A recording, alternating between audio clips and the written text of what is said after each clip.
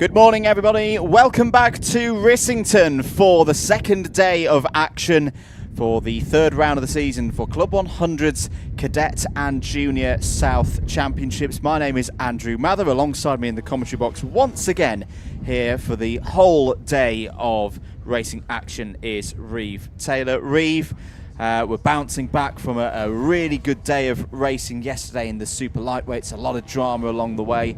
And well, the tarmac hasn't moved. It's still the same layout as yesterday, but the weather has. It has indeed. Thank you for introducing me there, Andrew. But yes, weather looking like it could be, well, potentially we might end up with the same story. We might see a bit of rain in just a moment, but that heat has definitely disappeared, hasn't it? Yeah, the wind's back up here today. We are, of course, alongside RAF Little Rissington. It's your classic British karting circuit, been around since the mid-1960s, the birth of karting within Britain when it came over the Atlantic Ocean. It's just short of a kilometre in length, this circuit, 10 corners, pretty flat, a little bit of elevation change just towards the back end of the circuit through sector number 2. But yeah, plenty for the drivers to get their teeth into. Lots of high-speed corners around this circuit. You've got to be quite precise. You've got to be calm in your inputs on the machinery. You're not missing any competitive action at the moment. Don't worry if you've just tuned in.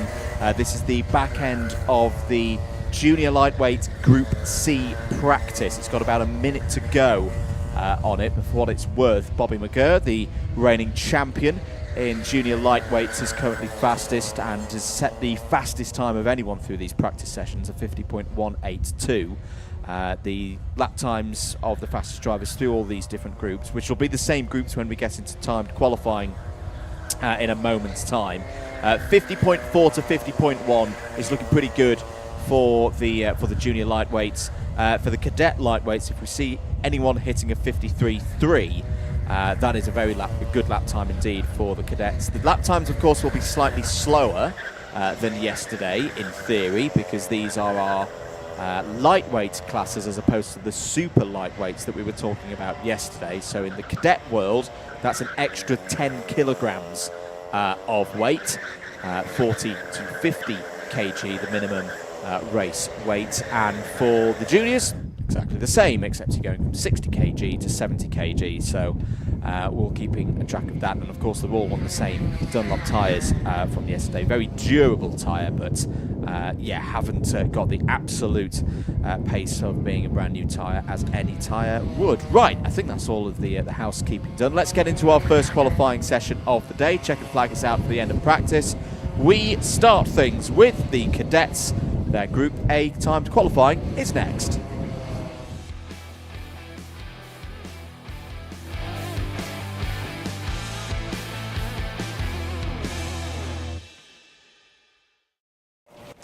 So, lightweight Group A qualifying for the cadets will be starting shortly. You can get in touch with us here in comms box. We're having a go at keeping... as I've said that, it said chat disconnected.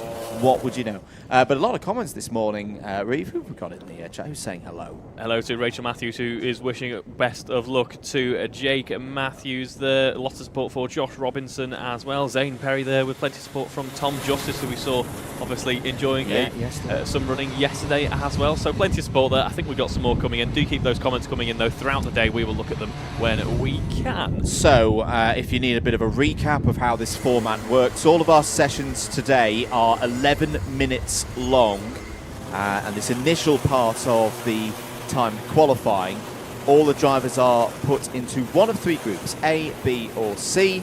That's equal groups. It's about 20 drivers or so for the cadets, a few more per group for the juniors. So we'll read out the name of 20 drivers who are in this first group. If you're tuning in expecting another driver's name who we don't read out, don't worry. They'll be in Group B or Group C. If you want to find out now, head across to results.alphatime.co.uk/club100. Click on the link for today's event. All of the lineups for the groups in TQ are there. But in this one, you've got Ethan Guest, Mason Turner, Jude Putterfoot on your screens there. in the number 14, Zane Perry, Andrei Vasikov, Layla Fitzgerald, Ethan Biddle, Theo Thomas, Jake Matthews, Oliver Renshaw, Benjamin Beresford, Cody Crudgington, Dylan Williams, Aman Rana, Harvey Dowler, Joey Bates, Kai Jackson, Zach Sharif, James Gardner and Jackson Burge. All of those drivers are in number order. Oh dear. There's a little spin down there at the dogleg for one of the drivers. I think that was the number 72 of Joey Bates going round. Not a problem. We're going to see a lot of action down there at the dogleg. It's a big braking zone, the biggest braking zone of the whole circuit, Reeve. We saw quite a few overtakes and a few thrills and spills in that part of the circuit yesterday. We did indeed. So drivers just getting a feel of things right now. We've just recorded our Paddock show, and the first kind of feedback from the drivers was, wow, that's a fast circuit. Yeah. So that moment on the track where you have to scrub off all that speed is going to be an interesting one to watch throughout the days of racing. But we're still in our qualifying at the moment, led by Ethan Guest, a 54.3, so we're looking to shave that second off that in terms of current conditions and what pace we can see from our drivers after practice. Yeah, I've revised my constituent parts of what this circuit is like from yesterday. I was saying it was a cross between Clay Pigeon and a Wilton Mill with that big stop and some of the sweeping corners. I'm dropping Wilton Mill from the comparison and bringing in Shennington. Yes. So yeah, it's a flatter circuit, as I say. Where once again, it's one of those classic circuits in this part of the world, in the middle of England, where everything is very flat, like a Shennington, but it's still got those sort of fast sweeping turns like a Clay Pigeon. It's still very early stages in this qualifying session. Ethan Guest is currently the fastest driver on a 53.969. Ethan, who's been doing a lot of racing so far this year. Like yesterday, a number of the drivers have been running in both the South divisions. They've had rounds at Wilton Mill and Shennington so far this year. This is, of course, their third round of the year. Some of them have also been running in the North Championship as well.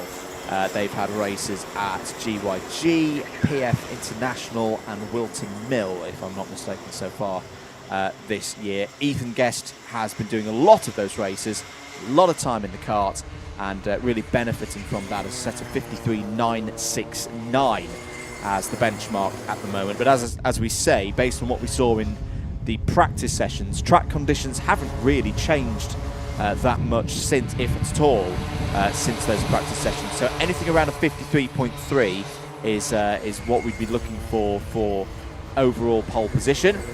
There's the number 53 of Cody Crudgington, going past the 55 of Dylan Williams. At the moment, Crudgington in 8th place.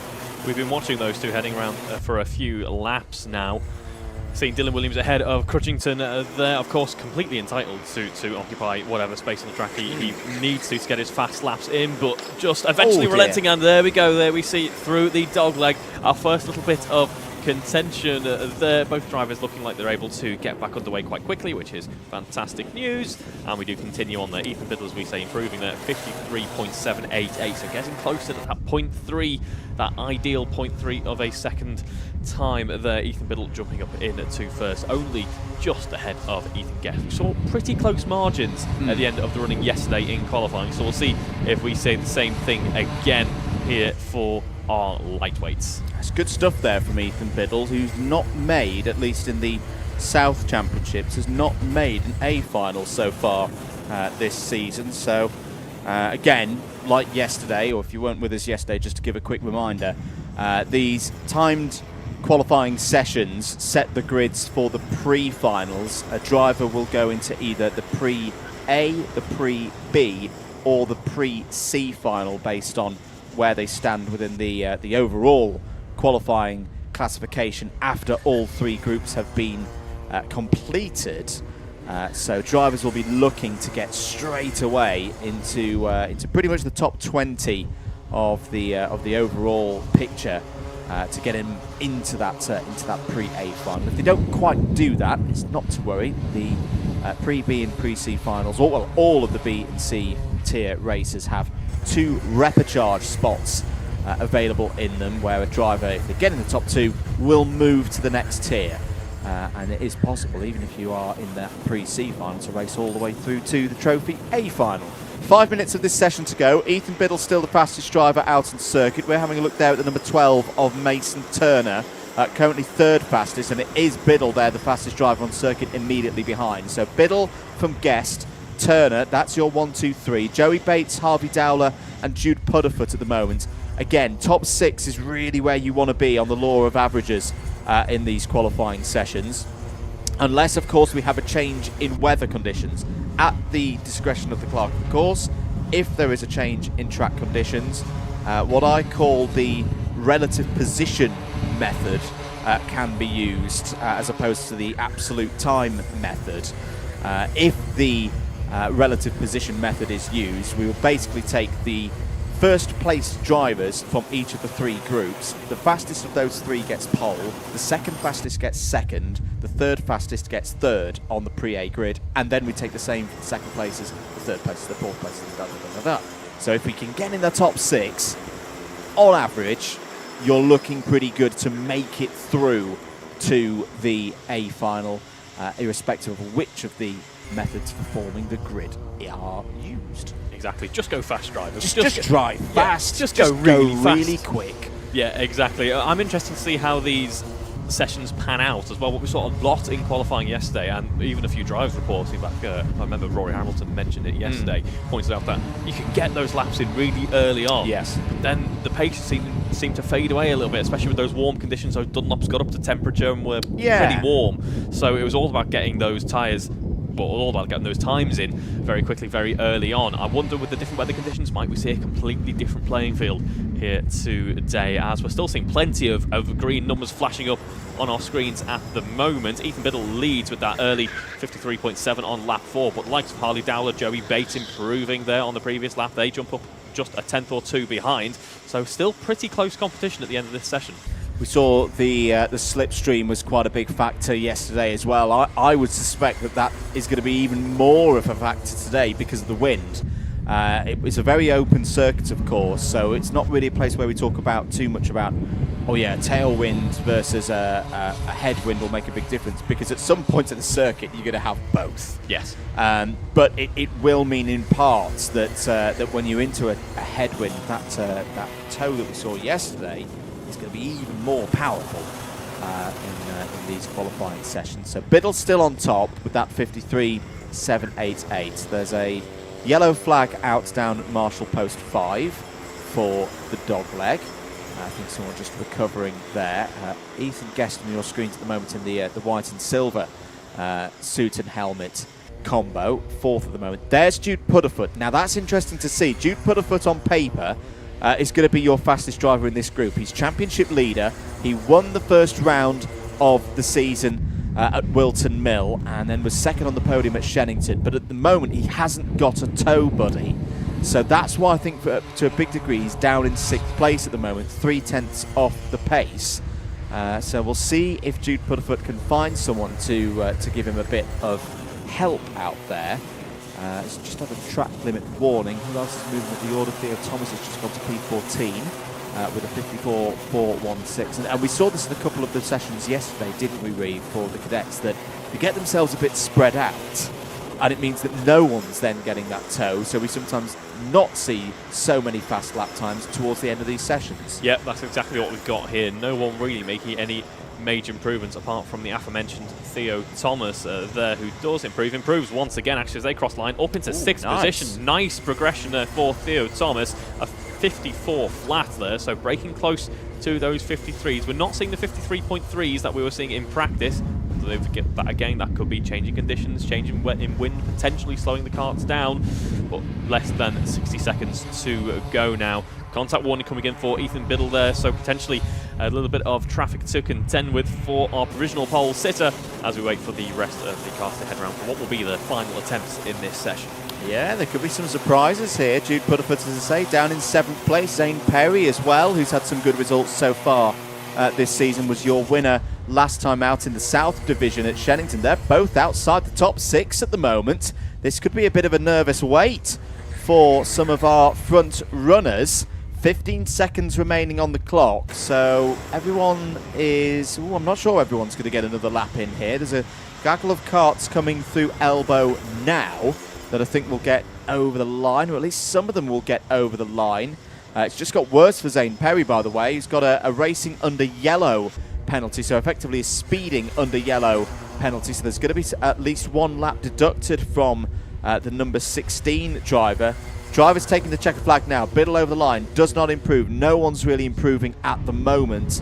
Jake Matthews is pretty much the only one who's gone up to 10th place. Ben Beresford up to 11th. Harvey Dowler goes quickest though. Wow. So Dowler right at the end there in the 69 machine has gone with a 53.740. That may not still be pole position by the end of the 3 groups, because that is 4/10 slower than the times we saw in the practice sessions. But fair play to Harvey Dowler. Harvey has got at the moment fastest in Group 1, and if that trend continues through Groups 2, Group B and Group C, you never know, that could put Harvey Dowler on pole. That is quite a turnaround. Harvey was in the A-tier races at Wilton Mill, but didn't break out of the C finals at Shenington, so that is a great result for Harvey there. We'll see more from the cadets later on, because we're going to turn our attention now to the juniors. Group A time qualifying is next.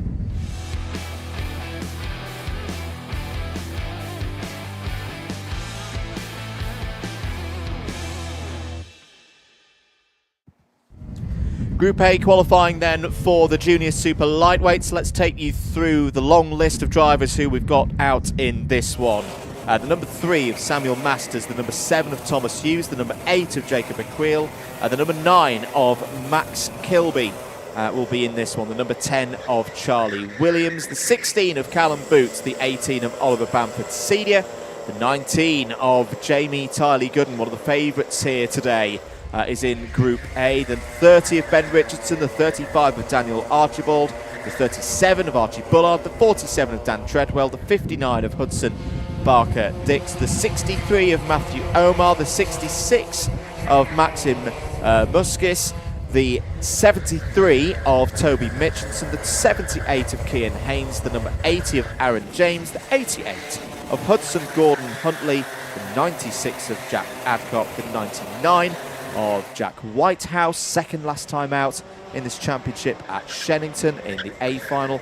Daniel Parsons in the 109, Reese Kelsel in the 114, Christian Yordanov in the 135, David Farkas in the 149, and Charlie Mullaney in the 163 for a first run of the season for Charlie. Those are the drivers. 26 drivers, I think, out in this one, and similar kind of story as well to what we just talked about with cadets, with where do drivers need to be for making their way straight through into the pre-A final. A few more drivers, of course, in the junior entry, so we take that top 6 and we make it like a top 8, top 9. That's what we're really talking about for drivers automatically qualifying straight through to the pre-A final. But again, we talked about the relative position method. If it's the absolute time method used, if there's one group that are particularly quicker and one is a very tight and condensed pack, and we're talking half a tenth or 2 here, then potentially you could still race your way through, even though you're a little bit further down relatively within your group. That'll all shake out over the course of the next hour and a half or so. But some good drivers in this group, Reeve, particularly the names of Sam Masters jumping out at me 3rd in the championship last year, Jamie Tiley Gooden as well, multiple-time race winner, won the first round of the season. Also, you know, you've got some drivers who'll be looking to get on the front foot here in Group A. Yeah, exactly. And on the front foot at the moment, it's Maxim Muskis there with an impressive first run. That was the first fast lap out there, and it was a 50.8. So a couple of tenths ahead of the nearest rivals, or within a tenth rather, looking pretty close at the top end of the field. But nice to get that banker lap in early on. That is matching what we were seeing in practice early on as well for our juniors. So impressive run there for Maxim. But David Farkas as well, getting very close. Callum Boots only a 100th of a second behind there, so very close running indeed at the top end of the field, and Callum Boot looks to be on a bit of a charge at the moment, I would say. Jacob McQuall, though, jumping up to take provisional pole. 50.7 there. Callum Boot, as I was saying, on that charge, now jumps into second with a 50.7 as well. I get the feeling it's going to be a very racy run for our first junior qualifying session this afternoon. Now, we need to have our eyes and ears alert, because a bit of a trend we saw yesterday with the junior super lightweights is it was lap 4, lap 5 of these sessions where a lot of drivers' best lap times came from. Drivers saying that the tyres may be going off a little bit in terms of what you can get out of them. We'll have more on that later, because I have got a bit of a theory on that. 6 minutes and 45 seconds to go. Hudson Gordon Huntley is currently fastest. The number 88 machine has gone and set a 50.645. That is a couple of tenths off what we saw from this group in their free practice earlier on today. All the same drivers in Group A qualifying will have done Group A for free practice.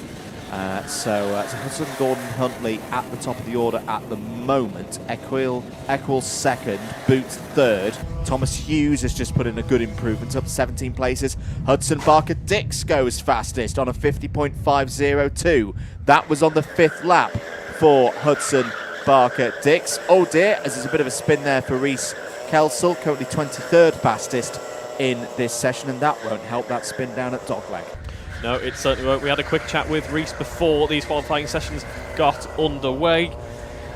Did highlight that dogleg as well. Was looking forward to the challenge, I think. Did note that it was going to be a bit of a challenge in Rissington, and we're seeing that on screen, but was able to get back on the way nice and safely, nice and quickly as well. Still plenty of time left in this session to put some good laps in there, but 50.5 Hudson Barker Dix, that's pretty impressive stuff. As you say, Andrew, it's lap 4, lap 5 where all the work was done yesterday, and it's what we're seeing is the case for Hudson Barker Dix as well. So my theory with this, and I must caveat this with, personally I've not experienced the newer Dunlop tyres because I've got fat and old and poor and too busy with commentary these days.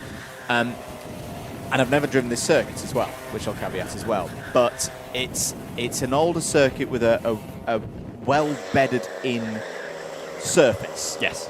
That was good yesterday because we saw when that rain came down, there was actually still a good amount of grip because you can still get the tyre to bite into the tarmac, which may be a little bit more weathered. A track that reminds me of that is Llandow in South Wales, which similarly had a bit more of a weathered surface. And I remember racing there a few years ago back in the endurance days, and personally really struggling with rear tyre temperatures. I say this was before the Dunlop days, but I reckon it's the same effect, that if you slide the cart around too much, particularly on the rear axle, you cook the rears, and you almost have to go, hang on a minute, back off for a couple of laps, bring the tyre temps back down. It's not like a Formula 1 Pirelli tyre where it's gone too hot and it goes, I can't be a tyre anymore, and I'll just fall apart on you. It's that case of, when you've got the tyre too hot, you lose maybe 5, tops 10% of performance. But if you're smart with it, you can pull it back on a harder arrive and drive tyre to then go again later on in your session to get that pace back. Absolutely. I wonder if that's what we were seeing yesterday, where we had 30-degree temperatures here, plenty of high humidity. They were getting those laps in lap 4, lap 5. Even in the sessions that weren't rain affected, the time dropped off.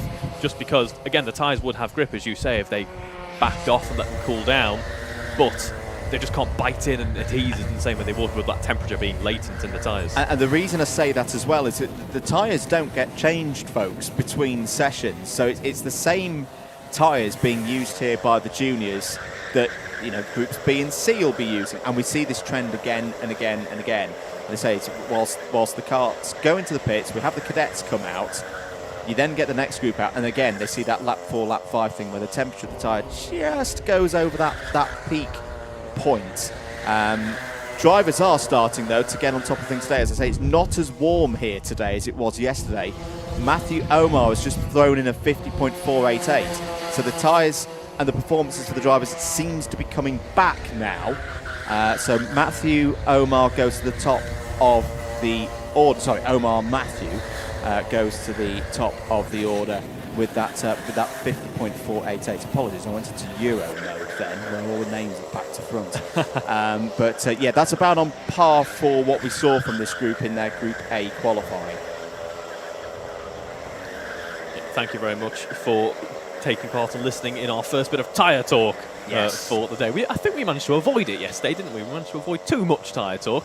Omar Matthew currently leads this session, as we say, with a 50.488. Nice lap there. Picks up a track limit warning as well. Doesn't want to pick up too many of them, as we will see the penalties pour in. I'm going to say it, Andrew. I'm going to say so far this morning, the commentators guys, we've not seen that many penalties. I don't know why I did it, but I did it anyway. They've been well behaved so far today, though, have our drivers. Final 2 minutes then of this session, and now is a chance for those drivers, the likes of Omar Matthew, who might have been a little bit off the pace early on in the session, might have been looking after the tyres. Now's the chance to get those last couple of laps in. I get the feeling we might see quite a lot of green numbers flashing up on our screen now as we run towards the end of this session. If we can get that slipstream right, they've got time to get themselves positioned out on track, find someone who's got a good turn of pace, but of course the drivers don't want to give slipstreams to other rivals. There's Max Kilby on your screens, the number 9, the black suit and the white helmet, currently 10th in this session.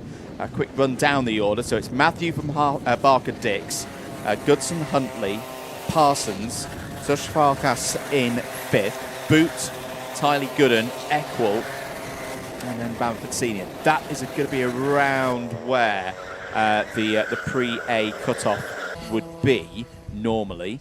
We'll confirm that in due course, of course. Kilby, Bullard, Muskis, Hughes, James, Richardson, Whitehouse. I think at the moment we're all probably looking at a pre-B final.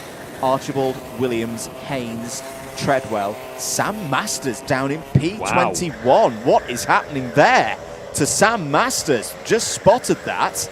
3rd in the championship last year, so this could be a bit of a shock. Sam Masters, never mind not making the A final here, could be struggling to get into the pre-B. This would be a big news story indeed, as the 73 is off the road. That's Toby Mitchinson, currently down in, I think, 25th place.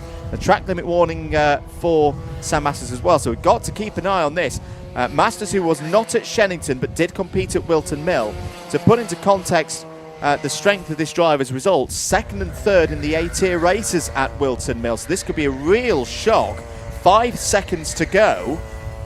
There is number 63 still at the top of the order. Checkered flag is now out, but I'm particularly worried here about Sam Masters. Yeah. He has set a personal best on that last lap of 51.126. There's the 59 of Hudson Barker Dix, currently 2nd in this session, and has put a good lap in there, a 50.502 to get in there.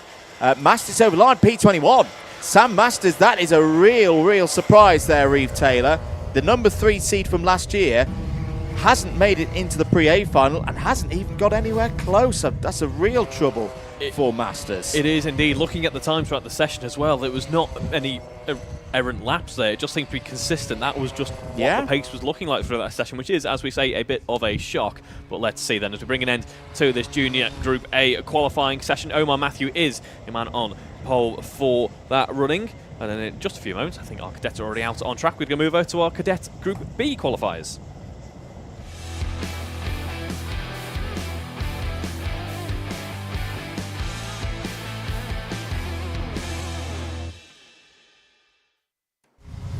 So into the second group of practice for time qualifying for the Cadet Lightweights. Let's run you through your 20 drivers in this one. The 24 of Luke Collins, the 25 of Daniel Marutiak, the 28 of Megan Gascoigne, who's racing for the 2nd time this year. The 35 of Joseph East, the 41 of Louis Davers, the 42 of Vinnie Cunningham, the 43 of Max Wainwright, the 47 of Ethan Windsor, the 49 of Joshua Robinson, who we had a bit of a chat with during the Paddock show that you were able to see after these sessions, the 51 of Jaden Baker, the 52 of Robin Shiman, the 57 of Timmy Shahini, the 61 of Essa Rashid, the 62 rather of Lucas Bailey, the 67 of Theo Wright, the 74 of Ryan Malik, the 78 of Riley Busby, the 83 of Charlie Ledoux, the 92 of Sebastian Hill, and the 99 of Oscar Lang. Those are all the drivers out in this one. Pole time from earlier, Reeve. I want to say in Group 1 it was not a 53.3 like we saw in practice. It was a 53.7. 53.6 or 5. Oh, was. okay. Yeah, it was getting closer, but it was around about the 53.6 margin. We didn't see the exact same times, but we were getting close. So, still in the early stages of this one. There on his screens is the number 57, yes, of Timmy Shahini. See, now, as you get more experienced as a commentator, Reeve, there are certain times where you start to feel old. And I'm getting one right here, because I remember Timmy racing in the very first Club 100 Cadet event. It was at Buckmore Park. It was in 2022, and Timmy was one of our smallest drivers, and he had a very high voice. He did. He hadn't hit that age where the voice drops. And look at him now. He's almost junior size there but he's always had a Fernando Alonso helmet. He always has. Sorry, he's always had a Fernando Alonso helmet or a Sebastian Vettel helmet. So he's always very easy to spot. But my goodness, Timmy has had a growth spurt. He has indeed. It took me a bit aback because I had a chat with him, as you'll see that on the Paddock show, in between our qualifying and race sessions. Had a quick chat with Timmy Shahini, and yeah, what a surprise. That young man is growing up fast. I imagine, as you say, not too long until he's in the juniors. And he said, 4 seasons in. And I remember that is before my time commentating. That was when I was competing in a Club 100 season myself. And Timmy was still here, so... Getting old, as you say. Again, well, you've still got a number of years on me, so don't worry about that. 7 minutes and 50 seconds of this session to go. Early pace being set by Joshua Robinson in the number 49. What is the pace like? 53.918. Not bad. Only 3/10 off the pace that we saw in the first session. There's Oscar Lang in the number 99. Currently second fastest, 54.068.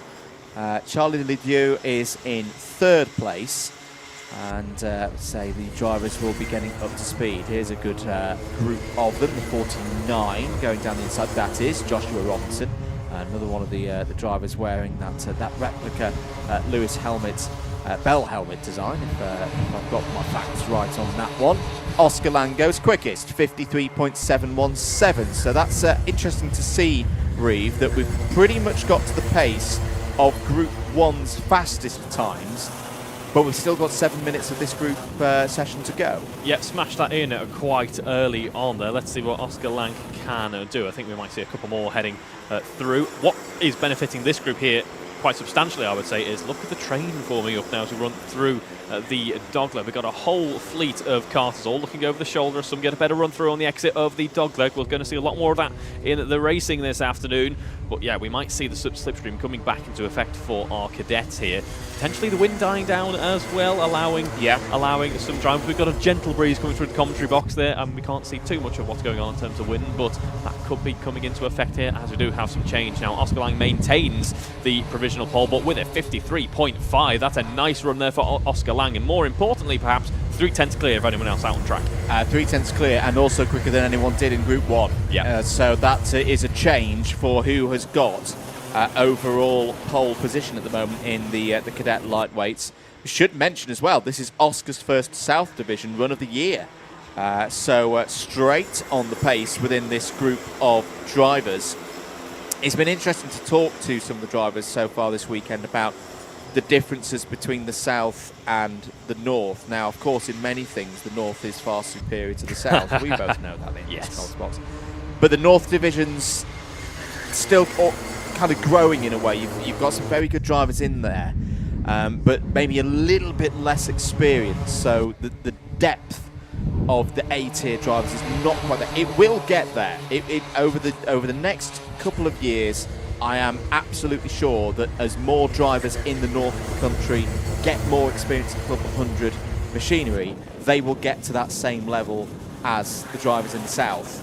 The drivers, based around London, knowing those tracks like your Buckmore Parks, your Bayford Meadows, places like that, they've simply had more time in the kart. So I would still say that in terms of the comparison between a national championship that we had last year over, what was it, about 8 or 9 rounds, mostly in the south of the country. We had a couple of runs up to Warden Law and Rower, of course, later on in the season. But this is still probably the strongest field of Club 100 Cadet lightweights that we've got across the country, whether it's South, North, or of course the Development Experience series. Yeah, absolutely, and having that crossover where we'll see South drivers jump into the North, North jump into South as well, it is going to level that playing field in terms of experience between drivers as well. But it'll take a bit of time. It will take a bit of time, and the numbers will continue to fill up, as you say, Andrew, and I think eventually we're going to need a Midlands division as well, because we seem to keep booking out every event that the Club 100 run, which is fantastic news for the sport. But well, I'm hearing the calls from Scotland. They want a piece. Yes.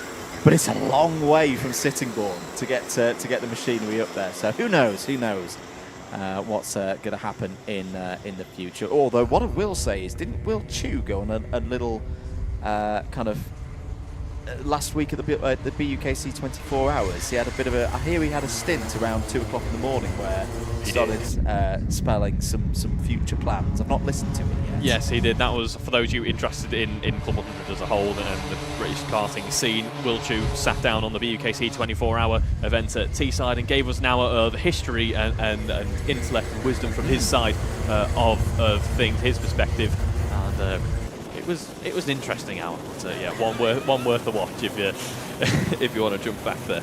Different atmosphere, shall we say, to our Club 100 Cadet juniors. It's at 2 o'clock in the morning of an endurance race. Yes. We all know what happens to voices and brains at 2 o'clock in the morning in a 24-hour race. Yeah, I've just about recovered from weekend.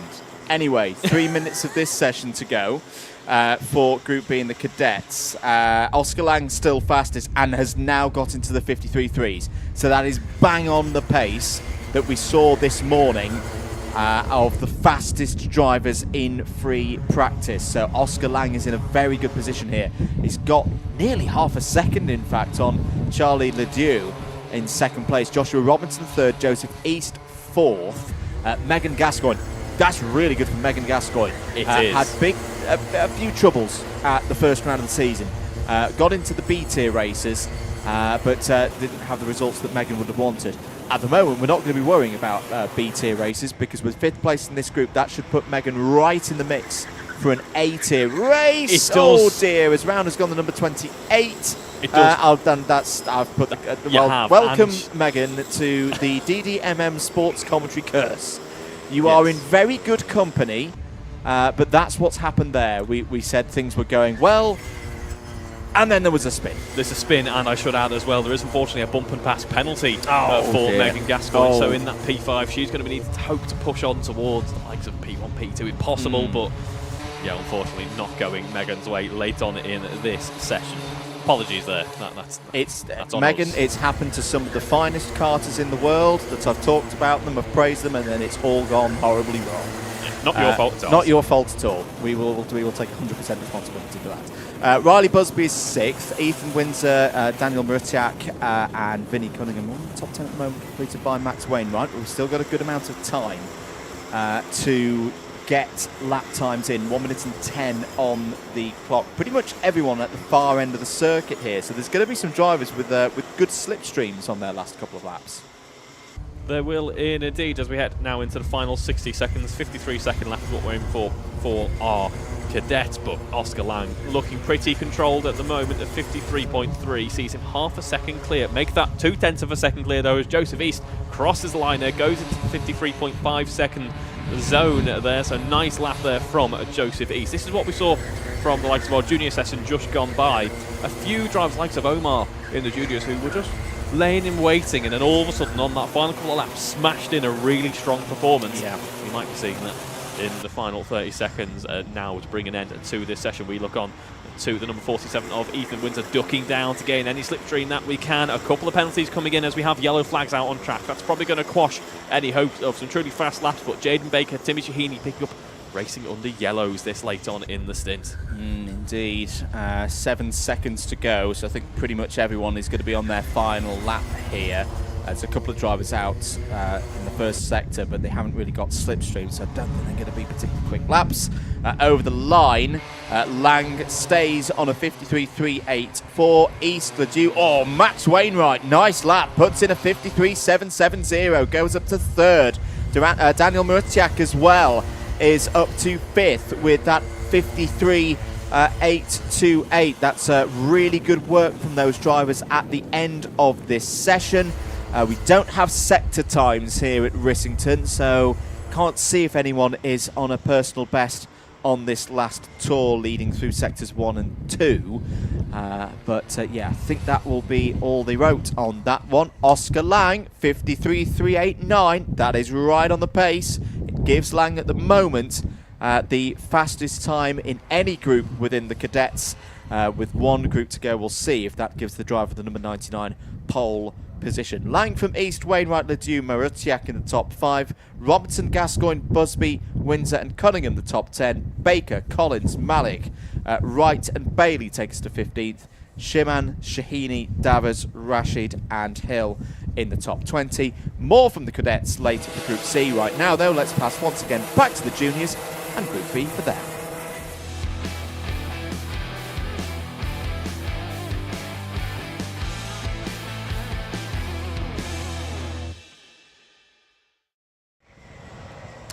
So into the second half of all the qualifying practice groups that we've got here today. This is Junior Lightweight South Group B out on circuit now. Here's your rundown of drivers that we're going to be talking about for the next 10.5 minutes. Kira Boylan in the 14, Ethan Saunders-Wilkes in the 15, the 23 of Gabriel Wyatt, the 28 of Henry Wilkes is among the drivers in for this one. The 31 of James Lockhart, the number 40 of Dom Balasaitis, has had a very good season so far in both South and North competitions of Club 100 Juniors. The number 50 of Stanley Wilson is in this one. Louis Williams in the 51. Sebastian Sorescu, oh dear, as someone's gone for a bit of rallying in the early part of this session. That's the number, oh, sorry, I'm not quite sure which number that was. We'll go through the rest of the running order for this session. The 53 of Seb Sorescu, the 61 of Finley Bennett, the 62 of Quam Camaldine. It was the 111 of Daniel Varlin that had gone wide. Oh dear, there's a little spin again down at the dock leg. We're going to see a fair few moments of that here today. I thought I heard a little tyre screech heading into it. The 65 of Jamie Tucker, the 69 of Daniel Lizinski, the 71 of Jonathan Fuchel, the 83 of Harry Clark, the 85 of Leo Engels, the Zane El Topji number 90 is out in this one, the 94 of Yusuf Yakub, the 104 of Zach Watson, the 107 of Ben Cosgrove, the 110 of Anthony Roberts, the 111 of Daniel Varlin, who we've mentioned already, the 113 of Reese Tyler, the 116 of Jasmine Abdul Hamid, the 150 of Jake Chapman, and the 158 of Amelia Johnston. I'm going to go one driver back to Jake Chapman, the 150. So again, been having some very good results recently. Recently turned 16. A big thanks though to the Chapman family and to Max Chapman, who is down at turn 1, is our super sub camera operative for today. And there he is. Right, well, there's not he is. He's behind the camera. Something would have gone quite wrong. In fact, oh, that's beautiful. So he's picked up his brother. This is what you get. You get really good coverage of your brother from Max there, of Jake going through in the early stages. But no, thank you very much to Max Chapman stepping in there as a keen photographer as well. And now he's trying his hand with some moving pictures. Well, he's doing a cracking job out there so far, as his brother is at the moment, leading this session with a 50.232. Pretty remarkable. That's quick. Yeah, that's really fast. That's the quickest we have seen from our lightweights so far today, I'm going to say. Of in these sessions. We saw some 50.1s in the practice sessions, but for lap 3, that's good. That's very good from Jake Chapman. So again, we're into that lap 4, lap 5 period, and Chapman does a 50.037. Really flying along there. What you got to remember as well, we were seeing high 49s from our super lightweight yesterday, but there's a pretty big mass difference of the cars overall. So to get close to that from Jake Chapman, could we see into the 49s again? Potentially. It's pretty remarkable stuff out there, though. Leads by 0.3 of a second. Let's not discount the efforts of the likes of Saunders, Wilkes and Balasaitis as well, because they are not too far behind with some very strong laps as well. So we're in that phase where there's lots of green lap times coming in on the board. Jake Chapman's 50.037 is currently the benchmark within this session and within the category overall. Remember, we still have one group of drivers to go in this one, so even if Chapman remains fastest in this group, that doesn't necessarily mean that he's got pole position secured. I can see you've got the comments up there. Reeve, who have we got? We have got Jake Saunders watching along, supporting his friend Omar, who did very well in that qualifying session. Lots of support there for Cody Crutchington as well as Joshua Robinson. Motorsport Magpie says, Andrew, why do you have to remind me about Shennington?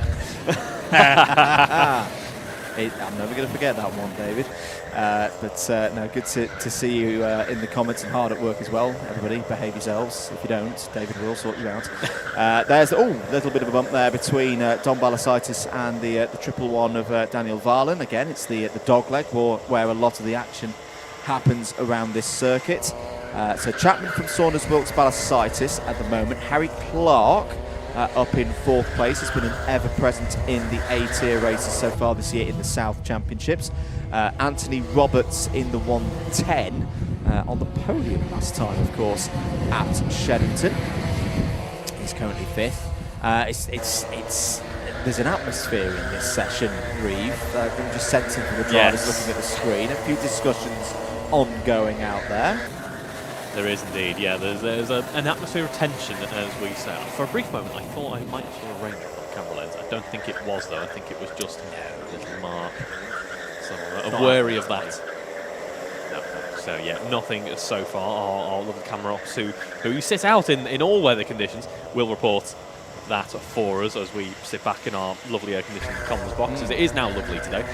5 minutes to go in this session. We look on to the number 116 of Jassim Abdul-Hamid, leading a bit of a train, running through to the final part of the lap. Now one corner to negotiate here, and that is the other part of the circuit. Turn 3, your dogleg, and your final part of the lap is where we see all the major moves being made here at Rissington. We run through the loop. The loop here was a bit of a point of contention on some race starts yesterday. Was, yeah. It's a few bottlenecks, a few false starts yesterday. Hopefully we don't see too many false starts here on lightweights day. There's Dom Balasaitis, who, I say, I've not been at too many races personally myself, but I have been keeping an eye on the results, of course. Dom Balasaitis, I think, has taken a big step forward this year. Has been running very quickly, very consistently so far this season. Is 3rd at the moment in this group. Had a 3rd at Wilton Mill in the pre-final. Won the pre-final at Shennington as well, and was first over the line in the trophy final at Shennington. Lost the win due to a blocking penalty, which dropped him down 4 places, which, you know, a degree of sympathy on the net. Shennington's a very easy place to pick up that kind of jurisdiction, but it shouldn't go unnoticed how well Balasaitis drove in terms of pace across the course of that day, and he has won a round of the North Championship since then as well. So we definitely need to keep an eye on Dom here today. Needing some pace at the moment, though. He's in 5th place within this group. Zainal Topshi's gone up to 2nd place. Harry Clark has improved. Ben Cosgrove has also improved. Zainal Topshi's 50.160 is looking to put Zayn back into those A-tier races, which he achieved at Wilton Mill. Didn't take part at Shennington. So even though he's not been ever present, when he has been here, he's always been in an A-tier race. So Zayn looking to continue that streak. Who else is moving up the order? Seb Slorescu up to 8th. Jonathan Fulshaw as well is up to P9. So yeah, there's still some pace out there. Absolutely is. Impressive stuff there from the likes of Zainal Topsy, as you mentioned there, Andrew. Getting very close indeed. We would have been pretty impressed with that. We are still impressed with that, but if not for Jake Chapman's really early run in this session. Still a few laps to go, probably another say 2 fast laps that you can get in there, maybe a third. If you are lucky, as Dominic Alcides does improve, not quite as much as he would have wanted to. It's a 50.2 back into 4th position, but only by the skin of his teeth there, because it was 0.02 of a second down off Harry Clark. Not the closest margin we saw. Yesterday we did see a 0.000 margin on the timing tower in qualifying. We might be getting close to that again, we shall see. As we see, Ben Cosgrove doesn't improve that time out there, but still lapping pretty comfortably in the mid-50s. Looking pretty consistent throughout the entire grid for this one, it must be said. Everyone seems to be able to punch in those mid-50s at the moment. Yeah, Ben's problem at the moment is he hasn't really got a toe from anybody, but again, it's good time on circuit. We're talking about qualifying, of course, but the drivers, because not a lot of experience around this track, they'll all be learning something new through these sessions that they can then apply in the races. There's your fastest driver on circuit, Jake Chapman in the 150. The pace last time around of 50.445. So again, if we base that on Jake Chapman, we know his pace ultimately is it's a 50.0. He hasn't got a toe. He's about 0.4 slower than his best. That again is about the same as what we saw yesterday for the junior super lightweights. That toe, it's so important, probably worth 3 to 4 on a qualifying lap. Yeah, and that margin is make or break really for these sessions. I mean, 3 or 4 can take you from like P2 or P3 all the way down to P15. It's pre-A final to pre-B final. Yeah, as simple as that. It is a margin of time that will change. If you're on the cusp, it will change which tier of race you go into for the start of racing after the lunch break.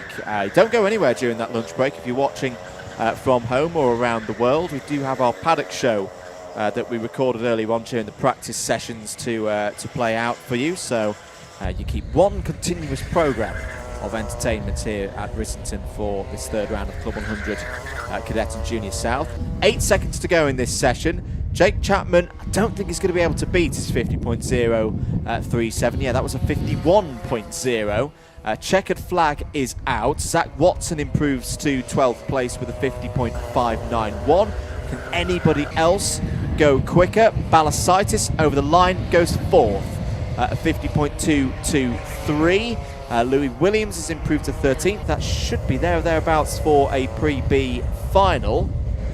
But I don't think anyone Reeve is massively improving at the sharp end, so it's going to be Chapman, Topsy, Clark, Balasitis and Cosgrove from this group. Yeah, pretty typical finish to the session as what we saw yesterday as well. No one able to really push on that much apart from the likes of Watson, as we mentioned there. Jake Chapman with that really early 50.037 is the standout from this session. That brings an end to our junior running then in just a moment. We don't have the comments up today, so I do want to add a question I always like to ask is, where are you watching from? Let's see who we can find out who is the furthest afield in our viewership today. Do get a comment in there. But we are ready to move on to our Cadet Group A qualifiers for here at Rissington.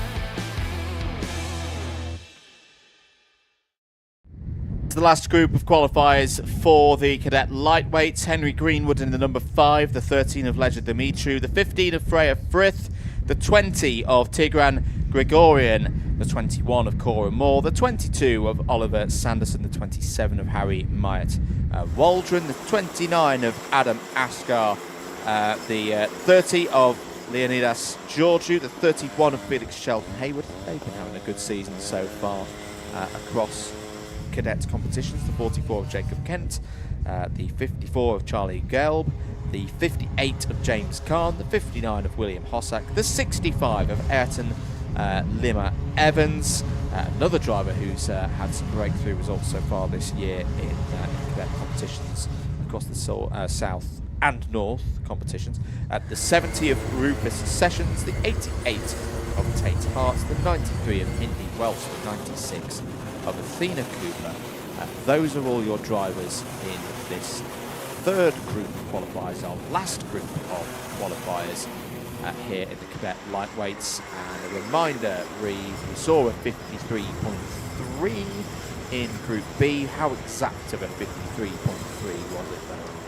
We can take a look in just a moment. I'd like to point out, yeah, this is Group C. I don't know why Andrew definitely mentioned Group A there at the end of the previous run there. And a 53.389 yes. is our benchmark for overall pole position once all the three groups are collated together, and the early pace being set by Felix Sheldon Hayward of 54.339 at the end of that second lap. Yep, usually we look forward to those lap 3, lap 4 points of the session where we see those really quick laps coming in. Indy Welsh are already starting off strong. They're getting close to Felix Sheldon and Hayward. I imagine that we're going to check at least 7 tenths of a second in this session, so we will see those times drop below the 54 region. A couple of contact warnings coming already as we all barrel out of the pits. The pit exit is not staggered here in Club 100. Everyone jumps out on track all at once, so it can be a little bit eclectic as we first head out onto these sessions, particularly a little bit of a shorter track like this. We have a reduced number of drivers in our Group C cadets, of course, 19 cars, but when you've got 26 junior cars heading out, it can be a bit of a, to quote an F1 driver, a bit of traffic paradise. Traffic paradise indeed. And keep your comments coming in, keep your messages of support rolling through. And hello to Colin Martin. So our early pace setter for furthest place away from Rissington is Wakefield. We might be able to do Wakey. We might be able to do better than that. We might not. We shall see. So he's the pace setter at the moment for our international audience. 7.5 minutes of this one to go. Obviously penalties coming if we've not mentioned it already for Adam Asghar. So SUY, if you're looking at that on the Alpha timing page, and this is primarily why speeding under yellow is now called racing under yellow, because it then can't be confused with spinning under yellow. So if it's SUY, that's a spin under yellow. Why is that a jurisdiction on the number 29? The point being that when a yellow flag comes out, we want to make sure that the drivers, and it's the same for the seniors as well. We've all done this, mainly in a BUKC test session, possibly. Spinning under yellow, you're not in full control. Exactly. Under yellow, yeah. That's not safe. Therefore, it's a penalisable event. And as I say, we've all done it. I did it 500 metres into my Club 100 driving time at Llandau in a BUKC test session. Fantastic. Yeah, no, the only major issue... Yeah, I don't think I actually did that on the yellows. My only major issue was Ender Shennington, the long, fast-sweeping right-hander. That braking zone never quite nailed it, but I did enjoy that tyre wall a number of times. Controlling this session, though, is Ayrton Lima Evans with a 53.6. Nice, comfortable 4-second margin to the rest of the pack, and it is on that all-important lap 4 that Ayrton Lima Evans has got that time in, so he can be a bit comfortable in this session. He's in the middle of a slipstream train, so that could be helping him out there, or that traffic could be compromising him. We shall see as we come towards the end of this lap. Currently, this train being led by his nearest rival out, Felix Sheldon Hayward, in the number 31 car to there, 54.0 as we drop down towards the dogleg with this train in the midst for the fight for our top runners in this session. We see another little fleet of carts just ahead of them as well on track, and we are with those drivers now. That is Henry Greenwood leading the pack here into the final bend. Now in fourth at the moment is Henry Greenwood, a 54.1 to try and improve upon. It was a 54.9 that time out, so we watch then as Indy Welch jumps into second position with a 53.7. Ayrton Lima Evans maintains the provisional pole, and Felix Sheldon Hayward dropping down because Leonidas Giorgio jumping in to third from 13th there with another run into the 53s. That was a 53.9 for Leonidas there, so nice improvement as we head into the final 5 minutes of this session. Yep, into the second half of the time allocated for this group. And, we've got a new leader, I just saw there. Yes. In our furthest drop. Well, in fact, no, I'm not sure it is our leader, actually. We're going to have to get the measuring tape out. Might try and pull the data up on that, but that was Thurrock and Essex. Thurrock and Essex. Hello to those of you in the south east watching. brave of me now. We might take down all the internet here at Rissington by opening Google Maps. Take to Hearts goes to P3. Solid time there. 53.801 is immediately displaced by Felix Sheldon Haywood with a 53.7. So at the moment, it's looking like Group B going to be our fastest lot here. Just behind Ayrton Limo Evans there, the number 20 of Tigran Grigorian, currently 9th, which I reckon would be in pretty much in the middle of where the pre-B final qualifiers would be. 4 minutes remaining in the session. Still plenty of time for the drivers to get faster lap times in. Remember, a 53.389 is the benchmark from the second group. That's what the drivers need to achieve, or beat that, to be on pole position for the pre-A final later on. That's a good lap from Grigorian, using the bit of a toe off the back of Limo Evans there to move up to 6th place. Indy Welch has put another fastest lap time in for the number 93 of 53.785, so it's just under a 10th slower than the best for Ayrton Limo Evans at the moment. Ayrton hasn't had a slipstream the last couple of laps, but has now. Now the other question is, what's the pace like for the two drivers ahead? Because that is one thing, heading the toe, but it's got to be of a driver with a good level of pace, because otherwise they just become a little bit of a roadblock. Yeah, you just become compromised there, and the run is ruined. Ayrton Lima Evans potentially falling foul of that over the past couple of laps, has been in that train for quite a while now, but hasn't been able to find any improvements, whereas what we saw with the likes of Indy Welch, they were right at the front of one of their trains, not benefiting from any slipstream at all really, but being pressured and pushing on and coming up with that second position that they currently hold.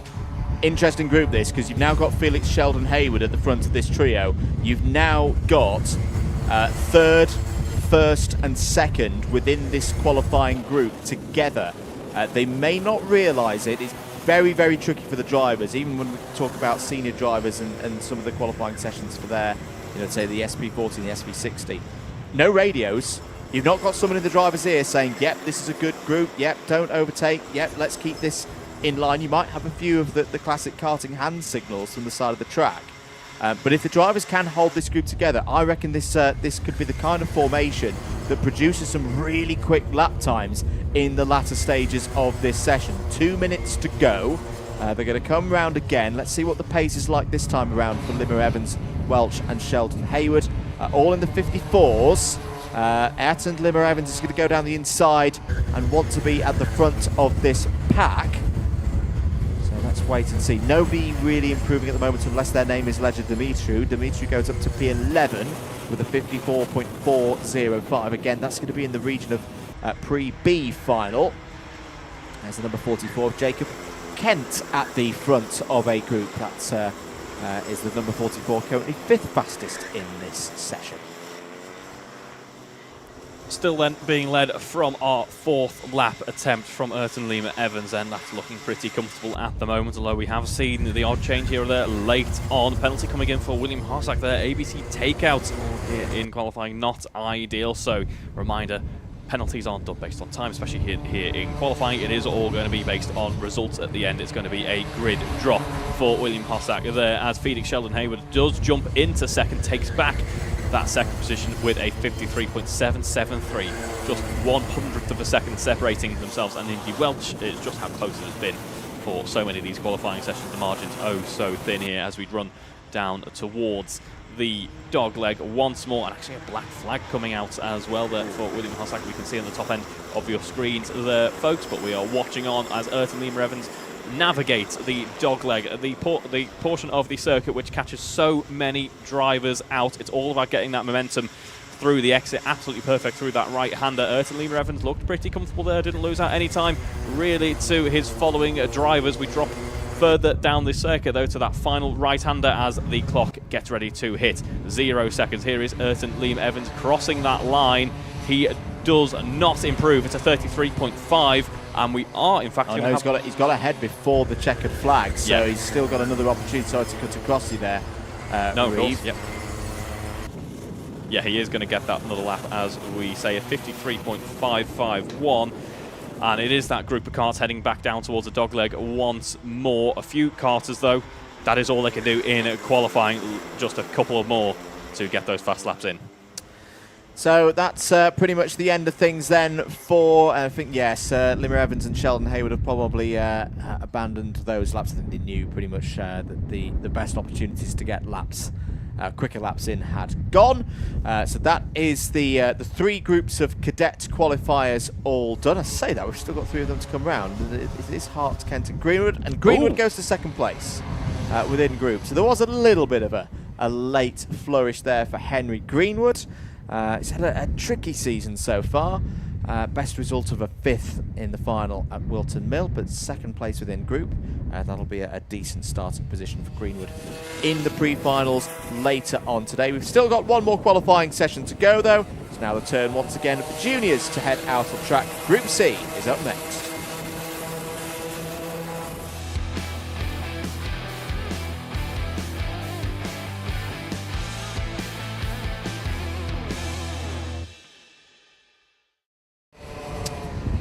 Final opportunity then for the drivers in the junior lightweights category to get themselves those spaces on the grids for the Pre-A, Pre-B and Pre-C finals. Let's run you through the list of drivers who we are going to be seeing. Oh dear, there's a little spin down Nicely there. executed. Dog leg on cold tyres. The number 1, the reigning champion, is not spinning off there. But Bobby McGurr is out on track for this one and was very quick in free practice earlier on today. The 11 of Tom Sands, the 12 of Dylan Fanilla, the 13 of Tyler Masters, the 17 of Oliver Wilde, 20 of Owen Price, 25 of Zachary Parkhouse, the 32 of Harry Jones, the 36 of Charlie Graham, the 38 of Ashley Haynes St Quintin, the 39 of Marcus Allen, the 44 of Ollie White, the 45 of Samuel Chilton, the 46 of Jensen Davies, the 49 of Morgan Humphreys, the 58 of Max Sheldon Hayward, the 68 of Harry Power, the 75 of Alfie Swain, the 84 of Rohan Horder, the 95 of Jaden Gerard Shepherd, the 98 of Charlie Wainwright, the 101 of Lennon Rawding, the 102 of Spencer Wild, the 106 of Chili Edwards, the 108 of Veer Maru, and the 122 of Max Daniel. Those are all your drivers in this session. They are indeed, and I tried to look at something on Google Maps and it's brought our live timing down. So currently being led by Morgan Humphreys with a 1/10 gap there to the next driver. That'll be hard to bring this back up while we are live on air, but we're seeing plenty of change throughout the order as well as we're getting past our first couple of laps now. The first few fast laps are going to start pouring in just a moment. And there on these screens is the number 68 of Harry Power, looking to break up into the B tier races, I would say, so far. Has been in the C tier races and the best result of 11th in the Pre-C Final at Shennington. So pace at the moment 50.629. So that is about 6/10 off the pace that we saw from Jake Chapman in Group B. That is the pace that drivers need to beat and hold on to everything, because we're getting towards that period again of lap 4, lap 5. That's typically when we've seen a good number of fastest lap times come in from the majority of these junior fields, both today and yesterday. Charlie Wainwright goes fastest within this group, 50.392. He does indeed. I was just about to remark how Parkhouse, Price, Humphreys and McGeer are all looking very close there with 50.6s and separated by mere hundredths, and then Wainwright goes in and smashes a 50.392, so looking strong there for the number 98 cars, currently in the midst of a train, so potentially benefiting from some slipstream as we start the next lap. Spencer Wilds there, 9th at the moment, that very distinctive yellow and black helmet. The face of the rank is on our little thumbnail done by Jack Dixon for today's broadcast. Pretty big penalty coming in there for Max Sheldon Hayward, running up in 3rd with a 50.5. That was a nice lap, but that lap potentially involved some track limits violations and has received a penalty as a result. Yeah, so that'll be best lap time deleted for Max Sheldon Hayward. There's the number 44 of Ollie White on your screens, currently in 12th place. If you've missed any of the action so far this weekend, don't worry, you can watch all of the competitive sessions back at your leisure on the Alpha Live YouTube channel. Today's racing, yesterday's racing as well for the super lightweights, and we will be at Clay Pigeon as well for the next round of this championship. That's on Silverstone Grand Prix weekend, so it could be another one that's busy for motorsport around the country. 6 minutes and 10 seconds to go. Looking very twitchy. A little bit of a moment down there into the dog leg, but just about got it back together. Charlie Graham just behind him. Wainwright still leads from Sands there. We saw Tom Sands with a nice improvement early on in this session. JJ Gerard Shepherd, though, 13 places he makes up with a 50.8. Ollie White also progressing nicely as well. I think we're seeing a bit of resurgence in pace in this session at the moment. As fastest goes Owen Price there with a 50.365, usurping Charlie White by just 2/200ths of a second. There are a couple of curb warnings pouring in, as well as I think these junior Group C qualifiers really starting to push on as well. We mentioned earlier on in the qualifying phase as well that the tyres obviously getting plenty of heat in them. They don't get changed through these qualifying sessions, so these karters here will be pushing on as much as they can with a bit of heat into these tyres. But I imagine conditions are much more ideal out there in comparison to yesterday. A little bit cooler. The engines all like that. Oh yes. Cooler air rushing in. 5 minutes of this session to go. Owen Price still fastest. There's the number 11, just following Max Sheldon Hayward going through your screens. That's Tom Sands in the number 11. That was a 50.617.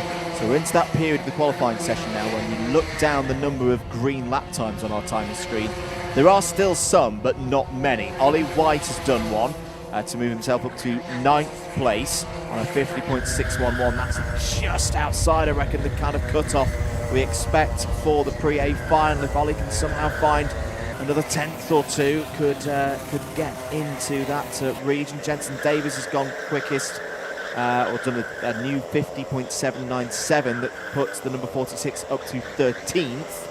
Charlie Graham as well, just outside the 51 second barrier, 51.08. Goes up to 18th place. So it's still looking good at the moment for Owen Price within this group.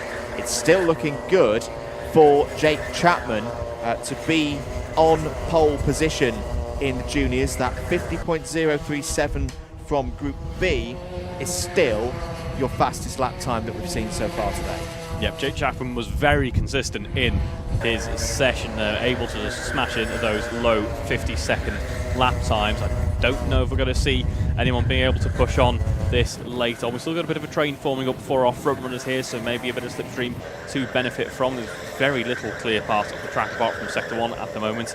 There's plenty of karts elsewhere. Track limits warnings coming in for a couple of drivers still, as I think pushing on and trying to explore the limits of the circuit. Owen Price still leads ahead of Charlie Wainwright, but they are oh so close that they have been for quite a number of laps in this running now, as we do have reports of rain now coming down onto the track. We don't know how heavy it will be, but it's heavy enough for our camera operators to notice that. It's not as heavy as it was yesterday, using our very scientific methods of looking at how big the raindrops are on the comms box window. So it might be that kind of what we call psychological or mental rain, where you see it on your visor and you think, oh, hang on a minute, and then you almost have to shut your eyes. Don't shut your eyes, drivers, that's not a recommended thing to do. But you have to switch that sense off and feel what the track is doing. And if you then think, actually no, there's still a good amount of temperature in the track, there's still a good amount of temperature in the tyre. Yes, there's a few spots of rain, but it's not at that level to deteriorate track conditions significantly. So we'll see whether this rain gets any heavier.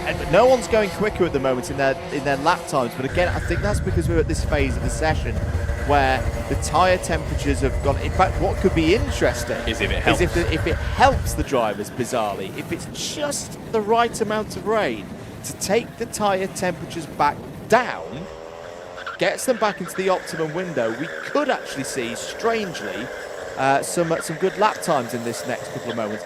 Dogleg is still going to be a challenge. On the brakes is going to be a challenge for the drivers. It's through the medium to high speed corners that they might be able to pull something back here. That's not happening at the moment. We are speculating on that, of course, but we'll just note it for the next 90 seconds. Max Sheldon Hayward over the line, stays 6th, 51.032. So the lap times are not bad. They're not terrible at all with these track conditions. They're pretty much on par with what we've seen through Group A and Group B at this relative point of these sessions. But yes, it's not what the drivers want, that distraction of having those raindrops on their visors. Exactly, as you say, it will be all mental at this point. It's so little rain at the moment where it is not going to make any marked difference on the circuit. If it comes down heavier, it may, but I think our junior Group C qualifiers are going to be clear of it at the moment.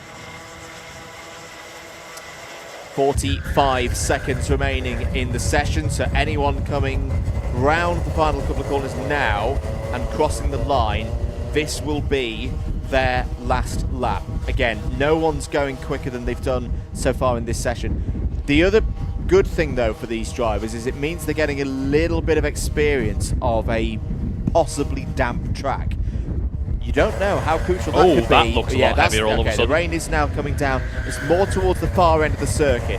It's turns 3, 4 through the loop, top bend, that kind of area. It's not really affecting us too much down here, overlooking the start line. 5 seconds to go.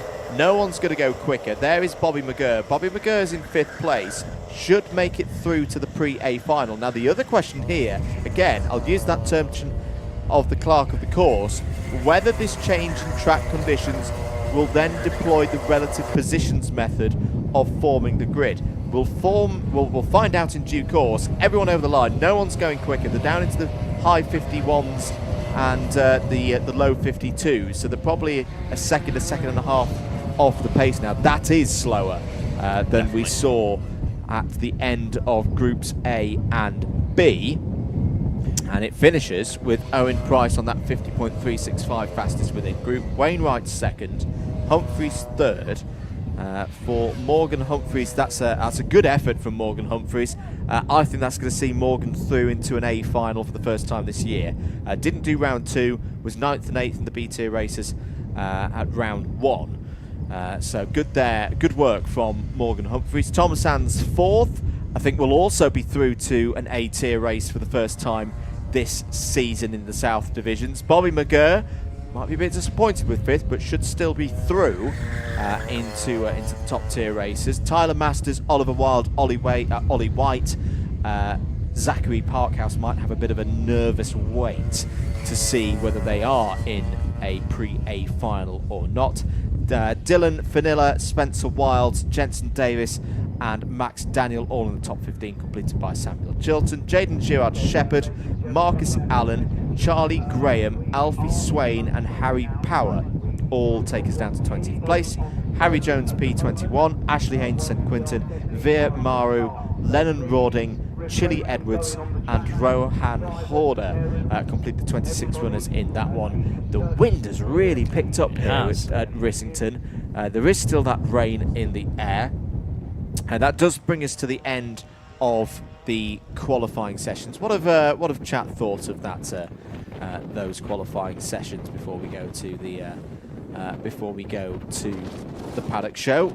Everyone seems to be pretty surprised by those late change in conditions there, which one element I'm looking forward to seeing how it plays out is if we do have a normal results table from that final group there. Those drivers have that one extra lap of experience on a damp track. Those that head up into the A final, everyone else in that session doesn't know what this track behaves like when it's a bit greasy out there. So it could be very interesting for the racing coming up after our Paddock show. Indeed, and that Paddock show is right now. Stick around with us here on your Alpha Live broadcast. We'll be back with the live talking in around 30 minutes' time for the pre-C final in Cadet Lightweights. But for now, enjoy the Paddock Show. Welcome everybody once again to Rissington in the Paddock during the practice session. So this is from a little bit earlier in the day if you're watching on the live broadcast. Reeve, before we go and have a chat with some of our lightweight drivers, super lightweights yesterday, what did you make of it? Fantastic day overall. I think it was a really good show from all the drivers here. A level playing field, of course. First time CLUB100's been back to here with the cadets and juniors, so great to see what they were able to do out there yesterday. Made for some fantastic racing, in particular that Cadet A Final at the end of the afternoon there, so hopefully we'll get more of the same today. Yeah, very dramatic finale for Harley Drury, getting that win at the end. I think showing again that it's a competitive circuit this here at Rissington. Races are going to go long into the 11 minutes of all the races today. I think we've just had Junior Group A come in, or Junior Group A ongoing at the moment. So let's have a go with our cadets. Let's jump in with them and have a little chat. As I say, if you're on the live broadcast, I'm going to be here for the next 28 minutes or so, having a chat with the drivers. I'll have a jump in with Luke Collins to start off with. See how Luke's getting on today. Luke, Rissington, how much of the broadcast, if any, did you watch yesterday? Did you get any tips? Probably about an hour. What did you make of it? It looked a decent track. It looked quite grippy until it started raining. Temperature's a bit cooler today, bit of a wind. It feels like we're once again at the side of an airfield. Is that going to be a challenge? No, not really. I quite like this sort of temperature as long as it doesn't go too hot like yesterday. And the season for you so far, have you been happy with it? It's been alright. Bit of a bad result from GYG Northern, but been alright after that. But in terms of the Southern Championship as well, I mean, there are differences, but there's similarities as well to a place like Shenington where we had round 2. Yeah, Shenny, I ran P3 in the A, so I was really happy with that. First podium of the season. Good stuff, Luke. Have a good run out there. We'll definitely spot him in that beautifully liveried green helmet. Reeve, who have you found? I found young Charlie here, who is, as I nearly fall over there, kneeling down, who is getting ready to go out into our next session now. So, Charlie, what have you made so far of your time out at Rissington today? I actually haven't been out yet. This is my first session, so I'm hoping to make the most of it. Fantastic. And looking back then to your season so far overall, have we seen you in just the south or north as well? Yeah, both. I've been in both. Yeah. Fantastic. Any rounds that have stood out to you so far? I was quite good in Shenington. I came 18th in the A Final. Fantastic. Are we looking for the same thing again as well today, jumping up into that A Final? Yeah, hopefully. Fantastic stuff. What are your thoughts then on some of your rivals? A bit of a leveling playing field. We had some fantastic racing today. What are you hoping to get from this track? It looks to be pretty high speed. Yeah, so it's quite, like you say, high speed. So a lot of overtaking opportunities, especially into the fast braking zones. You can push it. Fantastic stuff. Well, best of luck out there. Hopefully you enjoy the track in your first outing on it, and we'll see who else we can have a quick chat with now as well. Andrew's Let's have a little waiting chat with Ethan Windsor, who's here ready for Group B practice. I'll just switch myself around there, Ethan. Rissington, a circuit. Have you driven this circuit before? No. So what are you thinking through as you're getting ready for your practice? Just prepping my dad the lines and how to get around the track, because obviously I've not been here before. And how much practice can you do beforehand as well, or learning for this circuit? Have you been watching videos of other races here and a bit of the stream from yesterday? Yeah, I watched that, and also I watched a hot lap on YouTube, and also I did 3 hours of practice yesterday. And the CLUB100 Cadet kart, what do you think of it? Do you enjoy driving it? Yeah, it's very good. What particularly do you like about it? Just the handling on the steering and the pedals. And what would you be happy with in terms of a result today? Which of those finals are you aiming for? A final at the back, probably. Good stuff. Have a very good run there, Ethan. We'll see if Ethan can get a good run through qualifying. I think we're going to work our way further down the order to the very front of the field for this Group B practice. Yeah, I've run right to the front end of the running. Introduce yourself for all the folks watching at home. Hello, my name is Tulu Shahini. I've been racing in cadet category for 4 years now, and I've also joined the Road Tax Junior at Rye House Kart Club. Yeah. Fantastic stuff. So 4 years in the cadets, and you must be pretty familiar with things now. But today is a bit of a new challenge, isn't it, with this circuit that we have yet to visit? What did you make of it so far? Well, yes, of course, it's going to be quite challenging because I've never been here before. So I've seen there's a lot of turns and like twisty corners, so it's going to be a bit of a ride. Fantastic. So looking then particularly at your season so far this year, what have you made of things so far? Not much, but I'm still trying to grind off for the rest of the season, so I hope we can manage to get going again. Fantastic. It is still early days, of course, only at round 3. Hoping to push in top end of that A Final then as we head on into the afternoon? Of course, always room for the A Final. Fantastic stuff, like the confidence there. Best luck out there today and enjoy Rissington. This group are about to head out, Reeve, so we'll just step away for a moment to allow them to get in the zone for the final moments of their practice session.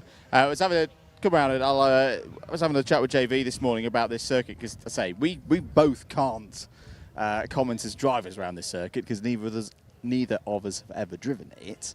But what JV was telling me from what Barnaby, one of our Club 100 team, was telling us how, and I think we did see a little bit of this yesterday, in how this track isn't like a Wilton Mill or a Bucknell Park that we were saying, not just in terms of the experience, but how you drive it as well. It's not a circuit where you can really go lunging in and getting it out of shape. You've got to be very smooth around here, patient, put pressure on your opponents ahead of you. That's how you make progress around this circuit, particularly if you're racing in that top 5. Yeah, absolutely. It's all about keeping that momentum, that flow nice and smooth, as you say there. Perfect example, the dogleg, which is on the far side of the circuit over there. It's all well and good setting up a move on the inside there, but it compromises you on exit, and we saw so many overtakes set up quite nicely by patient drivers who were able to just run down to the bottom bend and get the move done. So the cadets head out for their Group B practice. All of these groups, the drivers will have talked about through the time qualifying earlier. Earlier for you on the live broadcast, a little bit later for us as we're filming it. We're just going to step out for a second, otherwise you're going to get run over by a junior. And we'll have a little chat with some of our juniors, see how the track's driving here today and what they've learnt from the last 11 minutes or so. But track conditions looking good, Reeve. Probably a little bit better than yesterday because it's not as hot. Yeah, no, exactly. I can barely hear you, Andrew, but as you say, weather a little bit more ideal so far today. So our drivers, keen and enthusiastic, I'm sure, probably feeling a little bit better after that first practice session. Let's see then who is looking ready for a bit of an interview. I'll have a little jump in with Archie Bullard, if that's okay. Archie, just been around for the camera. Archie, how's the track driving this morning? It's really good. It's quite easy to overheat the tyres, to be fair. But it's nice, really grippy. And it's really high speed. I've never been here before. So, yeah, good fun. It's an interesting point you make there about the tyres, because that was a theme that we saw yesterday. Right. Very unlike Club 100 TQs in that it was actually like lap 4, lap 5 where people were getting their purple and green lap times in. Yeah. I found towards the end the rears especially were just dropping. Yeah. And yeah, last 3 laps I had nothing, so it was hard to keep him behind me. Yeah, it's still fun with overheated tyres. Yeah, it's just trying to manage them. Aside from the rubber, what's the biggest thing that you've just learnt in the last 11 minutes? How tricky high-speed tracks really are to get right. How to enter the corners correctly, to be honest with you. Good stuff. Well, we'll let you have a bit of a breather. I say it's still very physical work out there. Yes, it's not as warm as it was yesterday for the drivers, but we're still talking about a physical circuit, particularly with those mid-speed corners. You're carrying a lot of speed. That weighs down on the body, so drivers are going to need to keep themselves in check, Reeve. Exactly, yeah. I'm joined by Reese now. We've just had a bit of a run out on track. What do you make of it so far this morning? The track's feeling pretty grippy. The weather isn't as good as we thought it would be, but yeah, it's really technical and it's been really fun. Yeah, it looks like a fun track. Whether, as you say, maybe not quite the heat wave that we've been enjoying so far this weekend, but it was a bit of a scorcher yesterday, to be honest. I think it was probably the opposite way around. So, feeling the wind out there a little bit, are we? The wind's not coming into play too much at the moment, but we'll have to see as it develops through the day. Yeah, exactly. We did have changeable conditions yesterday, and if we have the same again, obviously it's a new track for everyone involved. Have you had any experience at all around Rissington before? No, I've had no experience around Rissington prior to this, but I'm excited to try it today, and yes, really fun. Yeah, it is, and it made some fantastic racing, having that 11-player field of no one really going in with all too much experience then. Looking at your season so far, what have you made of things so far in 2025?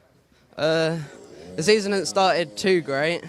We've had a C Final, which was a bit bog, and a B Final, which we got hit out on, but we're trying to make advancements throughout the season to collect some points and hopefully finish higher up in the table.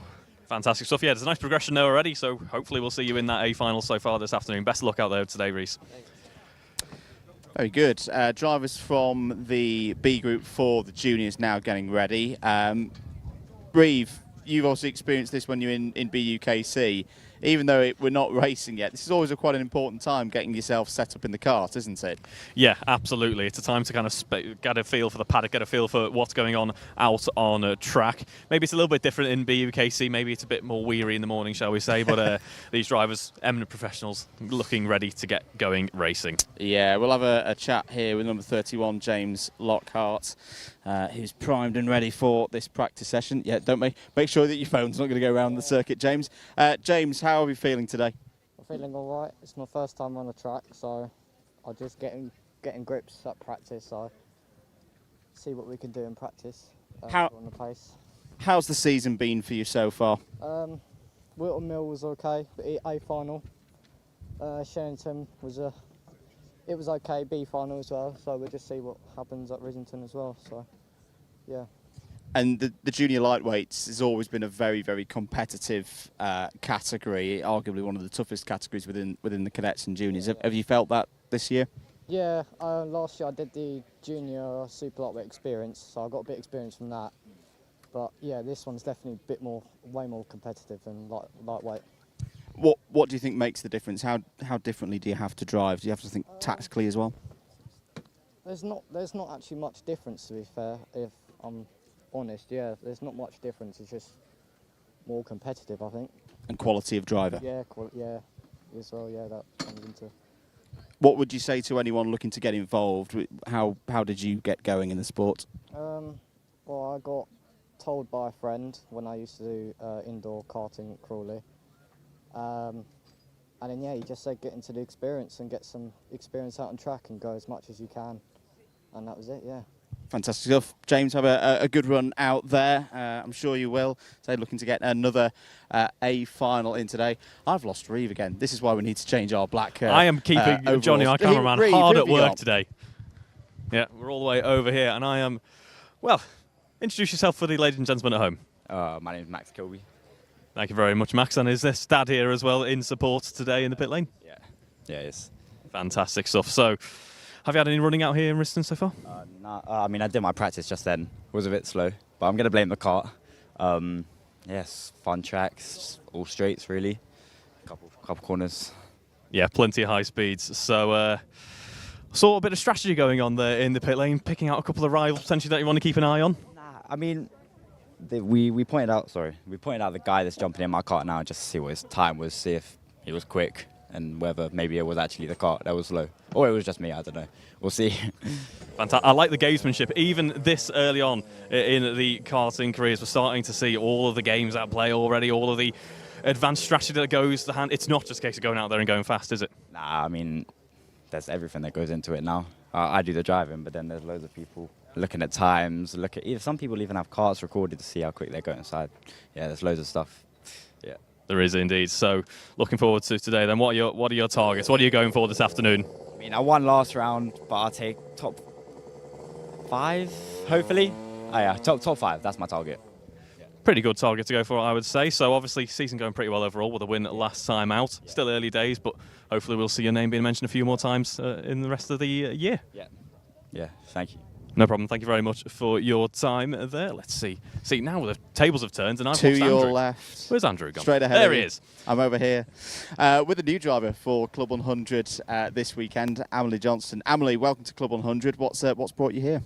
Karting, really. I've been doing some road tax, and I just think Club 100 is a really good way to get used to it.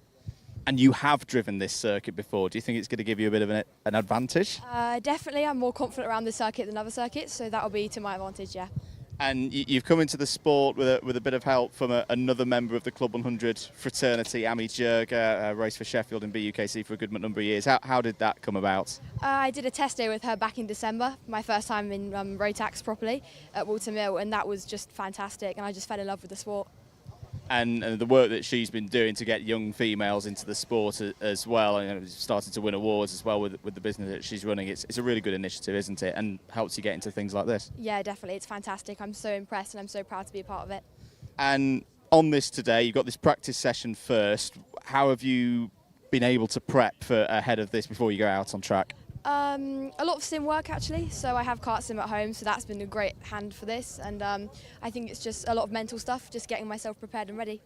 And what will you be trying different things out in this next 11 minutes to try to push and find the limits? Yeah, I think I'll definitely be experimenting with some new lines, so that'll be fun. Good stuff, Emily. I'll let you get into the kart, get ready for the practice session ahead. Thank you for having a little chat with us. Reeve, my goodness me, he's found an absolute quadrant of drivers. Or rather, they've found me. Who have we got here then? Marcus Allen. I'm Ollie. Jack Whitehouse. Morgan Humphreys. Thank you all, gents. Now, before we get into the racing action, I believe you've got some pretty good news regarding GCSEs, haven't we? They're all out of the way, aren't they? Finally. Yeah, they were pretty good. Glad to get them out of the way. But don't know much to say about them because we're here at a kart track. I'm going to say, yeah, while all of this is going on in the world of racing, of course, the usual stuff still plods along in the background, so congratulations, gents, for getting that all out of the way then. So, first time here at Rissington for our cadets and juniors. What do you make of the circuit so far? It's all right. It's very technical, but I'm looking forward to it, honestly. It's very quick, very, very quick. So, looking forward to it. Yeah, should be a really good afternoon. Any comments from over here as speakers perfectly positioned? Sorry, you said I can't hear you, mate. Any thoughts on Rissington? Oh, I think it's a great track. I think it's fast, it's flowing. I've just come P2 in practice, so I enjoy it. So it's all good. Fantastic. So what are we looking forward to then this afternoon? Any targets that we're going for? Getting the A Final again. Finally did it at Shennington. Took long enough. But nice, good track. It's going to be interesting at the dogleg, I think, into the hairpin. It's a very tricky braking zone. Everyone's kind of like struggling with the rear tyres. They're locking quite easily, and it's quite easy to get spat out because there's like a quick right-hander after the left. So it's going to be a lot of carnage there, I think. But hopefully we can try and avoid it.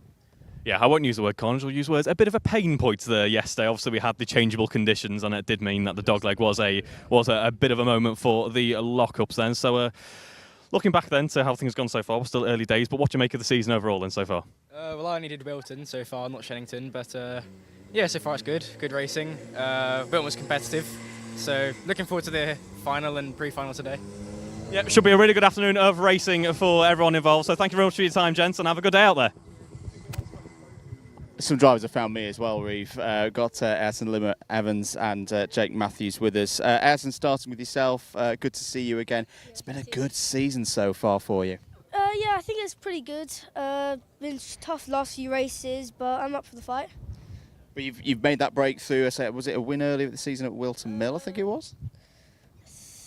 I think it was the win in the B at the very first race of the year, but then Northern Championship's been probably the better one this season so far because I had the second and first at GYG and PFI, and it's been pretty good. Wilton was a bit, yeah.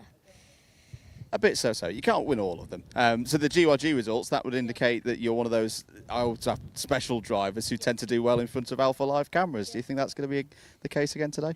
Yeah, I mean, I haven't done much practice on the sim, so I think it's going to be a difficult one, but as you can see in testing, I was up there. So I think it's going to be a good one. I think we're going to get faster over the course of the day. You are suffering with a couple of challenges today, though. I sympathise with them. Hay fever's getting you a bit down, isn't it? Yeah, it's been... Hay fever's not very good, so I'm just bleh. I'm just feeling very bleh at the moment. Good stuff. We'll turn to Jake just as this group of cadets come in from their practice. Jake, you were out in the in the A group of practice. What did you find? It's really quick. It's a really quick track. It's really fast and really flowing. It's really enjoyable. Since nobody's ever been here, it's almost a level playing field. It's really fun. And how did you get into Club 100? When did you start? Well, originally I started with team sport. I was at my local Reading track. Then I just started progressing slightly by doing rental karting, and now 3 years ago now, I started in Club 100 and I've just made my way up through the field. What are you aiming for today? As I say, it's a very even playing field for lots of the drivers, because the experience levels around here are low. Do you reckon you can make the top of the A final today? Yeah, hopefully win it, but yeah, I'm up for it. Good stuff, Jake. Thanks for your time, Ayrton, as well. Good to talk to you again. I've lost Reeve again now. I've refound him. Reeve, who have you got? Well, who have we got here? Take heart. And I believe we've got Dad as well, haven't we? Chris, yeah. Thank you very much, Chris. So, first time out at Rissington today? Yeah. Yeah, I'm looking forward to it. I think I've got pretty decent pace here from like early practice. I came like third and only 1/10 first. Fantastic stuff. What's the season been like for you so far then this year? It's been all right. I've had strong pace every round, but I've got like a bit unlucky sometimes. Like at Shennington on the pre-A, I literally won on track, but I got a penalty. And I asked the guy if it was a penalty, but he said it wasn't a penalty. And other times I've got maybe like slower karts than other people as well. But overall, it's been pretty decent. It has been still early days, of course, in the season as well. A bit of a new challenge for us here at Rissington as well. First time cadets and juniors have been here. So, any targets that we're going for? Any particular final that we're hoping to be jumping into? Well, you're fifth in the championship at the minute, right? Yeah, I'm aiming for like a top 5 in the 8. So we want to stay, if we can, all season top 5. Fantastic. That'll be a nice, consistent performance there. First full season doing it. So we've done the odd round for the last couple of years, but this is his first. He's not got the drop rounds, so we're not doing every single round, if that makes sense. So he's got to make sure every single round is good, but he's doing enough to count. Yeah, absolutely. That's one of the reasons why we have those drop rounds. Is obviously life gets in the way. We can't always be at every round, so it is. The others were just too far away, and I wasn't going to drive that far. Where have we come from then? Essex, Westcliff. So the ones in Wales, no, I'm not doing that. This was a lot further away than I thought it was going to be, to be honest. I probably wouldn't have booked this one. Well, best luck for you both today. Hopefully we see you at those other rounds this year as well. Good to talk to Tate Hart there. Joshua Robinson's just hopped out of the cart that had himself on the weighing scales as well. Joshua, a big smile on your face. I think you enjoyed that practice, didn't you? Yeah, it was very good. First time doing Club 100 this year, so yeah, very good. I'm very happy, yeah. And I've noticed that the patch on the side there, you ran in the finals, the BIKC in Warrington at the back end of 2024. What was that like as an experience? It was very good. First time doing that as well. I've only started adult karts in like last year, June, so it's quite good. But I didn't do very well. I got a 20-second penalty, so yeah. But all part of the learning experience, isn't it? And you've taken this next step up on the Motorsport UK karting pathway ladder. You've stepped up into Club 100 now. What is it about Club 100 you enjoy? It's all the competition. Every driver here is really good, and it's very good to race against them. Yeah. And this track as well, very fast, very flowing. Is it one of your favourite circuits on the calendar this year? Yeah, it's very fast. A lot of corners flat out and everything. I liked Wilton Mill as well, but Shennington I didn't do too well either. But yeah, it's been really good so far. And your mum and dad have brought you here today? Yeah, they have. My nana and yeah, they've come down to watch. So a lot of people have just come down. Yeah. Good stuff. I'm going to have a chat with Joshua's mum and dad as well, because we like to pin on the parents as well. From your perspective, Club 100, how do you find it?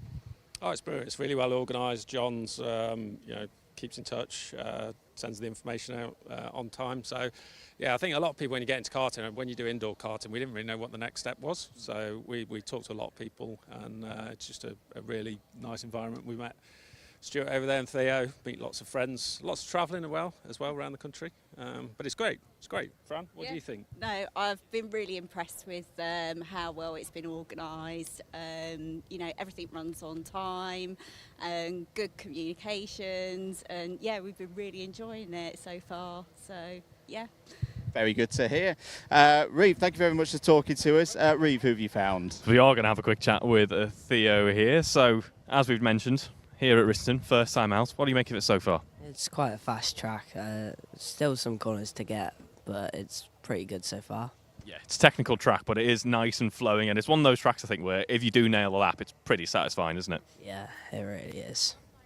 So looking back then to your season so far, then how's it shaped up? It's been an okay start, although in my last race in qualifying I forgot my transponder, so I had to come in and lost half my qualifying, but yeah, it's been okay. Ouch, it's so easy. Little bits like that can just slip through the net sometimes. It happens to the best of us. It happens high up in motorsport. Those of you who've been watching the Le Mans 24 Hour will have seen some interesting antics going on over the past day this weekend.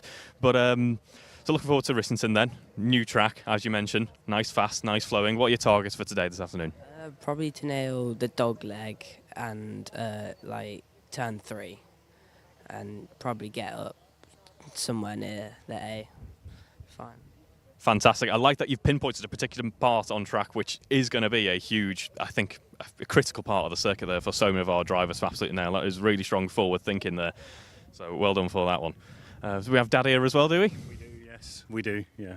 What have you made of the season so far? It's been good. It's been good. It's really good to sort of move from indoor to a bit of outdoor. So, yeah, first experience of actually doing something a bit more competitive. So, yeah, it's really good. Fantastic. Take it we're going to be seeing you back then next year? Yeah, I suspect so. Probably moves up into juniors next year as well. So, yeah, a bit more power as well. Yeah, lovely 32 horsepower Rotax Evo engines there. He's screaming around out on track at the moment. So we wish you both the best of luck today. And as we say, see you next year as well. Thank you. Good to hear from some of the team there. Let's have I think we've got about 3 minutes. We'll just have a bit of a further chat with some more of our cadets. I wanted to see if I can have a little chat with Adam Ashgar, if that is okay. Adam's just here with his mum. Adam, all set to go? Yeah. How have we been getting ready for the practice here today? Good. So, what will you be focusing on? Have you had a bit of a watch of the racing from yesterday? Did you pick up any tips? Yeah. Watched the whole stream, so I'm pretty sure I know what to do. Very, very dedicated view of the broadcast there. Did you enjoy yesterday's racing? Yeah, very competitive, I must say. And hoping for the same to get us as well. Tell me about your season so far. How's it been going? Yeah, it's been all right. Getting good, getting faster. Yeah, enjoying it. It's good. And what's we've been asking a few drivers these CLUB100 Cadet karts. What's your favourite thing about them? The speed. The speed. I would say this is going to be a good circuit for that. Lots of fast corners. Yeah, it's fun. It's also very difficult. I must say, it's very difficult. What would you say is the biggest thing you've learnt so far this year? It's quali. Time qualifying. Yeah, it's getting faster. Good stuff. I think that's going to be good learning for today. We saw a little bit of that yesterday. Best of luck, Adam. Who do you want to thank for getting you here today? My mum and my dad. Your mum and your dad. Good stuff. We'll see Adam out in the third group. Well, as you'll have seen it on the broadcast, he'll have just been out in that third group of cadets for their practice.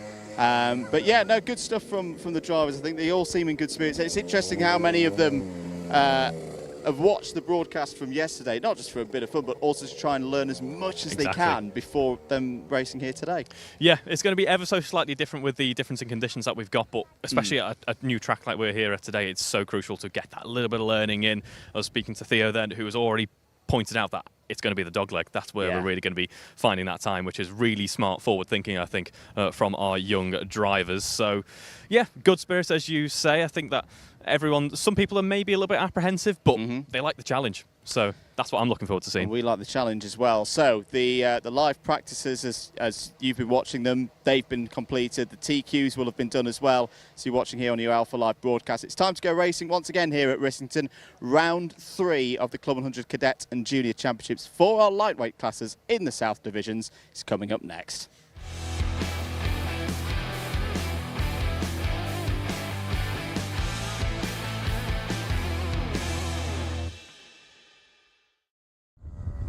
Welcome back, everybody, to live pictures here at Rissington. And if you ever had any doubt as to whether our paddock shows in CLUB100 are pre-recorded, That weather's changed very quickly, hasn't it? No, we've had a real downpour of rain during the lunch break here whilst you've been watching the Paddock show from earlier on this morning. That has completely changed things, Reeve Taylor, for what we're going to be talking about going ahead. None of these drivers will have had any wet practice at all on a new circuit for pretty much all of them. And they've now got to go into a pre-C final, all of our pre-finals, in very, very tricky conditions. The wind as well.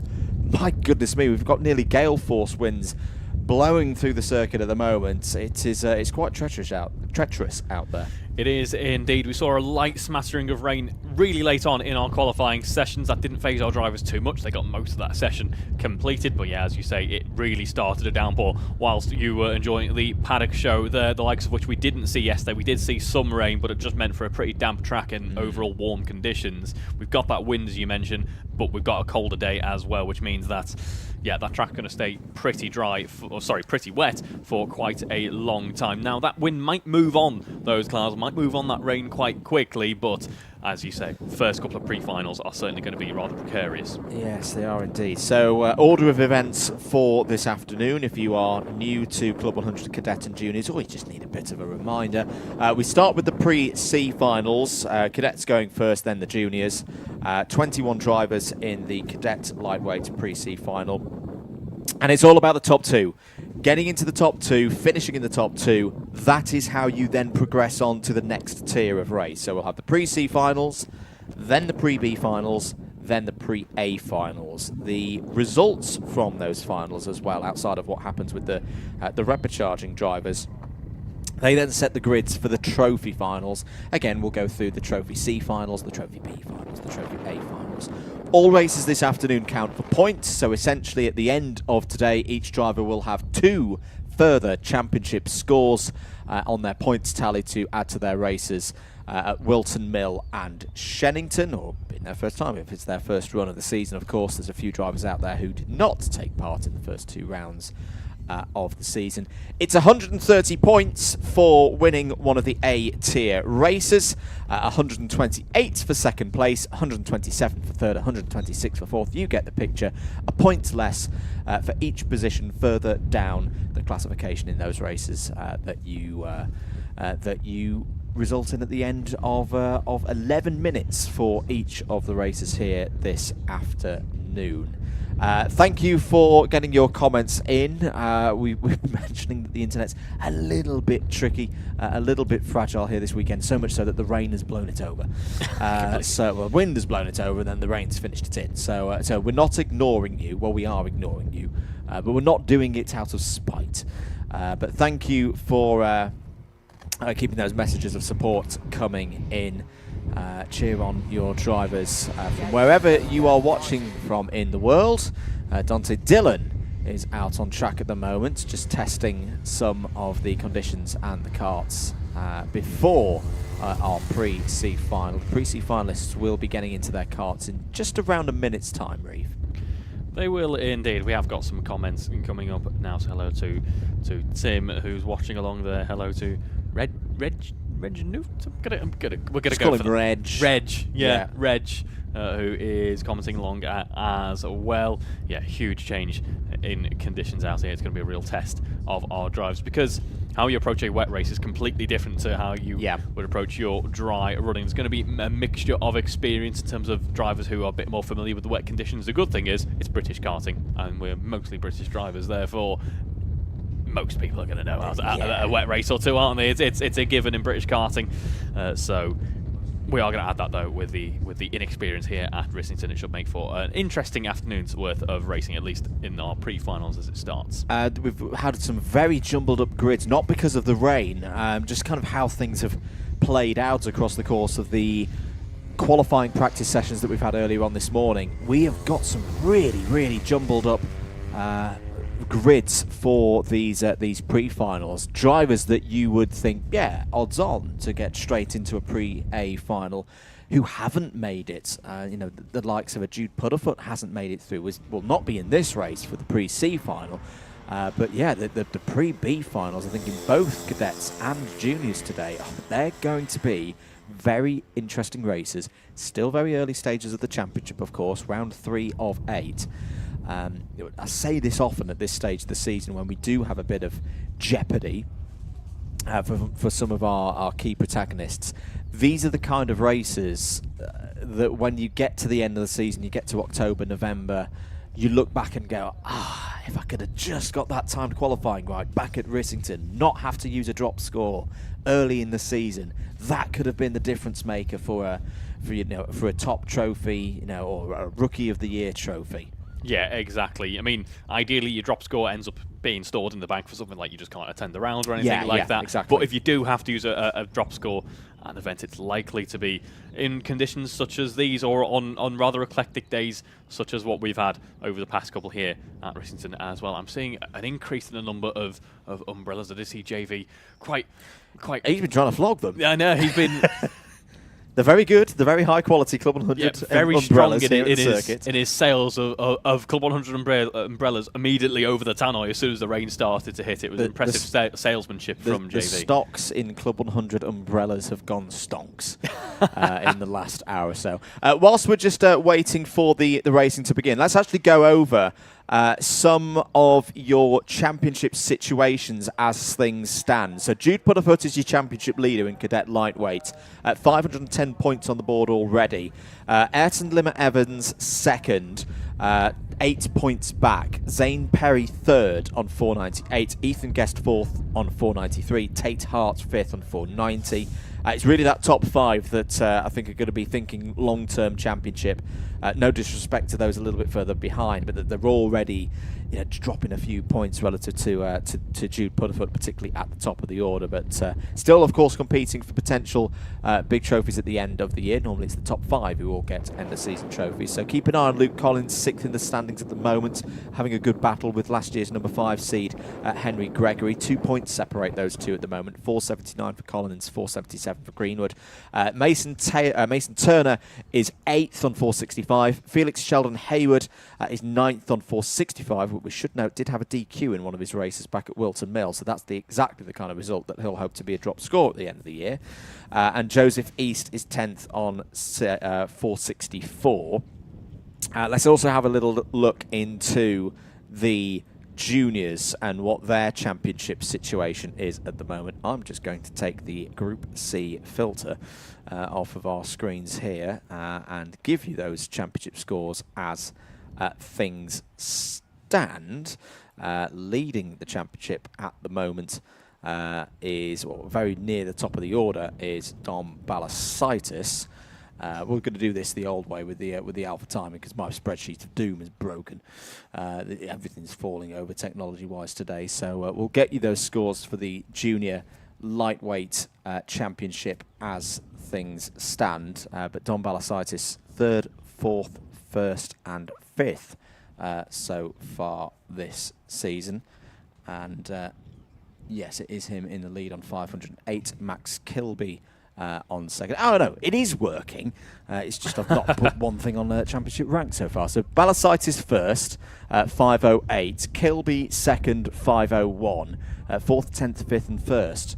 In terms of results for Kilby so far this season in those A-tier races. Bobby McGurr is 3rd, but again, we should note, has already got one result which Bobby would hope would be drop score territory at the end of the year. That 20th place finish in the final at Shennington, but 1st, 2nd and 2nd, the other 3 results that Bobby's had so far this year. So Bobby's there on 496, your reigning champion. Jake Chapman is 4th, hasn't had a result outside the top 10 so far this season in the South Championships on 495. Max Sheldon Hayward is 5th, Jamie Tiley Gooden 6th, another driver who has had probably a drop score territory result already this year. That was a DQ at Shennington. Thomas Hughes is next up in 7th on 476. Anthony Roberts, Zach Watson and Ethan Saunders Wilkes are all in your top 11, I should say. Ethan Saunders Wilkes not in the top 10 at the moment. That spot is occupied by Ben Yango, who is not here today. And there's no C1, C2, C3 like we have in senior sprints in cadet or junior, so everyone's effectively in one big class. But we will mention, of course, rookies, drivers who've not competed in Club 100 seasons before. Don't actually think we've got many rookies in junior lightweights. That's not a surprise because a lot of them are former junior super lightweight drivers. But the cadet lightweights will be talking about a few rookies in the mix there, drivers who've stepped straight in, not say, for example, done a cadet super lightweight season before. But yeah, looking at who's the best performer of those in their first year of Club 100. Hello there to Nikki Moore, who's supporting Cora, of course, for the Cadet Pre-C Pre-Final coming up in just a moment. Cora having a mixed run in the previous qualifying, but will gain crucial positions because there's a couple of penalties gripping him for near rivals in that previous session. Yeah, so the penalties that are applied in qualifying, say, an ABC bump and pass, you know, in race conditions it's +4 places. To where you finish within your race. It's the same in a way in qualifying. It's just it's applied to your qualifying classification. So if you were ranked 50th in the qualification classification, you then end 54th. If you get an ABC bump and pass. So yeah, there are a few drivers who have just missed out on the pre-C to pre-B final move as a result of some penalties from those TQ sessions. Pace kart is out. They're sitting in the loop. That's a good indicator that we are about ready to go. We're pretty much still on schedule, even with the wind here to get things going. I think we were due to go off at around 150 for the first of the C finals. It's 1:52 local time here in the Cotswolds, beautiful part of the world, and it does look like the skies are clearing. So in a way, that rain came at the perfect time. I know everyone's probably had a bit of a soggy lunch.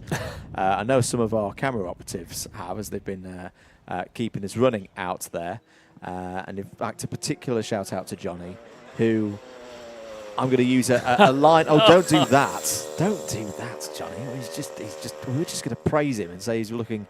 A line from another commentator who's busy this weekend that I like to steal. Johnny is currently wetter than an otter's pocket, but he's been doing some good hard work to make sure that all the tech is still running out there. And then he's just come in and shook himself around like a golden retriever. A golden retriever is a good example there, and tried to spray us in our relatively comfortable dry being the key word. Yes. Commentary box. Yeah, nice, comfortable, dry, perfect temperature at the moment. Caviar on tap. Nice. I know. Drivers heading out on circuit then for the C final. Let's take you through the grid then for this one, and the drivers who are going to try and get those 2 spots on the grid for the pre-B final. Jaden Baker starts on pole position.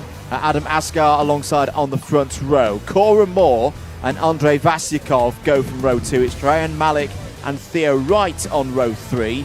Zach Sharif and Oliver Renshaw go from row 4. Oliver Sanderson and James Carner on row 5. Athena Cooper and Charlie Gelb go from row 6. Rufus Sessions and Lucas Bailey on row 7. Robin Shimon and Louis Davers go from row 8. Essa Rashid and Timmy Shahini start on row number 9. James Gardner and Sebastian Hill on row 10. Freya Frith completes the 21 runners in this one. Big fields here this weekend at Rissington.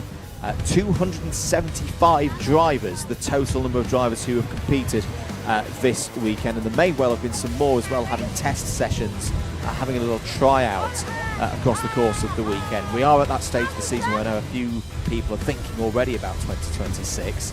If you are a driver or the parent or guardian of a driver, particularly for the cadet age, now is a good time to see if there are any limited spaces available for the test sessions. Test sessions have to be booked via the phone number for the Club 100 office. So when the team are back in the office in Sittingbourne Monday morning, you can inquire about those spots. All the details are across on the website, club100.co.uk. A reminder though, if you have got a brand new driver to race, they do need to go through the assessment to get their Motorsport UK licence. All of these drivers have Probably the best time to do that is more in the academy days at the start of the season. But it's never too early to start getting the plans in place for 2026. It's been a busy year already. Now we're in June, but I already know that October, November, that time of the year where we start opening entries for 2026, is not that far away. It really isn't. It has absolutely flown by as 2025, but we now see our carts beginning to form up behind our pace cart. A reminder, our race starts involve everyone getting behind that pace car for a rolling start, where we see our two fleets of cars having to head down the tram lines, heading down the start-finish section of the circuit in order to get away equitably and safely there into that first corner. But just looking at the conditions out on track, it's obviously pretty damp. It's not great, but the downpour did stop. It did come to a close a little while back now. We're not going to get too much evaporation because it's not the same sweltering heat that we enjoyed yesterday, but things may clear up after a bit of running here. So 11 minutes on the clock then for our Cadets Lightweight Pre-C finalists to get the racing element of round 3 for the CLUB100 Cadet and Junior South Championships going. We're going to have at least one more formation lap here. That's why the back of the grid hasn't quite caught up to the main pack yet. So Essa Rashid, Timothy Heaney, James Gardner, Serp Hill and Freya Frith. Just being given that opportunity to form up the full 21 field. About half of them, I'd say, in this field, Reeve, are rookies as well. And this may be a bit of a tough race for them, but a good one for gaining experience in these wet conditions. Yeah, absolutely. New karts to these drivers, new track to everyone, pretty much. And as you say, it could be difficult, but certainly plenty of experience to be gained there. We saw Freya Frith, nice slide heading into that first corner, under braking. Potentially why we've got that extra formation lap is that these drivers cannot afford at the moment to go full pelt around this course and close up that gap. It will go very wrong if you try that on the outlap at the moment. So take a little bit longer to form up. Each lap will take a little bit longer to complete, but we see now as we head around the final couple of corners, we might be ready to go racing in just a moment. So the drivers heading through the pits bend. This is part of the gearbox layout here at Rissington. When we get to racing conditions, they'll of course hang right through middle bend and then go towards the elbow. Under starters orders then for the first race of the day. We are green and racing here in Cadet Lightweight's Pre-C Final. Steady starts from everyone through the first couple of corners. The first big test is surely going to be into the loop here. Oh, as Adam Asgar's got a good breakaway already. There's trouble towards the back for the number 62 of Lucas Bailey. I think the 54 of Charlie Gelb also had a bit of a problem there. First penalty of the day.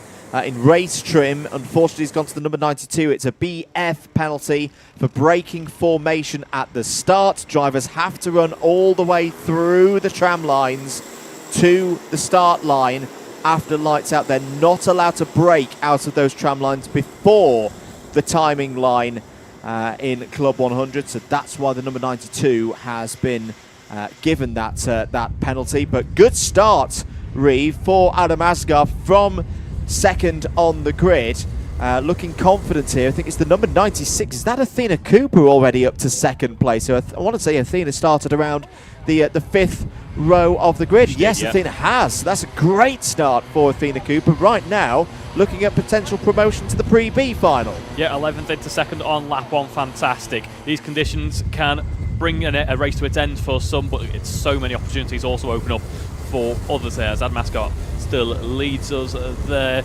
It's such a catch-22 driving in these conditions. You want to go slowly and carefully around the course, make sure you're pointing in the right direction, but you need to keep that heat in these slick tyres in these conditions in order to make sure that you still got some grip. So you got to push on at least a little bit, as we can see here. Cora Moore under pressure from Ryan Malik heading in to the dog leg bend here. Everyone negotiating it pretty well. I thought it would be a part of the circuit where we'd see plenty of people going off, but actually pretty well negotiated by our drivers there, as we see filtering through then on the exit of the dogleg, keeping that momentum up. It is the likes of Thea Wright, Ray and Malik heading on through here past Cora Moore as we run into that next couple of corners. Yeah, really good stuff there from Ray and Malik to get the drive out of the dogleg, draw alongside Cora Moore and go through into third place. If drivers aren't able to get into the top 2 of these races, they are, of course, still competing for championship points and positions on the grid for the Trophy C Final. So right now, it would be these 2 drivers here fighting for pole position in that C Final. Theo Wright has been taking the tighter lines, particularly through this part of the course, nice and early on, getting a bit more information on what the track is doing on the more conventional racing line. And Theo Wright has used that knowledge well to get up into 3rd place now. Something we often talk about in the seniors, particularly in the BUKC, Reeve, because that being a winter championship is often in the wet. Driver weight can actually be a really big thing in these conditions. If you're a bit of a taller driver, you've got longer limbs, bit of a lankier cadet, that can be good.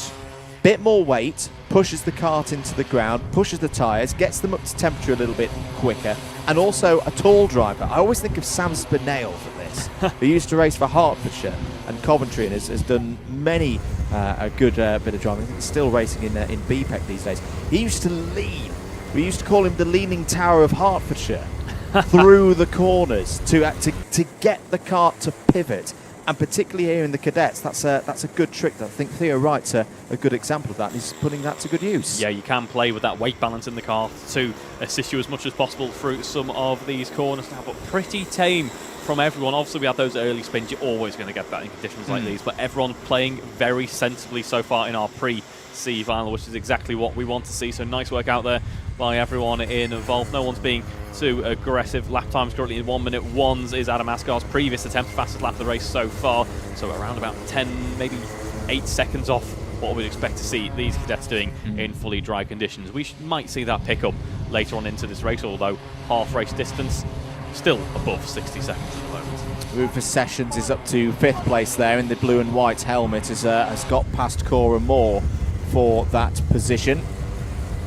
Further down the order, Sebastian Hill is up to 12th place. That's a good number of positions gained for Hill.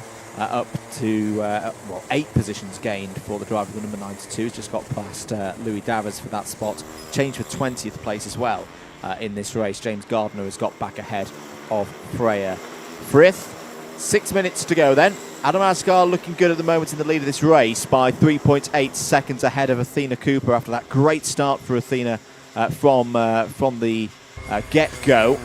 But this is going to be the big challenge, I think. Theo Wright is your fastest driver on circuit. A 1:01.052 was 9/10 quicker than Cooper on the previous lap. What's it going to be here? Well, the track is definitely getting drier because all of a sudden the lap times are tumbling. We went from 1:01s to 58s and 59s in the space of one tour of this Rissington circuit. So Asgar extends the lead to 4.9 seconds. This is always a really, really tricky skill to get on top of, Reeve. You've got an evolving track here, a drying track. It's all about confidence at the wheel, isn't it? It is absolutely, and what you don't want to do is lure yourself into a false sense of security in conditions like these. There is a dry line forming up now, and you think, I'm feeling strong here, I'm going to go for the move. You move off that dry line, the conditions have barely changed elsewhere out on track, so drivers are going to have to be very careful about where they pick their opportunities to get any moves done, as we see Adam Asgar still leading pretty comfortably at the moment. He's built up a nice gap, so we look further down to Athena Cooper and Theo Wright is our biggest challenge, although we see just behind is Cora Moore, Zach Sharif heading through the final couple of corners here, all heading through in formation now through that final corner. We go, trying to benefit as much as possible from that slipstream, but it's not really the name of the game at this point in this race. It's all about keeping the car pointing in the right direction through the corners. Absolutely. Kart's number 22 there in the yellow helmet. Oliver Sanderson is now your fastest driver on circuit. That was a 57.131. Oliver, who's started this race in 9th place, but I've got to say, there's still a good amount of time in this one. Could Oliver Sanderson start to come through the field here? He's got Zach Sharif just ahead there in kart number 76. This is them now running through the dogleg. Sanderson has a little look on the second part of the dogleg. Up to bottom bend. They sweep round the first of the double right-handers here at the far side of the circuit, then through middle bend, and then towards the elbow. So it's all looking nice and calm at the moment for these drivers. 56.0. Now, this track is drying very, very quickly indeed. You do see this quite often with more established circuits. Older bit of tarmac out there for the drivers to enjoy. 3.5 minutes remaining in this one. Here is now your fight for third place. Ryan Malik trying to find a way through past there. So that's the 21. Sorry, that's Takora Moore. And Zach Sharif having a fight for 6th place. Rufus Sessions in this one as well. So Rufus Sessions there on the left-hand side of your screens, trying to go around the outside of Cora Moore. Cora's covered that off pretty well. This all going on for 6th place. Sessions trying to push it up the hill there. And through will go Rufus Sessions, sorry, back into 5th place. He will indeed.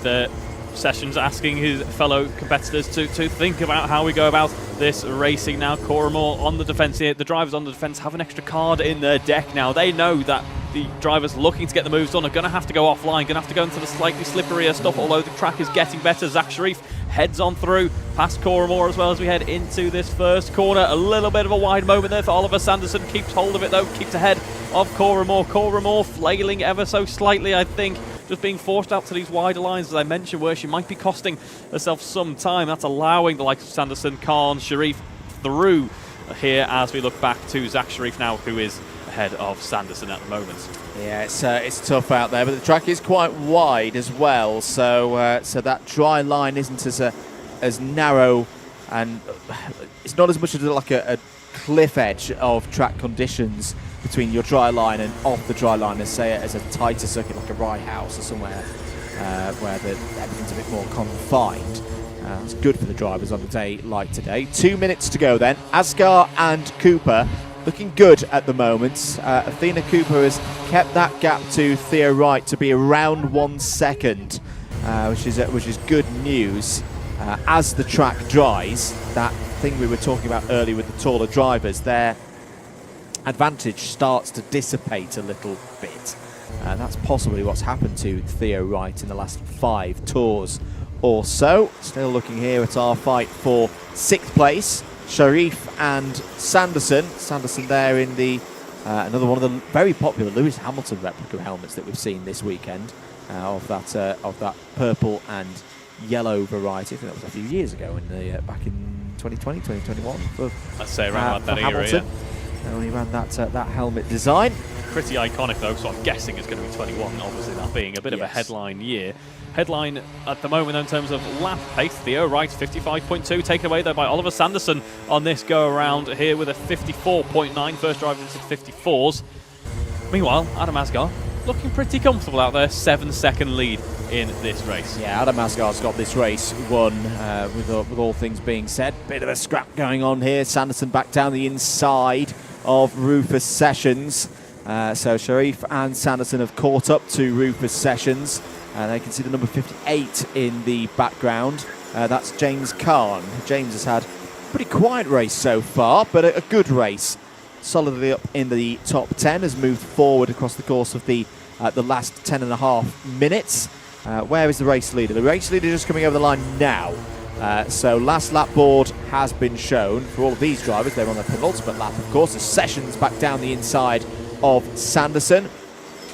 Retakes that spot. A couple of other drivers further back there. Still side by side are Sessions and Sanderson. Good racing here by the Cadet Pre-C finalists at Rissington.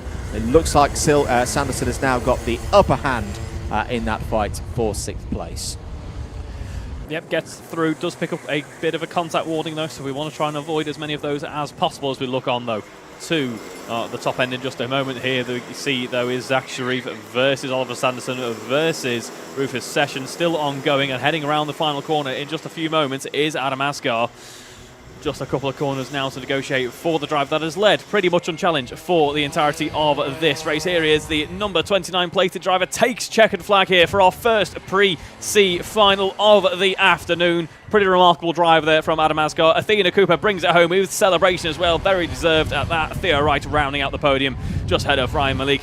Zach Sharif, Oliver Sanderson, Rufus Sessions bringing ends to their fantastic battle that they've enjoyed for a few laps, followed by Oliver Renshaw, James Khan and Cora Moore rounding out the top 10. Cora Moore dropping back a little bit at the start of this race, but still bringing it home in the top 10. Very tight finish there between Cooper and Wright. 0.072 of a second. You could see what it meant to Athena Cooper to get that second place. As I say, that was all down to the first lap and gaining those 9 positions. Wright, Malik and Sharif, as you say, all in the top 10. Just to skip down to 11th, Louis Davis, Hill, Timmy Shahini, Jaden Baker, Charlie Gelb, Lucas Bailey, Andrei Vasikov, Essa Rashid, Robin Shimon, and James Gardner all in the top 20. One driver off the lead lap was Freya Frith. We'll see most of those drivers again in the Trophy C final. For the top 2, they will race again in the Pre-B final. Right now, though, we'll turn our attention to the juniors. Their Pre-C final is next.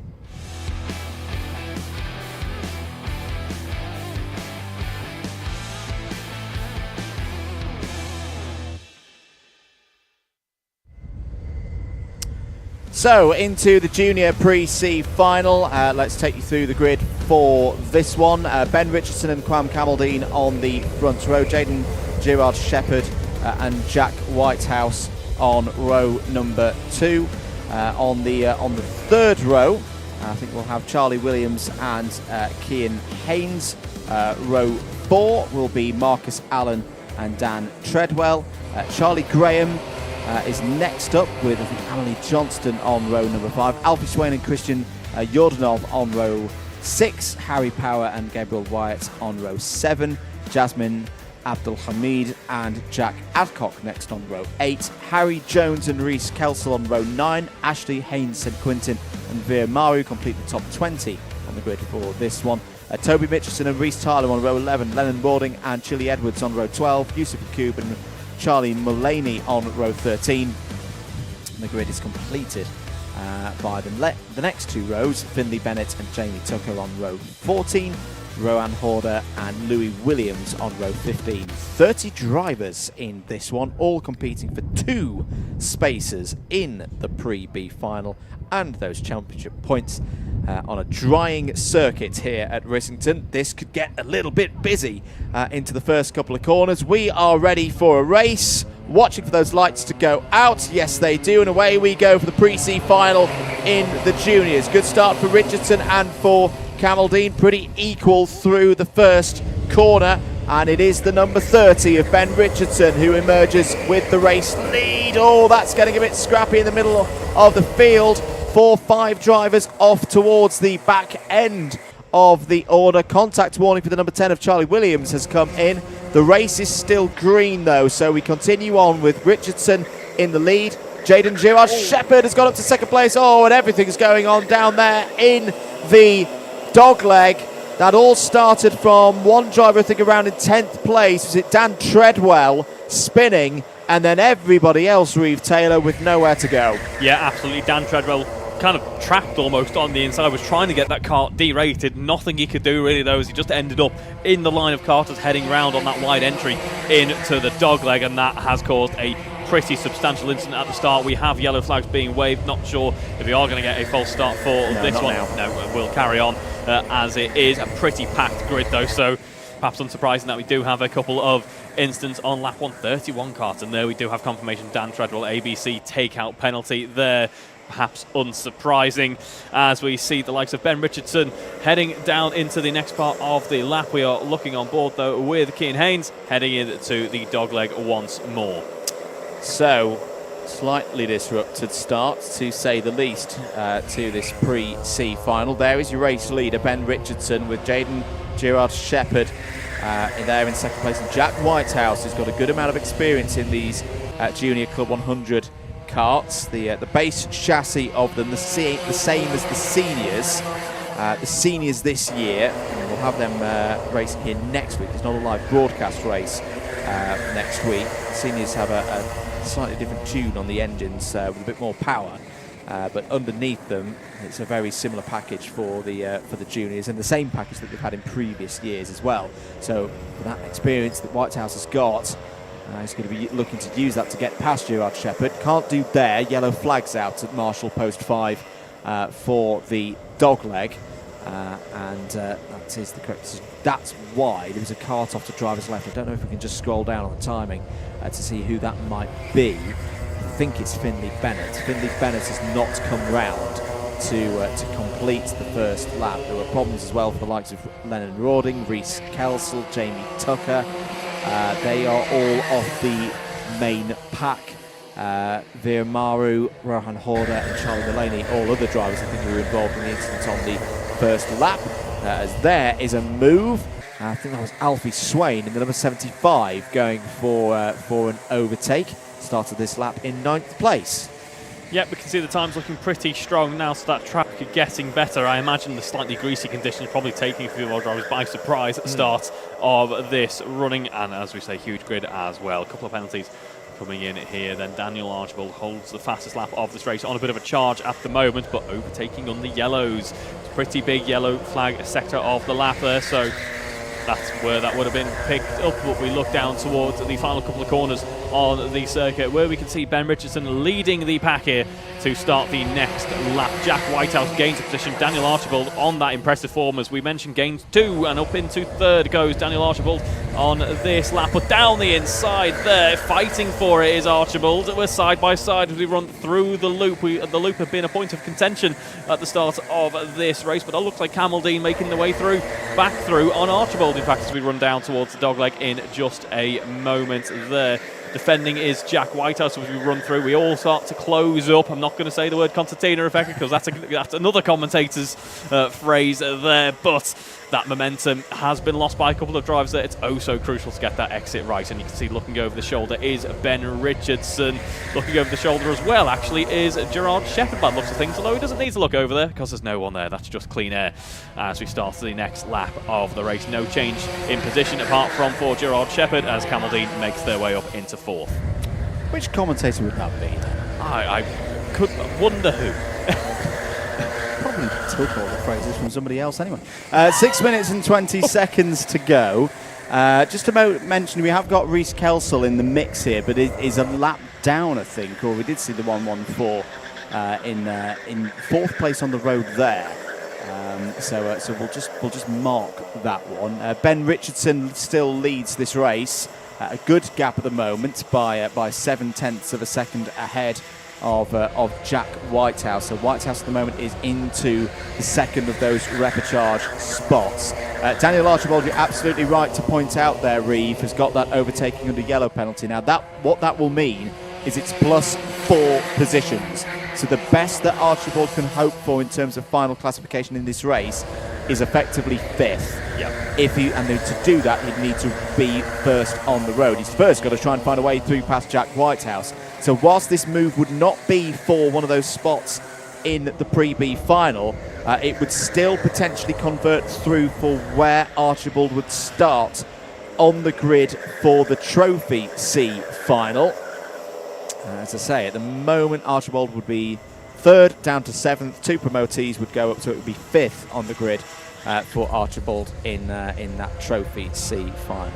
5 minutes to go. Richardson still leads. Whitehouse doing a good job here at the moment. Reeve, oh dear, as there's problems at the dogleg. 2 drivers round, and Colin McCone has been displaced from his normal setting. Cones denote danger, so it's doing its job. Yes. It's definitely doing its job, parked there in the middle of the dog leg, as we can see our lead battle continuing on as Archibald makes their way through.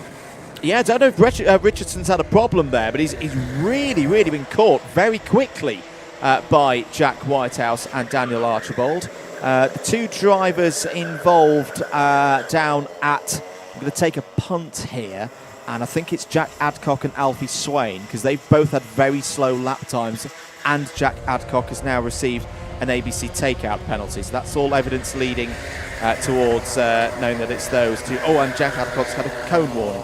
That's insult to injury, that isn't it? all adds together, doesn't it? But 2 karts both off. One of them's had an ABC takeout penalty. Colin was in the middle of the track. I think we know who hit him now. For Jack Adcock, that will be 6 places deducted. That's not good news. Looking over the shoulder here is Ben Richardson, finally feeling the pressure that he's not felt for quite a while in this race. Archibald's still in the mix here. He wants to gain all those positions. He can't win the race on the road, but it's damage limitation if Archibald can make their way through. And Richardson here loses out into the dogleg. What a shame for Richardson here, starting out very well indeed, but gets a good run actually on exit of the dogleg, able to claw back a position. Through goes Whitehouse then, but Richardson down into second. Briefly was going to lose that position to Archibald, but actually it's going to be Jack Whitehouse back into second as we head through the penultimate corner. Once again, we've got all of a sudden a huge train of karts forming up behind our leaders. We were seeing 3, maybe 4 cars based on where we are in this race, but they're starting to slow each other down now. And now we can see 5, 6, 7 karts beginning to form up through the loop now as we continue on to the final couple of laps of this race. We do indeed. And a contact warning for Harry Power in the number 68. Power currently in 10th place on the road. Some good drives through the field in this one. Reece Tyler particularly is your top rookie in this race. He's in 11th place and has gained 13 spots. Louis Williams has gained 19 positions in this race. And I think that could be a bit of a theme continuing across the course of the afternoon. I had a little chat with James Small during the lunch break, and his prediction was we're going to see some big deltas, some big drives through the field by a number of competitors with these mixed conditions. 2.25 minutes to go then. Whitehouse leads, Richardson P2. They look to have stabilised their positions now, Reeve, within this race. It's all down to Daniel Archibald now to try and chase those two now down, knowing, of course, he cannot go through to the pre-B final because of that overtake on the yellow penalty, which will be +4 places. But if he can get back up the road, he could start a little bit higher up the grid on that Trophy C final, as we mentioned earlier. Right now, though, it's got Quam Camaldine still not giving up this fight for what would then convert through to pole position for that later race. No, absolutely. We saw Camaldine putting that pressure on Archibald as we ran down towards the dog leg there, nearly getting a kart alongside, but in fact having to back away from it. As you mentioned, Andrew, Whitehouse and Richardson starting to separate out, they're pressuring each other, they're giving each other a bit of a fight, but they're keeping the times up, they're keeping the times really strong. Ben Richardson with the new fastest lap of this race. Chili Edwards receiving a bump and pass penalty on that previous lap. We didn't catch that. We're still looking at our battle for the front end of the pack here. A quick glance over the shoulder heading into the tricky braking zone for Jack Whitehouse there, and it all comes down to this run out of the corner there. And Ben Richardson beautifully executes that run through the dog leg. A bit of argy-bargy there, I think. A small touch of the grass either way makes the kart unsettled for Richardson, but it is Richardson briefly through, but Whitehouse says, no, thank you very much. I've got the inside line here. Late on the brakes, textbook move to take the position back for Whitehouse. Whitehouse then reclaims the lead of this race, but is really feeling the pressure. I mentioned they're not battling as we see chaos down at the dog leg. As all of our drivers look to be getting back underway, of course, you do need to recover the kart off the grass if you are looking to get back underway there. But what the battling has done for our front two here is it's clawed Archibald and Camaldine Williams as well right back into the mix as we start the final lap of the race. And we are on the yellows for the dog leg, unsurprisingly. Gotta say, I think Jack Whitehouse and Ben Richardson are a little bit lucky that there's been that those events in the dog leg, because that has removed the best overtaking opportunity round this circuit to everybody else. It was a bit risky allowing that lead they had over Daniel Archibald to reduce so dramatically, but there's simply not going to be enough corners for 3rd, 4th, 5th on the road to take advantage. So Jack Whitehouse will win the Pre-C final, proceed onto the back of the grid for the Pre-B, will be joined by Ben Richardson. Daniel Archibald in 3rd, still has that penalty to be applied, so Quam Camaldine in the end will get pole position for the Trophy C final anyway, with that 4th place finish on the road. Charlie Williams 5th, Jaden Gerard Shepherd after a bright start comes home 6th, Dan Treadwell P7, Gabriel Wyatt, Kian Haynes and Reece Tyler all in the top 10. Good drive there from Reece Tyler, top rookie in that race, gained 14 places into that top 10. Louis Williams 11th on the road. Amelie Johnston on her first race in Club 100, a solid P12 there, second of the rookies. Harry Power, Ashley Haynes St Quentin and Jasmine Abdul Hamid come home in the top 15. Charlie Mullaney up 16th. A number of these drivers all in the midfield, all gaining a lot of positions in that race. Yusuf Yacoub, Marcus Allen, Veer Mario and Harry Jones in the top 20. Charlie Graham, Jack Adcock, Rowan Horder, Christian Jordanov, Toby Mitchelson, Alfie Swain, Chili Edwards, Jamie Tucker, Reese Kelsall and Lennon Rawding all finishing in the top 30. We've got to move on though, because there's already cadets out on circuit for their pre-B final.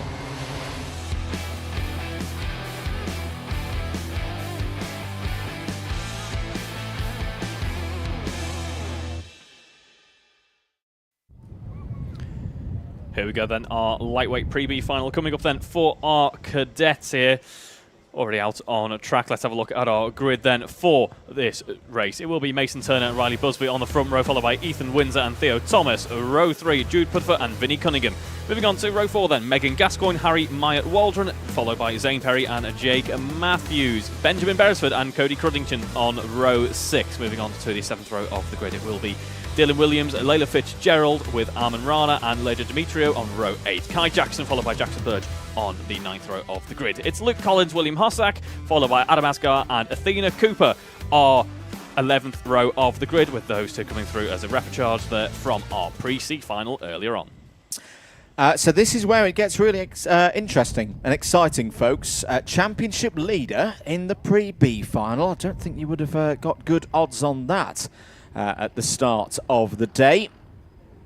Not even at the very front end of the field. Let's go into the tram lines. That's not a proper formation. No. Mason Turner maybe in a bit of bother there because they did not go into the tram lines at all. The start is green into the loop for the first time.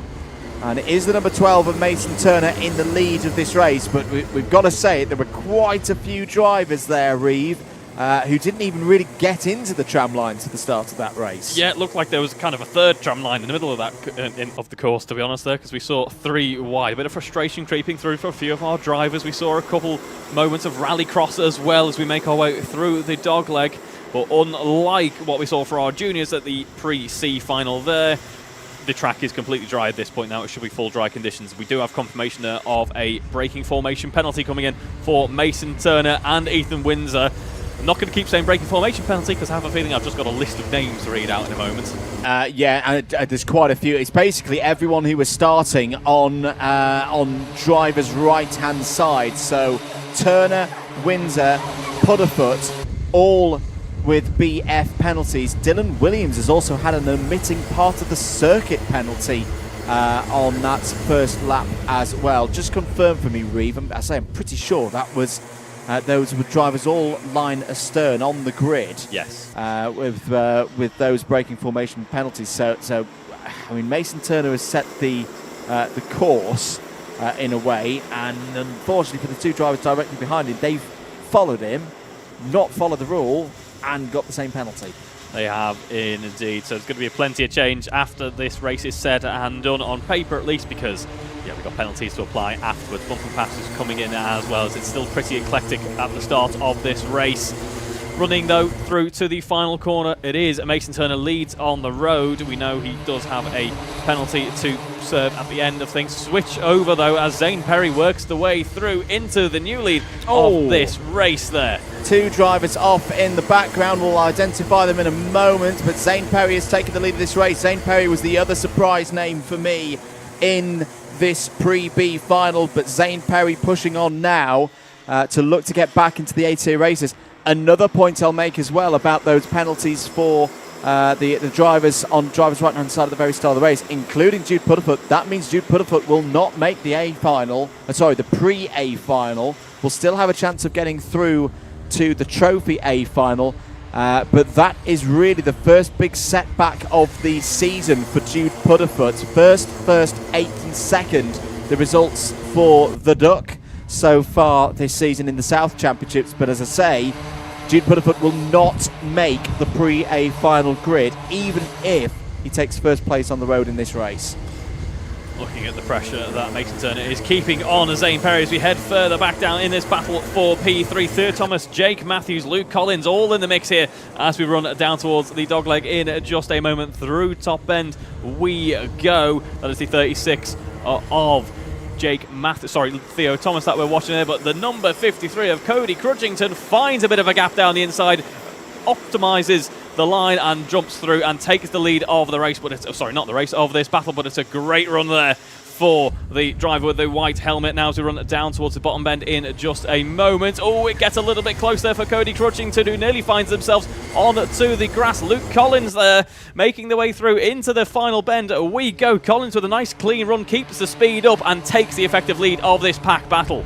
Yeah, good stuff there from Luke Collins in the green race lid. We had a little chat to him earlier during the Paddock show. Has got a get his eyes forward now as there's a move further back as Crutchington throws in a move on Theo Thomas for 6th place through top bend once again. 7 minutes to go in this one. Jude Pudderfoot is your fastest driver on circuit. That's not a surprise. What is a surprise is that he's down in 11th place at the moment, so he's part of this pack that also contains the likes of Ledger Dimitriou and Megan Gascoigne. There is Megan in the centre of that battle. Through goes Pudderfoot, taking 2 positions there.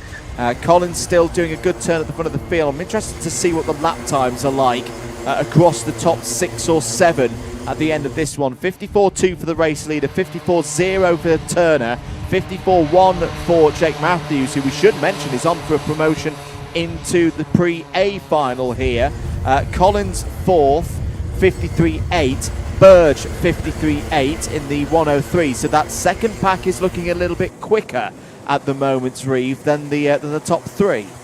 It is indeed, as you mentioned there, Matthews on for promotion here because Mason Turner cannot score in the top 2 in this race, and it is that top 2 that will make their way through as we head through the dogleg bend once again. Actually, the pack staying pretty close, all things considered, throughout most of this race. We are past half race distance now, and everyone occupying the same sector of the lap. There's been no field spread to speak of so far, as everyone gets stuck in these little trains that we see forming up as we run through towards the end of the lap. Now, new fastest lap then coming in for our race leader, Zane Perry there, 53.5. We look further back though to the number 23 here.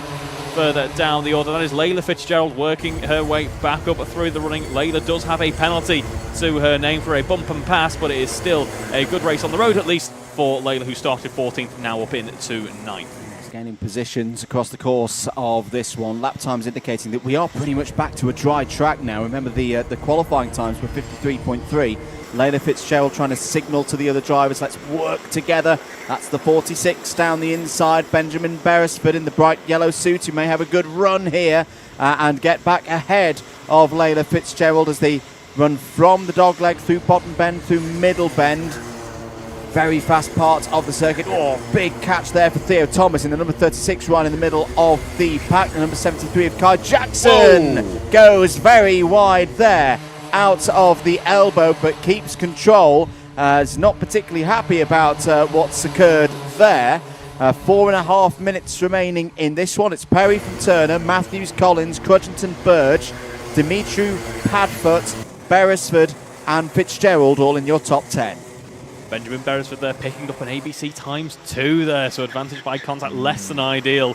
Running up in 9th, not really at all within a shout of pushing up into the A final. Change for 3rd place. Luke Collins has caught Jake Matthews and got through. That's important because Mason Turner's penalty from breaking formation at the very start of the race means right now Luke Collins, having gained 15 places in this race, is sat on a repechage spot into the pre-A final. That's a fantastic bit of progress for Luke Collins. Luke Collins has been a regular feature in those A-tier races so far this year, particularly at Shennington, 4th and 3rd in the results for round number 2, but he's got a bit of a scrap here as back comes Matthews down the inside, trying to retake this 3rd place on the road.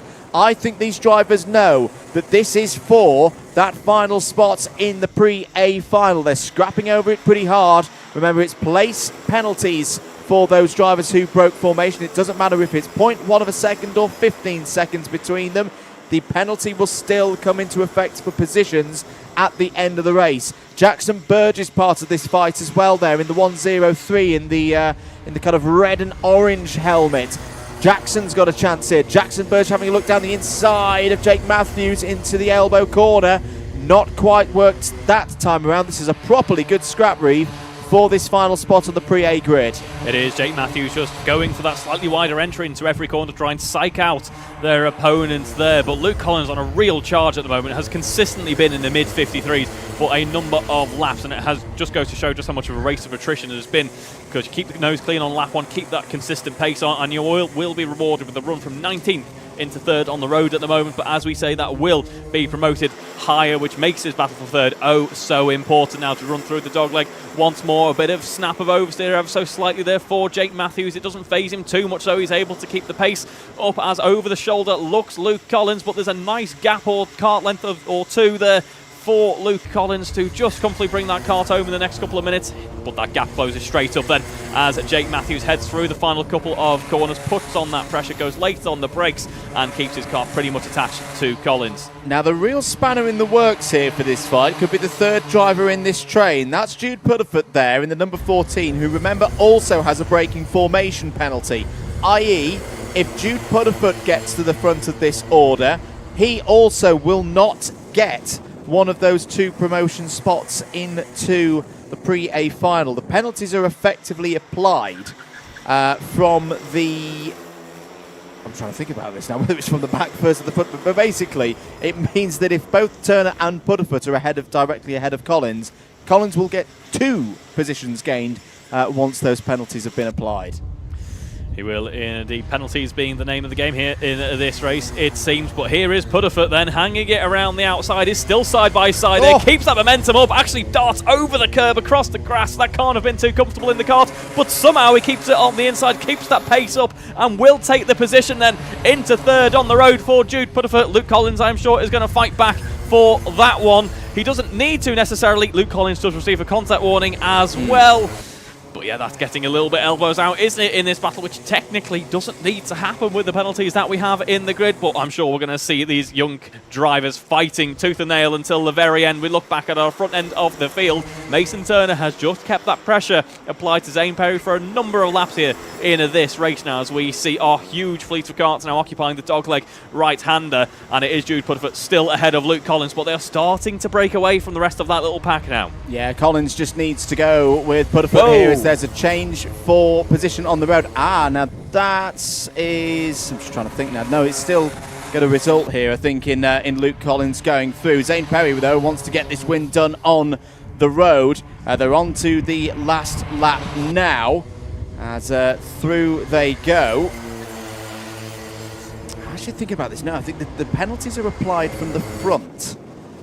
So this is going to be provisional with a capital P here. It's complicated by the fact that Turner would drop down to third place in the order, behind Perry, behind Pudderfoot. But yes, he's then going to hop back ahead of Pudderfoot once Pudderfoot's penalty's been applied. I think Mason Turner could still make this top 2 here, despite having those penalties to be applied by the sheer dumb luck, in a way, that there's another braking formation penalised driver immediately behind. Oh, but nice the thing is, he's switch not going to get it. He's not going to get it. Zane Perry's got back through on the penultimate corner. So Perry takes the win. Perry is through. Turner's second place. And yes, so Turner will drop to 4th.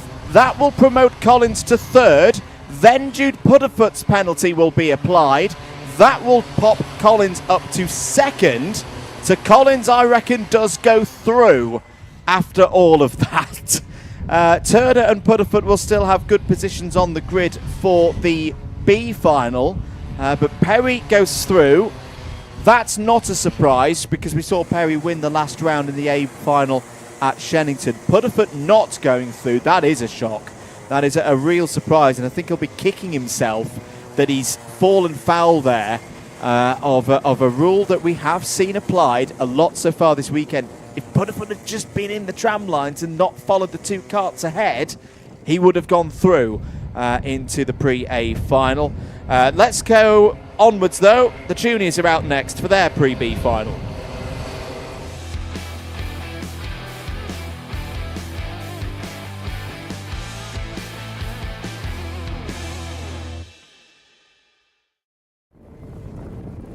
Pre-B final for the juniors is next, and here's Reeve with your grid. So then, heading up our field, it will be Zach Watson, followed by Henry Wilkes. Oliver Wilde, followed by David Sux-Farcaster on row 2, Archie Bullard and Ollie Wilde on row 3.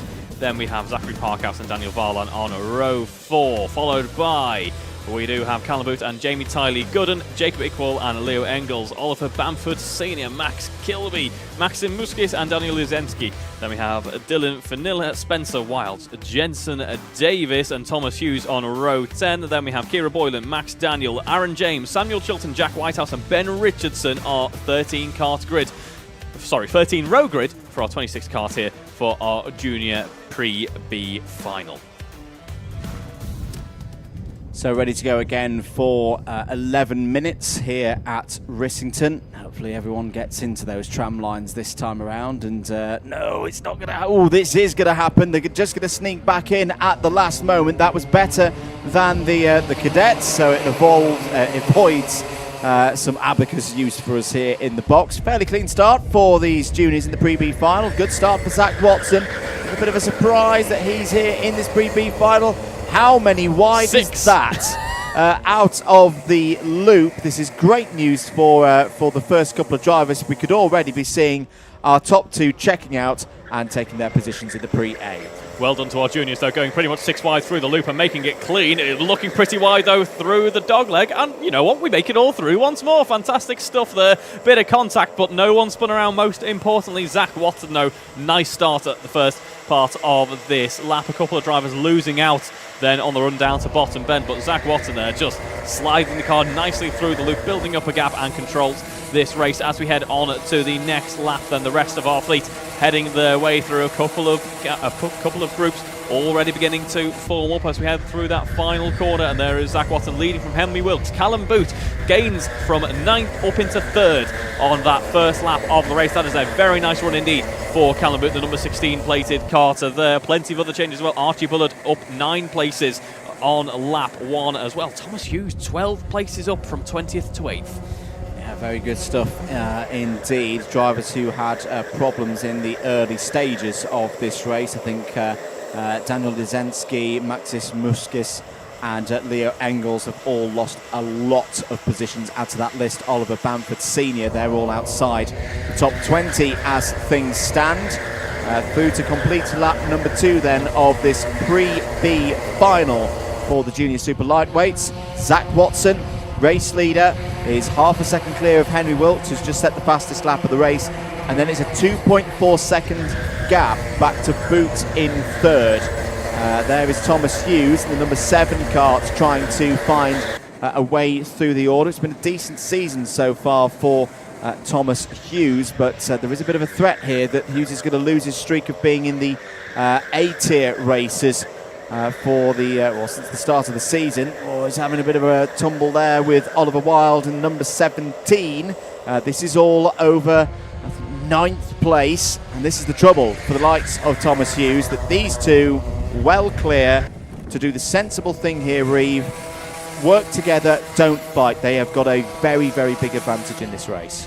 They do indeed, as we look to our front runners here who are in a little bit of a pack battle at the upper midfield there. We just saw Callum Boot running through. Max Kilby, though, fastest lap of this race so far. I think we're going to see this slipstream coming into play once more. We run through the boost, going 3 wide still. These junior karters very keen to get a bit of battling underway for us. There we see Callum Boot there leading Archie Bullard now down into the dogleg once more. All looking pretty tame, but Archie Bullard losing out there to Max Kilby. Max Kilby, we know, is on a pretty impressive run at the moment, and he swoops on past down the inside to gain a position on Archie Bullard. That's a bit of a strange one for Bullard there. I think he just outbraked himself. Maybe caught a wet patch on the approach to the dogleg. And Max Kilby pointed forward to say, let's keep working together to try and catch up to Callum Boot. Because again, like we've been talking with the other racers, positions outside of the top 2 here do convert through to positions on the grid for the Trophy B final in this case later on today.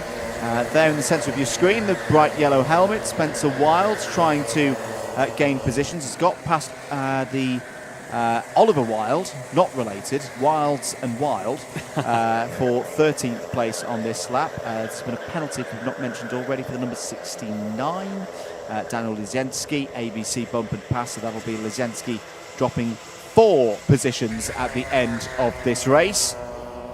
Stretching out here, Reeve, at the very front of this chasing pack, 3rd, 4th, 5th, 6th. which is kind of what they don't need, because they want that slipstream effect. They want that shake and bake to come to fruition. If they're spreading out, it's going to be very difficult for them to catch the top two.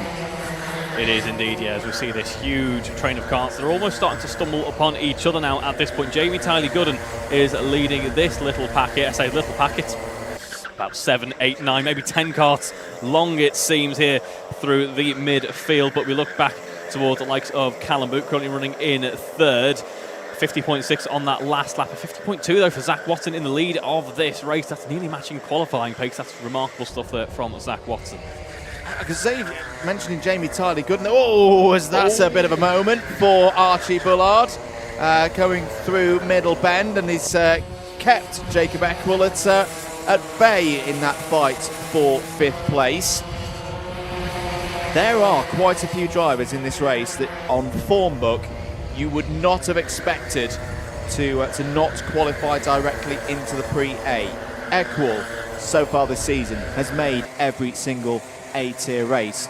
Jamie Tyler Gooden's the big one. A round winner, of course, earlier on in the season at Wilton Mill. And due to the gap that these two have got over the rest of the field, there are going to be quite a few drivers, I think, losing their perfect attendance records, as it were, in the Pre-A and Trophy A finals. They'll still have more opportunities to get through, of course. They will have another 2 repechage spots available in that Trophy A final, but they're going to need to get themselves in good grid positions for that one. That was a nice move from Eckwell down the inside of Bullard to get up to 5th place. The trouble is, the gap up to Max Kilby now is nearly 2 seconds. Yeah, that's opened up hugely, but we're seeing the switchback now becoming an offer a lot more now that the track has dried out. They're trying that switchback into the penultimate corner a lot more. It's a great move there. It's executed well. Can gain you a lot of time there. Marshall Post 5. That is the run down into the dogleg, and it's under yellow flag conditions. Something we've become quite accustomed to over the past day or so. There's been a change in lineup as well. We praised our man at turn 5 yesterday for all of the yellow flag waving. There's a different Marshall at turn 5. Probably because you need a rest. Yeah, probably switch it round a bit.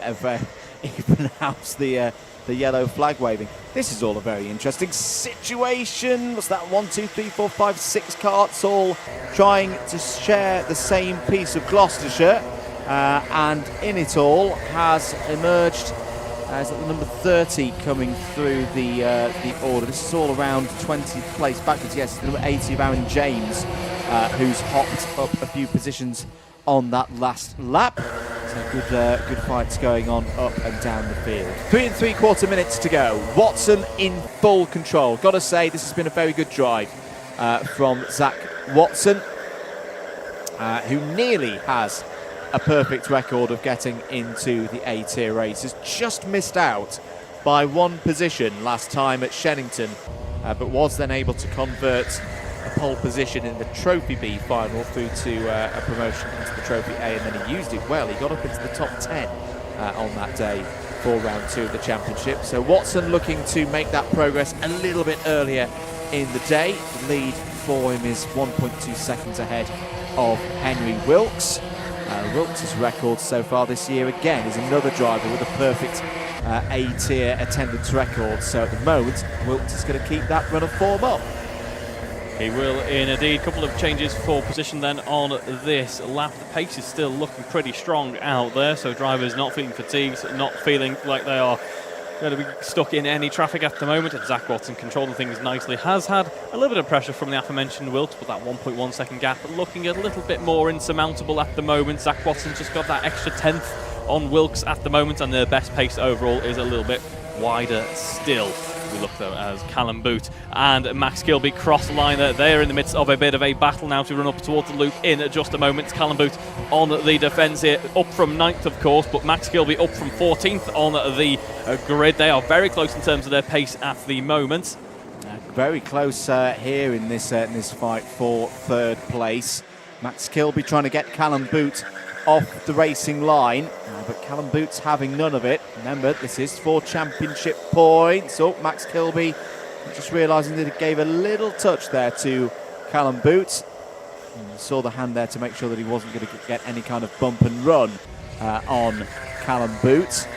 Oh, goes a little bit wide there, does Max Kilby. Touches that grass that upsets the cart massively. He does keep hold of it, most importantly, though, is able to continue on this battle. It's just what happens if you push too wide into that final run towards the end of the lap there. Callum Booth then still leading this battling duo as we push on once more down towards the loop.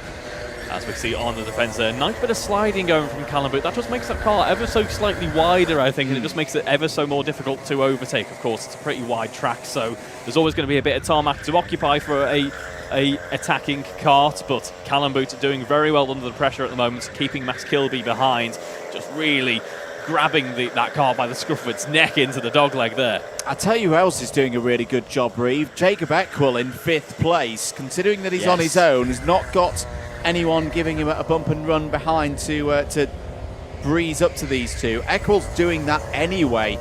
He's got really good pace here. I think he's going to run out on time. Oh, not if there's a fight like that between Kilby and Boot through the final corner. They're still pod to pod through turn 1.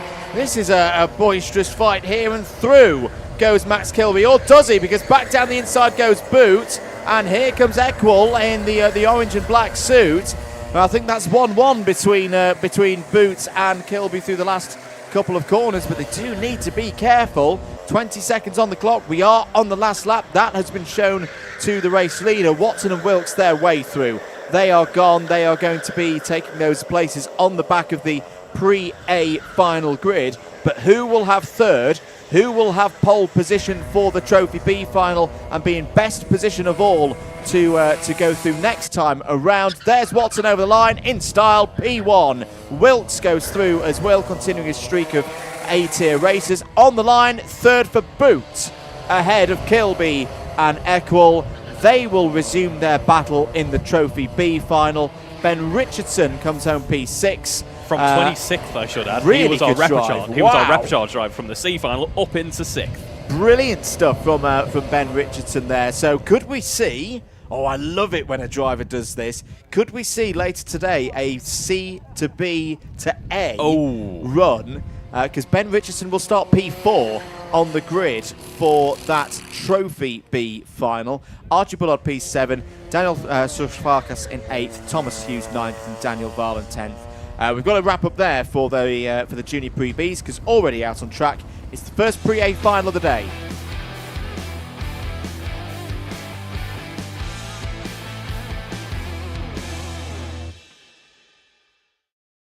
Our cadet lightweights, their Pre-A final. Let's take you through the grid then for the first full haul points race of the day. It could be a big one with championship leader Jude Putterfoot not in this one. Oscar Lang on pole.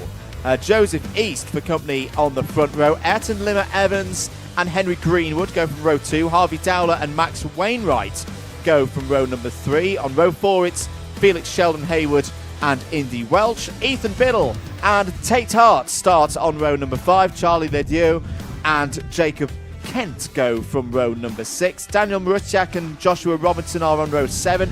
Tigran Gregorian in row 8 with Leonidas Georgiou. Joey Bates and Ethan Guest on row number 9.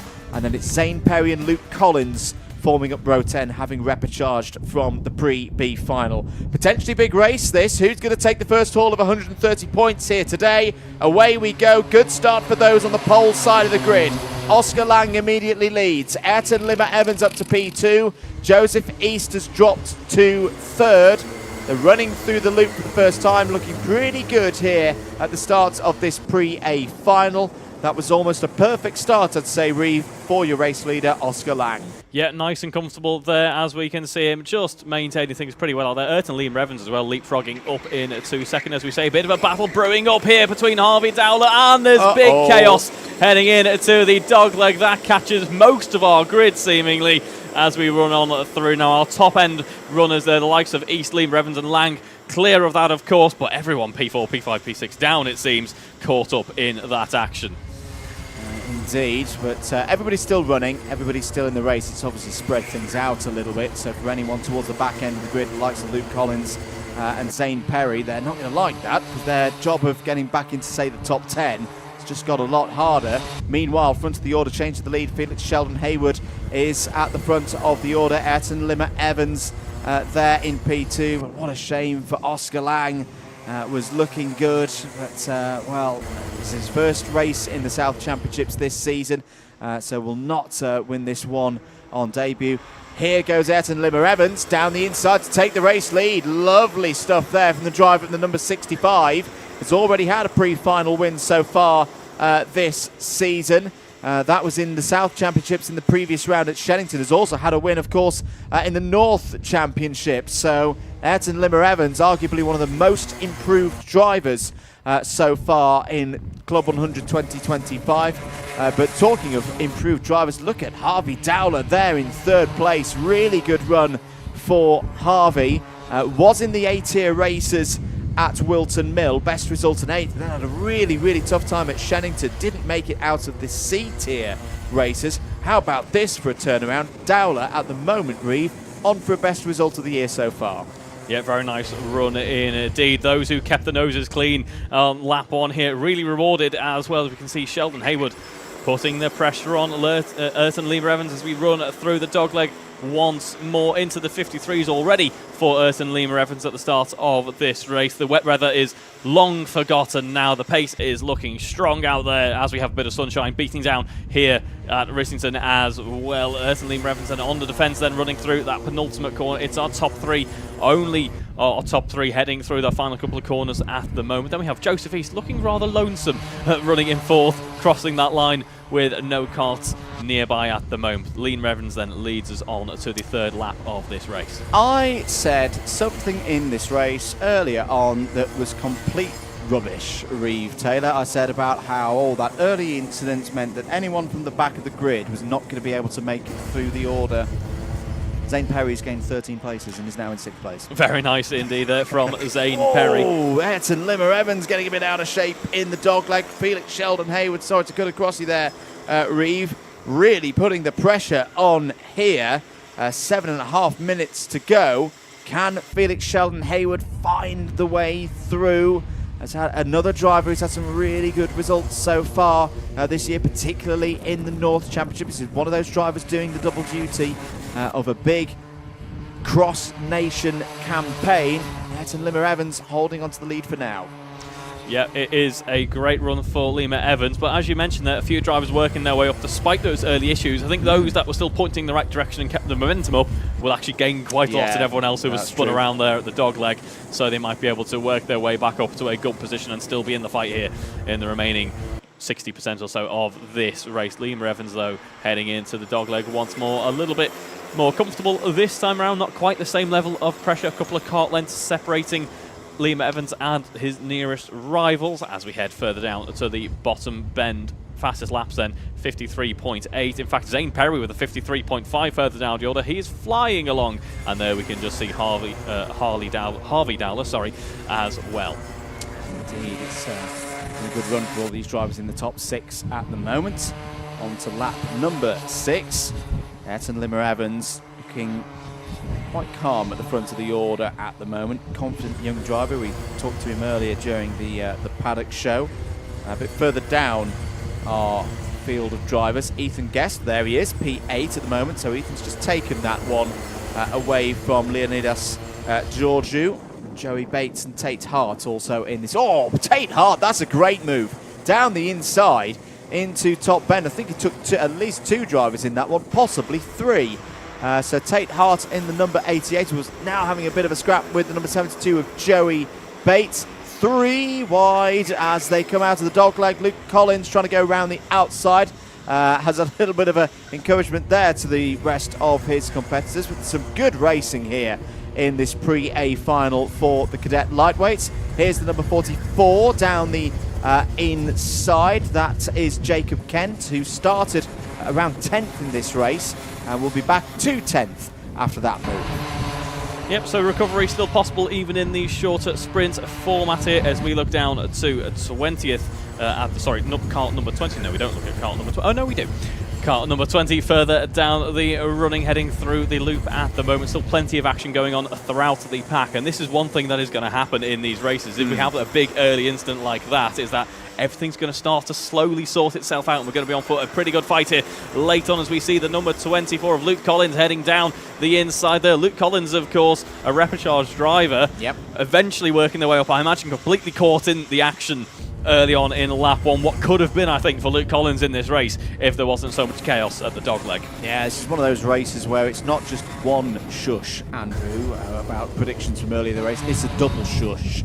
Because, as we said, Luke Collins, like with Zane Perry, is making some very nice progress in this race. That's 10 positions gained for the driver who came through from that pre-B final.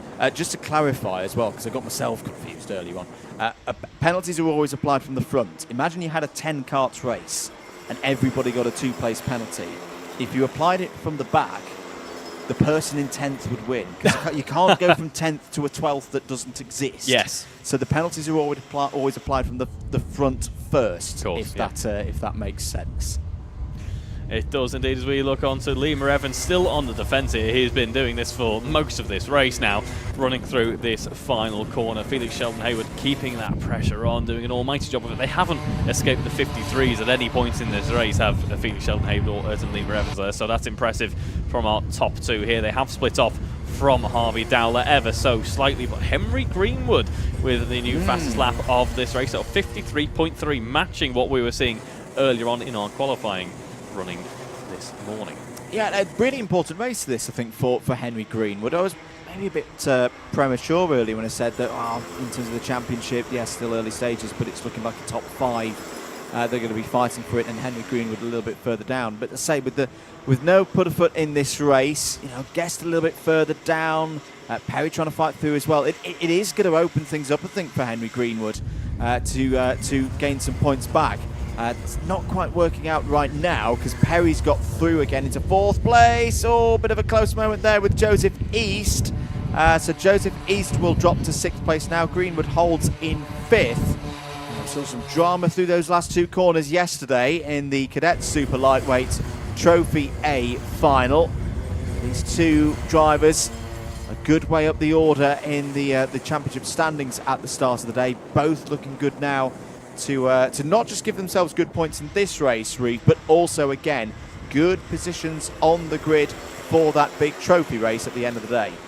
Yeah, absolutely. As we look on to Zane Perry. Zane Perry, of course, having a great day out so far, but under pressure from Henry Greenwood. Could be on for a bit of a scrap here as Henry tries to take back that position. Running now into the final couple of corners. Here is Liam Evans, still 2 minutes to go in this race, and that defence is looking a little bit easier at the moment, I would say. That gap has built up ever so slightly now. Into that final corner we go. But these leaders, despite their impressive pace, they haven't pulled out an incredible gap to the rest of the pack here. Let's not forget, early on in this race, there was an instance at the dogleg which caused pretty much everyone below P4, P5 to just absolutely come to a stop and back up. But we seem to have a nice, consistent field spread now. So looking pretty good throughout the pack here, as we can see. Liam Evans still continuing on to lead down into the dogleg. Here is Zane Perry, here is Henry Greenwood, and just behind Joseph East as well. Zane Perry unfazed at the moment by Henry Greenwood. Let's see who gets the better run, and I think Zane Perry just pulls out a couple of extra hundredths of a second there as we run down towards Bottom Bend. So 1 minute and a quarter of the race to go. Ayrton Limo Evans has gapped Felix Sheldon Hayward now, and surely is on the way to a second pre-A final victory of this 2025 Club 100 Cadet Lightweight South season. Not seen the last lap board yet. That will come next time around. Harvey Dowler, can he hold on to this 3rd place? This would be the best result of the season so far for Harvey Dowler, who's worked his way up the order very, very nicely. He's taken the opportunity here at Rissington, this slightly different set of circumstances for a cadet round in that none of the drivers have really raced here before. It's all been about who can get the speed and time qualifying out of the box and then convert those opportunities into big points. There once again is your race leader. I've got to say as well, I think Dowler is starting to close in on Sheldon Hayward. Last time around 54.4 for Felix Sheldon Hayward, 54.2 for Dowler. Dowler checking over the shoulder. Here comes Zane Perry. What a drive this would be from Zane Perry from the pre-B final. Is now 3rd. in the Pre-A Final. Fantastic stuff from the winner of the second round of the season. And I don't think Zane Perry's done yet. Zane Perry trying to close in now on Felix Sheldon Haywood. Still is going to be a best result of the season so far for Dowler, even if Henry Greenwood now passes into the dogleg for 4th place. Nice move there from Greenwood, committed down the inside. Time has expired. Ayrton, Limmer, Evans. Oh, Dowler's frustrated, but you've still got to see the plus side, Harvey, on this one. This is a great top 5 finish, a first one of the season. It's the second time this season we've been saying Ayrton Limmer Evans wins the Pre-A Final, takes it here at Rissington. Will start on pole for the Trophy A Final. Second for Felix Sheldon Haywood, Zane Perry 3rd, Henry Greenwood 4th. Harvey Dowler, I can understand the frustration, was so close to finishing in the top 3 there, but has still got to be very proud for me. That is a massive step forward for Harvey Dowler, 5th place in this Pre-A Final. It is indeed. Zane Perry as well, what a drive. That's why we have these repechage races. It's why you can, if you had an iffy qualifying, you can push up and get those higher results, rewarded with a great drive there as Zane Perry as well. Then we have Joseph East, Ethan Guest, Luke Collins, Oscar Lang and Leonidas Giorgio completing our top 10 from our Cadet Pre-A Final. Very, very good stuff. We'll see the Trophy A Final later on today. Right now, though, let's move back to the juniors. Their Pre-A Final is next.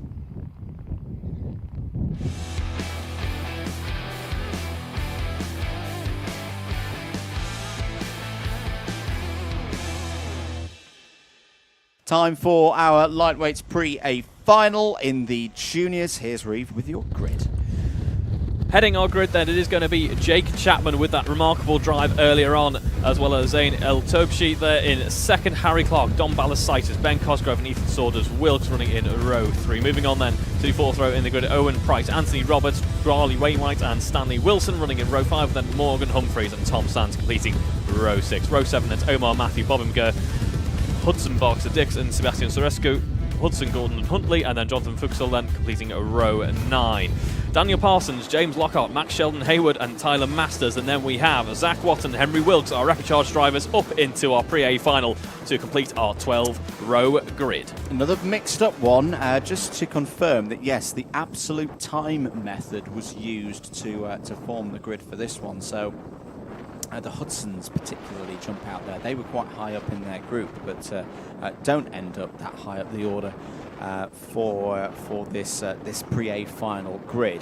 The other one that jumped out at me there, Reeve, not quite as bad as the scenario for some in the cadets, but again you've got the likes of Bobby McGurk down in 14th place on the grid, so he's going to need to do a bit of damage limitation as reigning champion. And again, has probably already used one of his 4 drop scores available this year with that 20th place finish in the final at Shenington. For those maybe a little bit new to Club 100 or new to karting as well, what we mean by drop scores.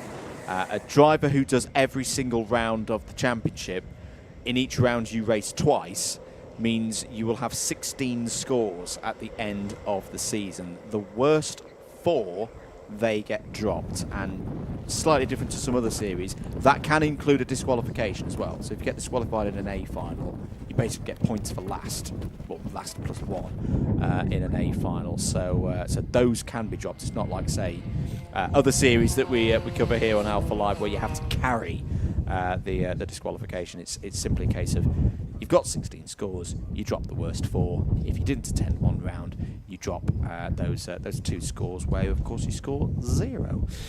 Still very early stages in the season, though, to be seriously talking about championship. But for Jake Chapman, this is a great opportunity to get 130 on the board. We are racing. Very good start for those on the pole side of the grid. A little bit of a shaky start for those on the driver's left-hand side. Means that Jake Chapman has a decent lead into the first major braking zone. Clark is up to P2 in the early stages of this race. Zayn El Tobshi maybe a little bit of nerves there, maybe a bit of inexperience of starting at the very front of the field there, Reeve. Didn't look quite ready for lights out. Yeah, that side of the grid there, almost looking like they were almost caught sleeping there a bit as we run into the dogleg, and there is another spin, much like we saw in our previous cadet race. We see a few drivers going off and in to the grass for a bit of lawn mowing. We do continue on though. Harry Clark with a very nice start there. Ben Cosgrove swoops on up as well, but Jake Chapman looked electric off the lights there, didn't he? He was able to immediately take that lead with a pretty big margin. Well, Jake Chapman, another driver who's had some very good results recently, whether that be in the Club 100 Cadet and Junior North Championship. I think he's had a run in the Experience Championships as well. That's it uses a bit of a development series and another opportunity for drivers to get a bit more track time. He's been on good form in recent weeks and really was the star of qualifying with that tremendous lap into the 50.0s that we saw earlier on today. We didn't even see that in free practice when arguably the conditions were a little bit better. And right now he leads this race by 1.3 seconds. Looking to kind of repeat the same kind of performance as we saw from Jack Bromham yesterday on his way to a double race victory in the junior super lightweights. Quite a few drivers pushing hard though, repeatedly seeing drivers running wide, kicking up the dirt. It is dry conditions out there, Reeve, but again, that heavy rain that we had during the lunch break surely has got to be affecting things off track, and again it can be quite peaky on the front axle. If you push those front tyres too hard, it's very easy to wash out. Yeah, especially as we get further into the race as well, those tyres are going to be nice and up to temperature. If you then start asking too much of them, you're just going to exacerbate the issue really, and it's a bit of an evil cycle. That was one of those slow spins there, wasn't it, of Stanley Wilson. You could see it happening from a mile off, and you just watch in pain as it eventually completes itself there. A couple of contact warnings coming in. Stanley is back underway, which is the most important thing for his race. Meanwhile, Jake Chapman, 2.2 seconds in the lead. It's a shame there for Stanley, and that's exactly what I'm talking about, because once you get off the racing surface, I say it's an older surface here at Rissington, I think Stanley just almost dipped his rear right tyre into the part of tarmac that drops away beyond the white line. All of the braking efforts then on that rear wheel. That'll be a slightly greasier bit of tarmac to the main racing surface, and it's all the weight's going on it. You just see it there on the left-hand side of your screens, and it just pivoted him round because there was no real braking efforts on the left-hand side. But Stanley's still continuing on. Will still score points as Bobby McGurr is on the move. Driver number 1, the reigning champion, is up into the top 10 now. I think that was him just getting past Owen Price for P7. First lap then in this race into the 49s for Jake Chapman. We've got to remember, we are lightweight drivers. We did see 49s, mid 49s in the previous days of running, but that was for our super lightweight competitors, so that's impressive from Jake Chapman early on in this stint in race trim. And I should add, it was on lap 4. Yes. Lap 4, the golden lap here at Rissington this weekend, it seems. And Jake Chapman continues to extend that lead. 4.5 seconds. This has got to be the biggest lead we've seen for a while, where there's no conditions of play, nothing like that, as we see Zayn El Tobshi jumping down the inside into the dogleg there. Nice move. And that's a great runner there as well that's Bobby McGurr, I think, isn't it? It might be Owen Price. I think Owen Price has got back ahead of Bobby McGurr. Yes. Bobby McGurr there in the blue helmet. I love that move from Zayn El Tobshi. He just went a little bit right, a little bit left, committed down the inside. Made his cart very wide. Very good stuff there from Zayn El Tobshi to get back up into third place ahead of Ben Cosgrove. Apologies, it wasn't Owen Price coming through. It's Charlie Wainwright. As here's a good fight. This is two drivers in the battle for the championship. Balasitis and McGurr just the back of this group. Balasitis with the purple details on his overalls. McGurr's down the inside and has taken that position of 6th place away from Dom Balasitis. We talked about damage limitation for Bobby McGurr in this race, having started 14th. This is very, very good stuff from the reigning champion. Is he going to win this race? No. I don't think anyone but Jake Chapman is going to win this race, because the gap is now 5.4 seconds. But every single place you can gain in one of these Club 100 races in the juniors equates to a championship point at least. Bobby McGurr moving in the right direction. Absolutely, yeah. Harry Clark as well, running very nice indeed. Hudson Barks-Dix picking up a bump and pass penalty there, unfortunately. So positions lost after the race is all said and done. But look at this train now we have forming up through the loop. Harry Clark currently on that last lap, it was a 51.0. Meanwhile, Zayn El-Tobshi, Charlie Wainwright, 50.7, really hunting down Harry Clark as we continue on. There is Harry Clark heading in to the dogleg now. Zayn El-Tobshi just behind there. A little bit of contact between some of our carts here. This could affect the run out of that right-hander here. Let's see who loses out. Zayn loses out to Charlie Wainwright there, who is able to run on through, get half a cart up in front, but Zayn has the inside here, and this means that Charlie Wainwright has to concede for now. Holds that inside as he goes side by side with Zayn El-Tobshi. Contact warning coming in for Zayn, perhaps unsurprisingly, into the dogleg, and we run on to the next lap here. This battle being led by Harry Clark, who looks over the shoulders, looking at the carnage ensuing behind him, but that is not phasing him just too much yet. And this is where experience is going to be key for me, Reeve. We've been talking about it in lots of track experience terms so far this weekend, but racecraft experience. The likes of Clark, El-Tobshi, Wainwright.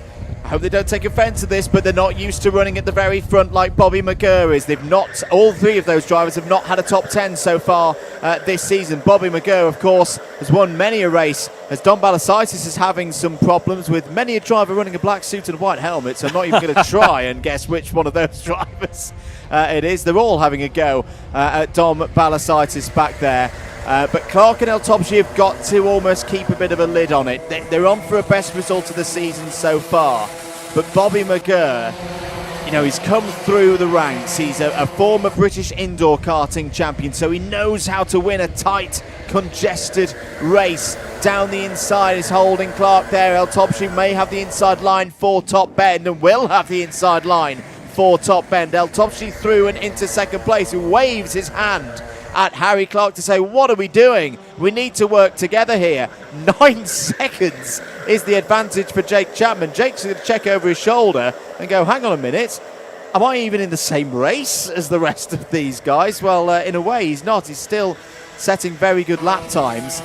You just feel at the moment Bobby McGurr's waiting for his moment. He's not risking too much. He knows he's ahead of championship rivals in the shape of Don Balasaitis and others. He doesn't want to throw all of this hard work away. He absolutely doesn't, but Bobby McGurr just looking so composed here. That lovely move a lap or so ago down into the dogleg there to run up into where he is now into this battle here. We're seeing, though, Harry Clark keeping Bobby McGurr occupied, and all of a sudden, Harry Clark might just be Zayn El-Tobshi's best friend as Zayn moves his way up into second place, as Harry can keep the ever-pending Bobby McGurr present there as we have through. Yeah, he has gone through indeed, as we see Bobby McGurr now released from Harry Clark. Ethan Saunders-Wilkes finding the way through as well, one of the many black suit, white helmet drivers there, as we see it all changes round on the run through the dogleg. Plenty of positions lost as we see the momentum change around, but penalty for Bobby McGurr. Bump and past ABC coming in there. That pretty much neutralises Bobby McGurr in this battle. He's still going to obviously want to be at the top end of the running here, but Bobby McGurr will not be finishing where he finishes on the road. Yeah, but it'll be interesting to see how Bobby plays the next couple of laps. He tries to chop everyone down. I wonder if he'll just try and hold position for the next couple of corners, try and keep it tight in amongst this pack of juniors. It's a place penalty. It's not a time penalty for Bobby McGurr. No time penalties in this form of Club 100 racing. Whoa, as Saunders, Wilkes and Balasaitis have a little bit of a rub down into the dogleg, and look at that on the inside. That's Charlie Wainwright stepping through, gaining 2 places. Charlie Wainwright now looking at potentially third, because again, Bobby McGurr will lose 4 positions at the end of this race. There's a big hop over the curbs in the background, which may have been Max Sheldon Hayward in the bright yellow helmet, and someone's having problems and potentially retiring from this race. We'll need to look for anyone falling down the order. Might be Owen Price, as here comes Charlie Wainwright round the outside to the inside of the loop. What a move by Charlie Wainwright up to P3. Don Balasaitis and Bobby McGurr are going to have a fight again. McGurr back down the inside. There's a little bit of a touch through top bend. 1 minute and 10 seconds to go, as here as well Wainwright's already through. It's the 15 of Ethan Saunders-Wilkes who's looking for a best result of the season so far. This is a big old scrap in the junior lightweights once again here at Rissington. Less than 60 seconds to go. Jake Chapman's gone, El-Tobshi's gone, Potentially Wainwright's going to be gone here as well. Now he's got ahead of the very defensive Bobby McGurr. This is one of those races which, if you're a little bit further down the order, if you're someone like a James Lockhart or an Anthony Roberts, you're outside the top 10 at the moment, but could still not just get in that top 10, but get quite a way into it. You could indeed. Wainwright, an early protagonist in this race, had a quite few laps, but is now straight back into this fight. Ethan Saunders, Wilkes as well, looking strong. Henry Wilkes briefly was up into, say, 5th, but has gained plenty of places. Zach Watson here, 23rd into 10th in this race, a prime example of that. And we can see now the dog leg bend once more. It's pretty much the entire pack all running through at this point, because everyone has bunched up with all of this rather elbows out battling. The timer does hit 0 though, and we are now on the last lap of this race. Here is Wainwright looking over the right shoulder. A little bit of contact there between himself and Bobby McGurr as we run through the penultimate corner. Bobby McGurr gets a great run though around the outside. Bit of a switchback there and takes back the lead of this duo's battle there as we see we start the next lap now. Bobby McGurr ahead of Charlie Wainwright. We look slightly further back now. It is Bobby McGurr once more. Contact warning is coming in again. We don't want to pick up any more of them. It's a great run down the inside for Charlie Wainwright. This time we are still side by side as Bobby McGurr takes it back. The question is though, for how long? Really good stuff here between McGurr and Wainwright all over third place on the road. Look at the traffic down into the dog leggers. Jonathan Fuchsel has a massive moment. There's your winner. Yes, Jake Chapman is a long, long way ahead. It's James Lockhart who's had trouble down at the at dogleg. Jake Chapman has won. Will come round into Parc Ferme, put his slippers on, have a cup of tea, and still half the field of finishing the race. There's El Topshi in second place. McGurr third on the road, but will drop down to 7th at the end with that +4 penalty. So Wainwright, Saunders, Wilkes all go up into the top 5. Don Balasitis, solid points there in 6th.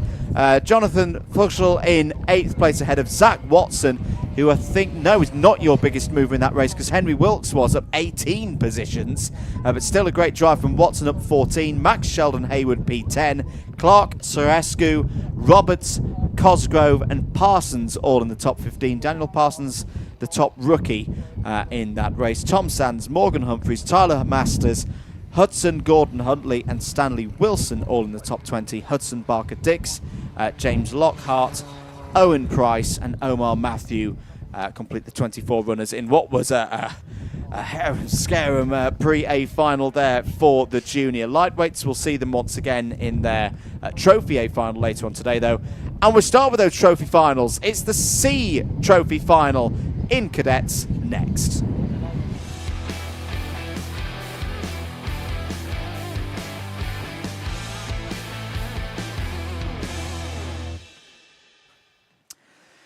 Second half of the afternoon session here for our races at Rissington for round 3 of the CLUB100 Cadet and Junior South Championships for our lightweight classes. Let's run you through the 18 drivers who we're going to be talking about in this C final. Thea Wright and Ryan Malik start on the front row of the grid. It's Zach Sharif and Oliver Sanderson on row 2. Rufus Sessions and Oliver Renshaw go from row 3. James Kahn and Cora Moore start on row 4. Louis Davers and Timmy Shahini will be hoping to make progress from row 5 ahead of Jalen Baker and Sebastian Hill on row 6. Row 7, Charlie Gelb and Lucas Bailey, Andrei Vasikov and Esther Rashid on row 8. Robin Shimon and James Gardner start on row 9, and then Freya Frith completes the field of drivers here for the C final. 2 places available on the B final grid up for grabs here. We are away and racing then for the C final. Good start for those across the front row, pretty even through turn 1 for Wright and Malik, and it's the number 67 of Thea Wright who leads in the early stages. Nice move there for Sanderson there, looked very eager on race start to run up into second on the road at the moment. We see them there heading through the loop here, everyone else making it through. Clearly a nice start for our cadets here in our first trophy final of the day. Look at Thea Wright looking over the shoulder of Oliver Sanderson there. Oliver Sanderson going around the outside but going pretty eager and late on the brakes to potentially take the race lead. I think it's a plastic bag drawing across the circuit. There it is. Not too often we see that, but running down towards bottom bend in just a moment is our entire fleet of carters now all making it through the dogleg pretty cleanly here, as we can see our fleet now running down into that final couple of corners.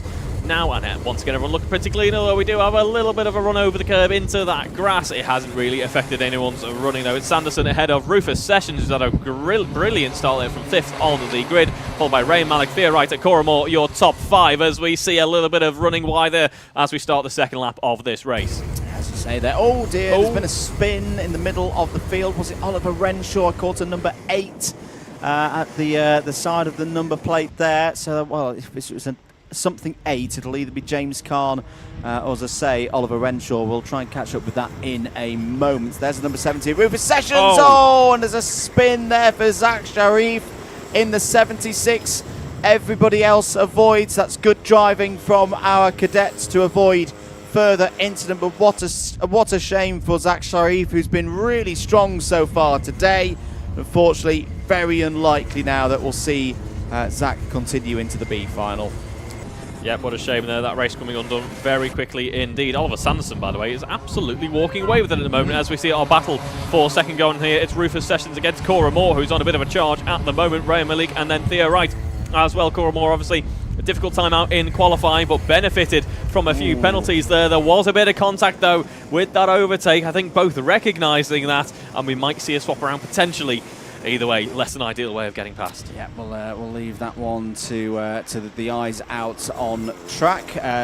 The update on who we saw spinning down at the loop on the last time round. It was James Kahn, the number 58, who was spinning a few moments ago. Was that Ryan Malik having problems? Yeah, and I thought we would see this coming. ABC bump and pass penalty for Cora Moore, kart to number 21. So yeah, that was a pretty clear one to our eyes on the Alpha Live broadcast. Was clearly spotted by one of the race officials, the observers out on track, who don't have the benefits of the high quality cameras here around the circuit, but they've made the right call, if you ask me, there for that incident. Cora Moore will not make it through to the B final, even if Cora was to take P1 on the road. That is a +4 place penalty. It is indeed. We can see just behind there is Ryan Malik, who might not be completely aware that that is the case. Could well have seen it on the Digi flag, though. Apologies, I said it was Ryan Malik in a bit of bother earlier. It wasn't. It was Rufus Sessions, of course. So Rufus Sessions, that's a real shame for Rufus. So he's gone from P2, that great start, and is now down in 10th place. Could still make it through, but needs a few more events to happen between now and the end of this race. Yep, the end of the race still over 7 minutes away. Oliver Sanderson still leads us there. A remarkable start at the front end of things there to jump away from a P4 on the grid up into first. And he set it up nicely in that run into that first corner. We look, though, at Ryan Malik there. Under pressure now from Theo Wright as we run through the loop here. Theo taking a slightly tighter line there. That might give him a few more opportunities as we run down through the top bend and into Dog's Leg in just a moment. So here is your battle for second place on the road. Thea Wright gets the rear left all locked up there, but he got the move done. That was super stuff from Thea Wright to now move up to third on the road, and that will convert through to second place once the penalty for Moore has been applied. So I don't know if Theo knows it, but that at the moment is going to be a position on the road that gives him a route through to the B final. We saw a great start for Thea Wright earlier on in the pre-C final, particularly in those slippery, wet conditions, and it will be a good effort from Thea Wright to make it through to the B final here. A little bit further down, plenty of overtaking going on. Sebastian Hill and Oliver Renshaw both past Timmy Shahini for 5th and 6th. Essa Rashid up 4 places on that last lap, Reeve, and up to P8. Yeah, brilliant drive on that previous lap for Rashid, as we still see Thea Wright there in the midst of a battle. Saw a lock up there a lap or so ago, but looking a little bit more confident this time out, kneeling down there to gain any aerodynamic advantage that is possible. It's not quite the same as if you're on a superbike, but it can make the difference at least as you look over the shoulder. Malik still very much present, Cora Moore just in front as well, and then we have a bit of a group of karts here just a ways back now, running through and into the penultimate bend. 5¼ minutes remaining on the clock. Oliver Sanderson, pretty good to be going through. Effectively has a 4.4 second lead If you're just joining us, the number 21 of Cora Moore has a place deduction to be applied at the end of the race due to an advantage by contact bump and pass incident earlier on in the race on Rufus Sessions, who's now 13th on the road in this race. Side by side again, though, for what will be the last spot in the B final. And that's beautiful driving from Ryan Malik to get out of the dogleg with good speed and overtake Theo Wright for third on the road. Yeah, Theo Wright just went a bit too deep into the corner there, and that upset the car as he went over the curb, scrubbed off all of his momentum. And Ryan Malik able to just scythe on through pretty much unchallenged there. The delta in pace though pretty remarkable as we see them now running through the final couple of corners once again. Timmy Shahini in 8th at the moment, started in 10th in this race, so gaining a couple of places, but he's hoping to progress further up. I am sure Jaden Baker will be his nearest rival in doing that. Also started 11th did Jaden, so Jaden even having a better run at the moment. Indeed, so 4 minutes to go in this one. Down the inside there, that's the number 51 of Jaden Baker going for a move on Timmy Shahini. I've just noticed that for at least the second time today, Timmy Shahini's little NASA panel, as Shahini goes back down the inside of Baker, a slightly shallower angle. I mean, it's on a bracket that can be moved around. It's not necessarily a problem, but yeah, Timmy Shahini's low aero setup. I don't know if it needs a low aero setup. It's we're getting into aerodynamics and karting in 2025. Let's not do that. But yeah, with Timmy being a little bit taller than the rest of the drivers now at this stage, we talked about it earlier. I think we want to get the air over the top of his head. Very true. Back to the racing. Jaden Baker down the inside takes another place. I think he's just having a squabble there with Sebastian Hill. Sebastian Hill wearing that Mercedes AMG suit. Hopefully looking to inspire some good results. Mercedes were pretty strong last week at the Canadian Grand Prix, of course. That number 92 machine currently running now in 7th place. Hello to all of you watching along at home, seeing plenty of support in the comments, a lot of which is from drivers who were taking part yesterday. So that is great to see. Thank you for your dedication, nerds. We have a bit of a spin, a couple of spinners actually in to the dog's leg there. Not quite sure who that was. It was another one of our black suit, white helmeted drivers that we've got here today. Yes, indeed. 2.5 minutes of this race to go. I'm going to say this pretty quiet race so far for the race officials. There's been some good racing between these drivers. There was a move. Was that Essa Rashid going for an overtake? Yes, it was. So Essa Rashid, number 61, goes through and past Sebastian Hill. You will notice, actually, I think there's some drivers out there with different coloured number plates. Say you see Rashid there with the number 61. Now I'm just going to check before I make an incorrect statement. No, I think he's just got. I'm not quite sure why he's got a red one. I thought I was about to say that's the difference between rookies and non-rookies, but it's not, because Oliver Sanderson is a non-rookie and has the black number plate, so completely. A minute and 45 to go though. Sanderson, a new personal best that time around, 54.989. Continues to hold his lead at 2.9 seconds. Yep, a lovely convincing lead out there for Oliver Sanderson. Builds up a nice 2.8 second gap quite early on in this race and has looked unchallenged and still putting in those personal bests, as we say. So he's cruising there comfortably in a nice rhythm and no major challenges there. Plenty of challenges though for the number 51 of Jaden Baker, under pressure here from Issa Rashid, who's on a charge at the moment, up into 7th on the road and hoping to go higher still as we run through the loop and down towards the dog leg in just a moment. Yeah, I've just realised my red number plate theory is completely wrong, because red number plates are normally super lightweights. What that will do is completely confuse me with the photo uploads later on in the week, whereas why is there a super lightweight in the middle of a lightweight race? 55 seconds to go on the clock. Last lap board has been shown there to Oliver Sanderson. So Sanderson is looking good. Cora Moore will still score some good points from this race, despite the +4 penalty. Just won't be able to move through to the B final. Ryan Malik's gap over Theo Wright is 2 seconds. Theo's just going to be outside. It's a tough position to finish in, third in one of these repechage races, because it's a good result, but it's the first of the drivers who doesn't make it through, which could be really frustrating. Yeah, you're maximising points in your respective race, but you all want to make sure that you want to get through to the next one. So, but no, it's still been a good good bit of competition for Theo Wright. Been a good competition here in this battle, all around 6th, 7th, 8th places. There on your inset camera is your race leader. Oliver Sanderson is going to come around the final corner and move through to the B final. Great stuff from Oliver Sanderson. A dominant win. Cora Moore second on the road. But Ryan Malik's not happy because he doesn't know that Cora Moore has a penalty. Wow. So Ryan, it's okay. You're through to the B final despite being third on the road.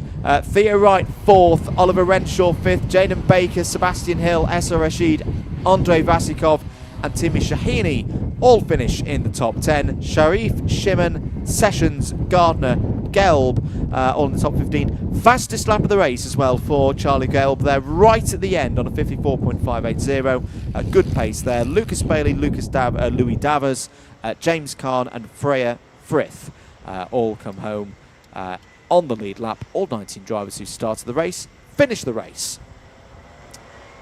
Good stuff indeed from the cadets. Our top two, we'll see them race again in the B final. Well done to all of our other drivers who've raced here today.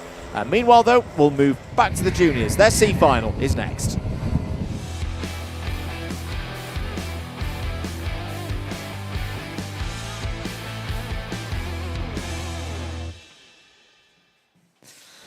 Busy grid of drivers here for the C final in the juniors. Let's quickly whip through it. On pole position, we will find Quam Camaldine with Charlie Williams on the front row. Jaden Gerard Shepherd and Gabriel Wyatt start on row 2. Daniel Archibald and Cian Haynes go from row 3. Next up, Reese Tyler and Louis Williams on row 4. Emily Johnston and Harry Power complete the top 10. Dan Treadwell and Ashley Haynes St Quintin on row number 6 ahead of Jasmine Abdul Hamid and Charlie Mullaney on row 7. Yusuf Yakub, Marcus Allen, Veer Maru, Harry Jones, Rohan Horder and Christian Yordanov all start inside the top 20. Alfie Swain, Jamie Tucker, Charlie Graham, Reese Kelsall take us down to row 12. Lennon Rawding, Jack Adcock, Finley Bennett, Chili Edwards and Toby Mitchelson complete the field of runners here for your Junior Lightweight South C final here at Rissington. We are ready to go racing. Number 78 is going to get a braking formation penalty most likely. We are good for 11 minutes of racing here in the Junior Lightweights. Good start for Quam Camaldine, nice and calm. That's what you want to do, Reeve, at the front of one of these repechage races. Oh, the spinners in the midfield.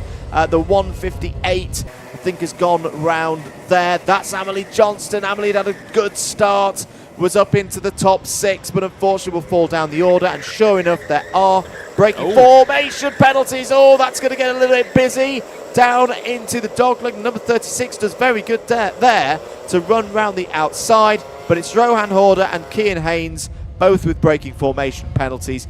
Not a surprise to see there, Reeve Taylor. So it's Camaldine and Gerard Shepherd who lead us as we start the next lap of this race, our first full racing lap, so to speak. Dan Treadwell with a great start on that lap, but up from 11th into 3rd in this race. A great start for Dan Treadwell there. We saw Dan have a couple of difficulties last time out, but is looking pretty well set here in this C final. Daniel Archibald losing a position and Abdul Hamid also making up plenty of places as we head on down towards the mid-phase of this, the first proper full-pace lap. Leader needs to be careful. Quam Camaldine has just had a track limit warning. Too many of those and you can be penalised. It's not just a case of gaining time, particularly on a more old school circuit like this. There are points around the track or just off the track that can damage the carts. That curve, for example, just on driver's right out of the elbow. You ride too far over that, you start to grind bits of the chassis, under trays, chains as well. We've not really seen any chains go this weekend. I hope I've not put the curse on that one.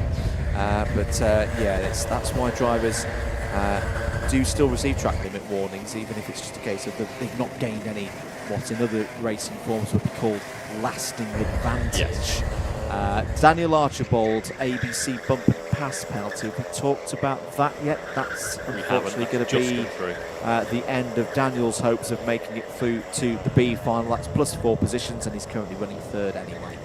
He is indeed. Last time out he did pick up a penalty as well, which took away from what was otherwise a really strong performance for Archibald, and we could be on for a similar situation here as we head through the final couple of corners of the lap once more. Everyone in a pretty decent formation at the moment as everyone hunts for that all-important slipstream. Looking at the number 94, Yusuf Yacoub here, under pressure from Jazim Abdul Hamid, running into that first corner, and it is Abdul Hamid putting that pressure on, bouncing over the curve there. That might cost him a bit of momentum, might bring him under threat now from Louis Williams. Louis Williams the second, as it's listed on our timing system, because there's another Louis Williams in our database there, but Louis Williams, yeah, putting that pressure on. Yassim just in front. We might see that battle developing, but we do have...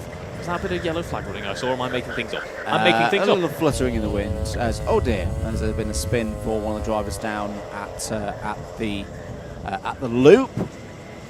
Through there. That's a good move for around 6th or 7th place from driver number 51. That was Louis Williams the second. Through past Jazim Abdul Hamid for what should be 6th place. Yes, it is. Yusuf Yacoub made some nice progress in this race. Yusuf up to P5, as you say, that's a gain of 10. One of the biggest gainers in this race, the biggest of them all. It's 13th position, I believe, for Reese Kelson. Charlie Williams, no, Jack Adcock has also got 13 positions gained. So we'll see how those drivers progress in the second half of this race. As you fight for 3rd, 4th, 5th on the road. Oh, like that from Jazim Abdul Hamid. Nice, brave move down on the brakes, but doesn't quite have the speed off of the corner. So Louis Williams gets back through and returns to 2nd place. But good attempt there from Jazim. Yeah, saw that gap open up and went for it. There was a bit of contact on through, so I wonder if that was actually letting off potentially to allow his rival back on through. We'll see if that is the case. Obviously not going to speculate there, but either way, a good attempt nonetheless. Fantastic bit of racing there.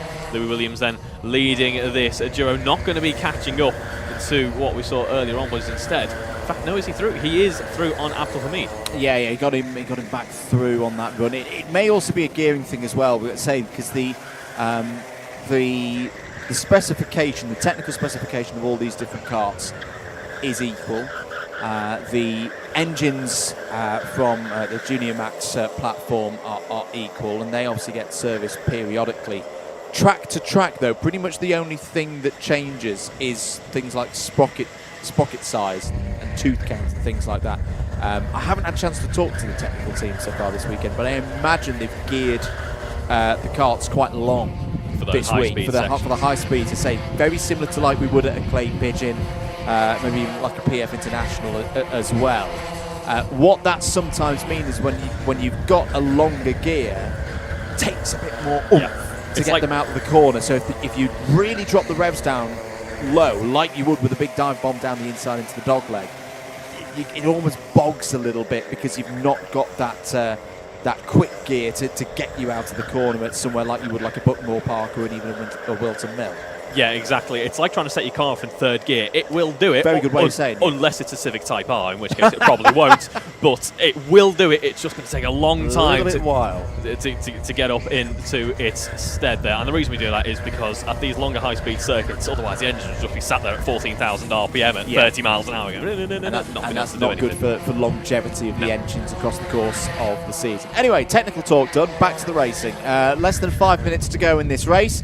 Here is your scrap between the 94 and the 51. This is Yusuf Yacoub and Louis Williams the second, as we're calling him now. It's not iRacing, it's as you mentioned earlier. And that doesn't mean he's a slower Louis Williams. No, that just means he is the second Louis Williams that we've had registered. In this part of the championship as well.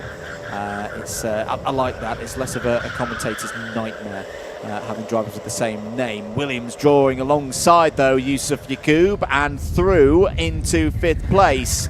If he completed that move, yes, he did. So good stuff there from Louis Williams to move himself a little bit further up the order. Here is Jazim Abdul Hamid having a good fight with Charlie Mulaney. I think that was Reese Kelsel coming through. You spoke to Reese earlier. Reeve, well, some good news for Reese. He's now up into the top 8. Yeah, that'll be fantastic news for him. I know he was feeling perhaps a little bit apprehensive about running here at Rissington, but up into the top 8, as we say, making some nice progress there. 2 positions just on that last lap, and overall from 24th on the grid up into 8th. A remarkable drive here in the C Final. Only a few minutes left, so it'll be pretty tough running to get up into the likes of 1st or 2nd, but who knows what could happen in the final few minutes. 3.5 minutes of this race to go. And plenty still to be decided up and down the field. Top 2 positions look pretty set for going through to the B final for the juniors, which we'll be able to see here later on. Weather conditions nowhere near as warm as it was yesterday, or nowhere near as hot, as I should say, as it was yesterday. But after that rain shower earlier, it has dried out. Here's another fight. This is Jack Adcock, the second of the drivers there in the number 96. He's made good progress. The fastest driver on the circuit right now on a 50.575, trying to find a way through past Abdul Hamid. Back further down the order there. It was a good fight in the teen positions. But good running from all of our juniors today. They've particularly in these C finals, they've put on a good show. They have indeed, yeah. It's been just not been chaos, which obviously is entertaining sometimes, but you don't want that all the time. It's just been some pretty nice running from our juniors here. Looking down the inside, that's number 32 there of Harry Jones, sticking it down the inside. They're keeping alongside, but look at the run through from another one of our black suit, white helmeted drivers there, running out of the dogleg. We're seeing plenty of that on our lightweight day today, and we are through. It's probably going to be something like the different colours way more in terms of fonts. I don't know. But no, I think that was Veer Maru going through a few positions. Yes, it was. So Veer up to P22. Lennon Rawding there in the 101. He's had a good amount of experience in previous Club 100 junior seasons. He's currently running in 23rd place in this race. 100 seconds remaining in this one. Here, side by side, this is Gabriel Wyatt on the inside of number 23 and Christian Jordanov, and trying to get through past Toby Mitchinson. Oh, Jordanov, beautiful switch back there. He's going to get 2 for the price of 1. That's lovely driving to move up into the top 20, but here comes Gabriel Wyatt for another go. Thinks better of it, settles back into that rhythm. Yes. Veer Maru again making progress round the outside. Yes, it was. So Veer Maru now up to P21. Yep, seen a bit of a late resurgence for a few of our drivers at this phase of the race. You mentioned Maru there also. Jordanov making up 5 positions on the lap prior to the one that we've just completed there. So up 7 just in this late stage, bringing himself, as you mentioned, Andrew, into that top 20. Low 51s there for our midfield drivers at the moment as we look on to the final part of the lap once more. Here is your fight for second on the road, but if my memory serves me correctly, Daniel Archibald has a place penalty to be applied from earlier on in the race. He does indeed, yes. Yeah, so that even if these positions or drivers were to swap positions on the road, it would not affect the final results in the who goes through to the B final. They are having to deal with some traffic though in the latter stages of this race. I think Jassim Abdul Hamid has had a problem and has fallen down the order. Is now off the lead lap. Jamie Tucker has also stopped circulating as well. Oh, good stuff from Yusuf Yacoub. Gains another position. Up to 5th place now goes Yusuf Yacoub with the classic out of the dogleg switchback on the number 47 of Dan Treadwell. Last lap board is out. Qualm Kamaldeen has taken the checkered flag, so Qualm Kamaldeen will go through. 2nd place for Jaden Gerard Shepherd. 3rd for Daniel Archibald. Good punch of the air there from Louis Williams. He looks quite happy with that 4th place. It will transfer into 3rd place once Archibald's penalty has been applied.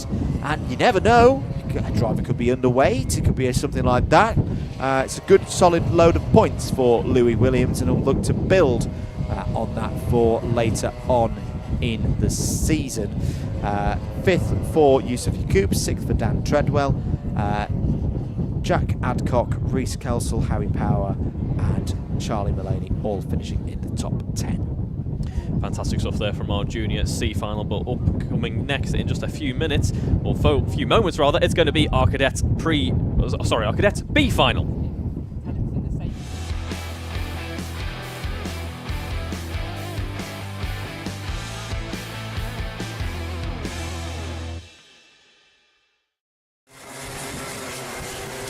B final time for the Cadet lightweights. Last opportunity to qualify through to the big one, the A final later on this afternoon. And of course, more championship points on offer for finishing positions in this race. Ledger Dimitru and Mason Turner go from the front row of the grid. Big race this for Jude Pudderfoot, has got to get through. You feel championship leader before the start of the weekend is joined by Jake Matthews on row 2. Cody Crudington and Harry Waldron go from the third row of the grid. On row 4 we find Kai Jackson and William Hossack. Jackson Burge and Ethan Windsor completes the top 10 of this field. Vinnie Cunningham and Theo Thomas go from row number 6. Layla Fitzgerald and Megan Gascoigne start on row 7. It's then Athena Cooper and Adam Asghar on row 8. They've both made it through from lower races here today. Riley Busby and Dylan Williams go from row 9. Aman Rana and Benjamin Beresford start on row 10.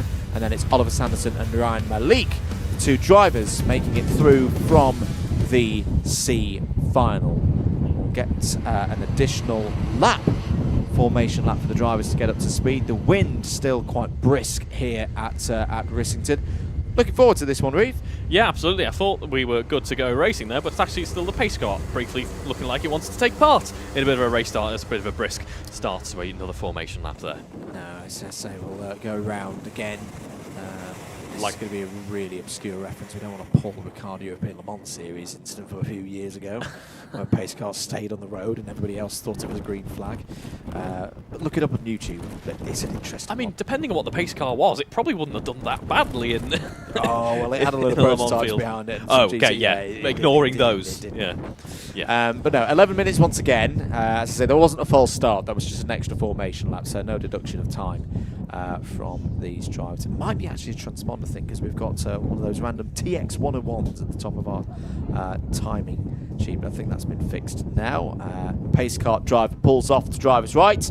Make sure we get the tram lines right here, drivers. That's looking pretty good. Away we go for the B Final. Good start for those on the pole side. Dimitri will lead. I think Jude Pudderfoot may have got through into second place, maybe even the lead. There's a few drivers running wide. Where's the number 37 going? Somehow catches it and avoids any other carters there. Is able to continue on, loses plenty of momentum, and I thought I saw that. It's Ryan Malik, number 74 plated kart, the braking formation. They dropped down the order. I think they were caught up in the mix at the start of the run into the loop as well, but we continue on through. Mason Turner losing plenty of positions as we run into dogleg here. Around the right-hander we go, and on the lead lap, starting from second, of course, and now looking a little bit further back. So Jude Pudderfoot's taken the lead of this race. I think the mission statement for Pudderfoot is simple in this one, Reeve. Just get through. Get through, get one of those 2 repechage spots to the back of the A Final grid, and then just take it from there and see what happens. This has been a bit of a surprise to see the driver who finished second in the Cadet Super Lightweights last year in this B Final. But this is part of the format. You can have days like this. It's why the timed qualifying is so important. But what's more important is how a driver then bounces back from it. And there's still a chance here, particularly if Pudderfoot can stay at the front, get through. There could still be some big points on offer here today. Yeah. Ledger Dimitri's in second place.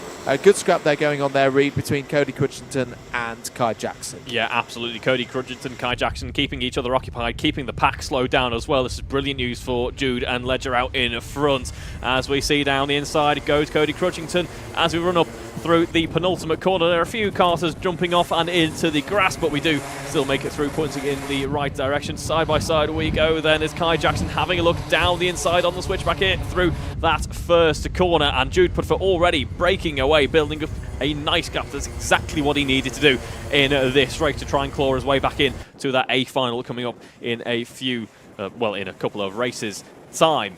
ABC bump and pass penalty for Layla Fitzgerald. So Layla unfortunately will lose at 4 positions. Big lap this for Ledger Dimitri to just keep it nice and calm. He's still got second place. He's still going through to the A Final at the moment, but has been reeled in a bit by the rest of the field. Jude Pudderfoot is in time trial mode now, just looking to move away from the rest of the field. And this has been a good lap for Ledger Dimitri. Ran wide through this corner last time around. That's a bit tidier, but he's just going to keep his eyes forward and not get too, overexcited with how many karts are behind him. overwhelmed. He is going to have a bit of a challenge here, though, as Kai Jackson there with the replica Lando Norris helmets trying to move through. That's good from Dimitri, who's been able to hold onto the position, but can he hold it here? Down the inside goes Kai Jackson. That was nice positioning on the road into top bend. Dimitri's not giving this one up, but has to concede now. Back into third place. Good stuff there from Kai Jackson. Oh, it's Layla Fitzgerald half in a spin there, loses a number of positions, and everybody else is trying to get organised behind her. Couldn't quite tell whether that was an encouraged spin or a driver error, but either way, Layla Fitzgerald falls quite a way down the order. Does indeed. Plenty of chaos going on into that upper midfield pack. Then Cody Crudgerton bump and pass penalty. Not sure what's happened to Mason Turner. Don't know if that was related at all, but Mason Turner plummets down the order, is effectively out of the front end running in this race. Now Kai Jackson defending that second position at the moment, that all-important second position. The aim of the game here is to make sure you come home in those first two places, but do it without penalties. So don't want to defend too hard, don't want to make any rash moves here. We've still got over half race distance to go, as we can see the number 27 plated driver looking over the shoulder there. That's Harry Myatt Waldron there, under pressure from Lady Dimitri, under pressure from Layla Fitzgerald, in fact, by the looks of things here, as we all run through the dog's leg once more. Yeah, it's good stuff from the likes of Harry Myatt Waldron, who did make it through to the A-tier races at Wilton Mill, and was about third in the pre-final. So again, another driver perhaps a bit of a surprise to see here in the B, as Legend Dimitri was a bit wide there and may lose third place here to Myatt Waldron. Further back in the order, Theo Thomas, Riley Busby, they're both up into the top 10 past Jackson Burge. Adam Asgar is up to 13th place past Mason Turner. That's the update of all your moves at this one. Kai Jackson not breaking away here, Reeve.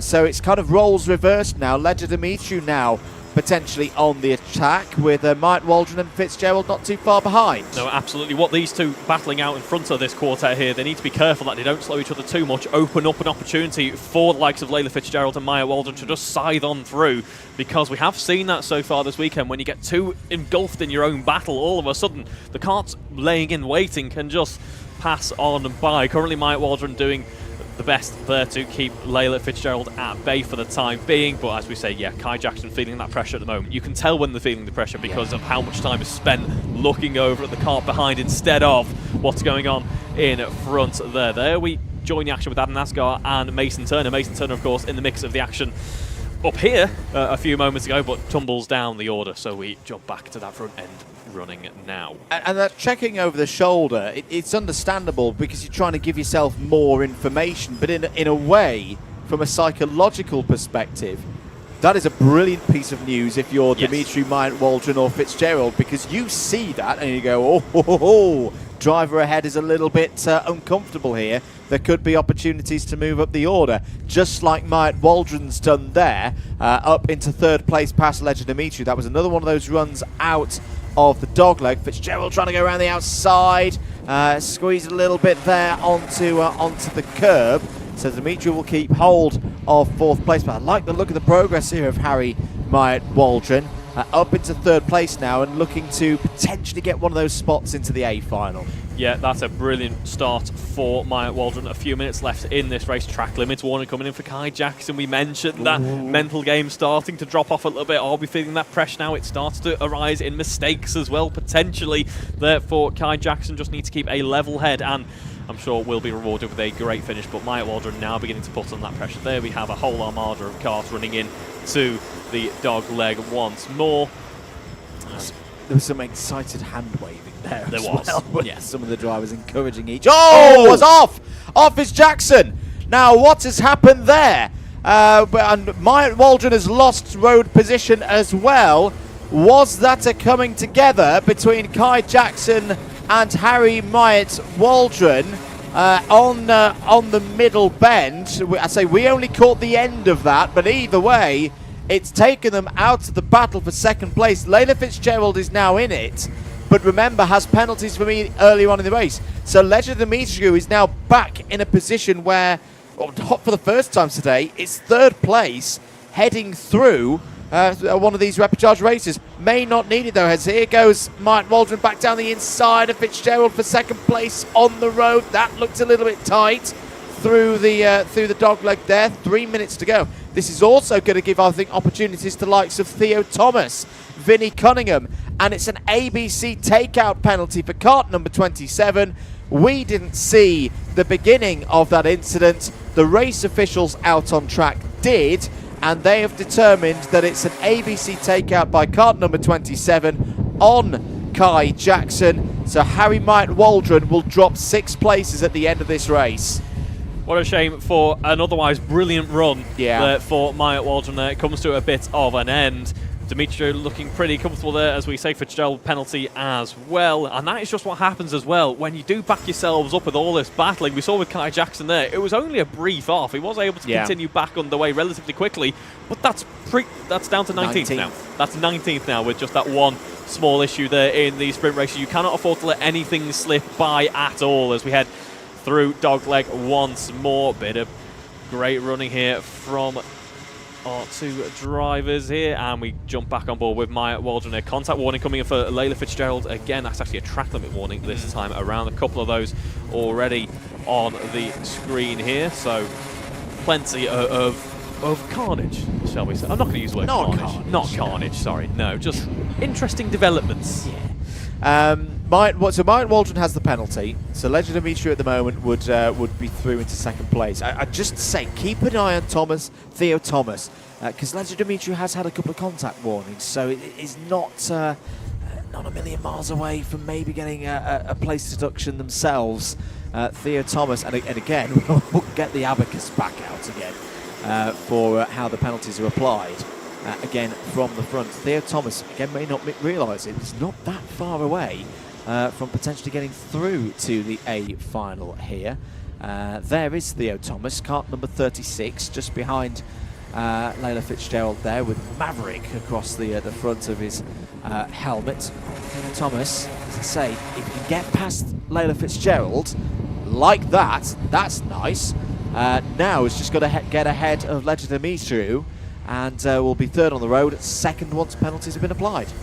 We just saw a nice little battle there as well between the likes of Cody Crutchington, Gascoigne and Riley Busby as well. That was all done into the dogleg there. Busby losing out, but still a remarkable drive for Busby there. It was 17th up into 10th at the moment, so another race with big movers here. Our biggest mover though being Layla Fitzgerald, who started 13th on the grid. Indeed. Just looking further down the order, some other moves being made. Windsor and Williams both to the top 15 now, ahead of Beresford. And also Ryan Malik is through past Jake Matthews and into the top 20. But this is the fight we need to keep focused on. It's for third place on the road, but with Myatt Waldron there in the number 27 with a 6th place penalty to come. This is going to be the battle for the final spot in the A final. Jude Putterfoot's gone. Is nice and comfortably clear, has done a very professional job in this race, and will move back into the A final.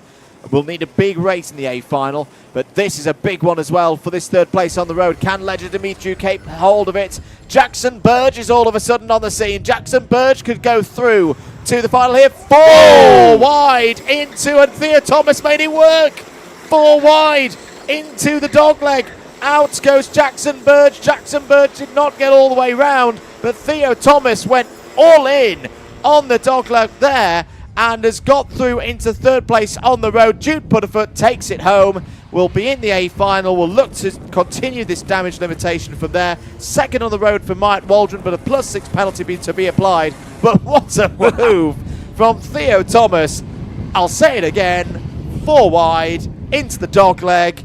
And it was under control from Theo Thomas. I was going to say, yeah, that wasn't on my bingo card, certainly, but he made it work. And that crucial spot, of course, to get up into second there for Theo Thomas after penalties are applied. Great running from Theo there at the end of that race. Jude Putterfoot quite rightfully celebrating there with a pretty comfortable 6-second gap at the end of that race.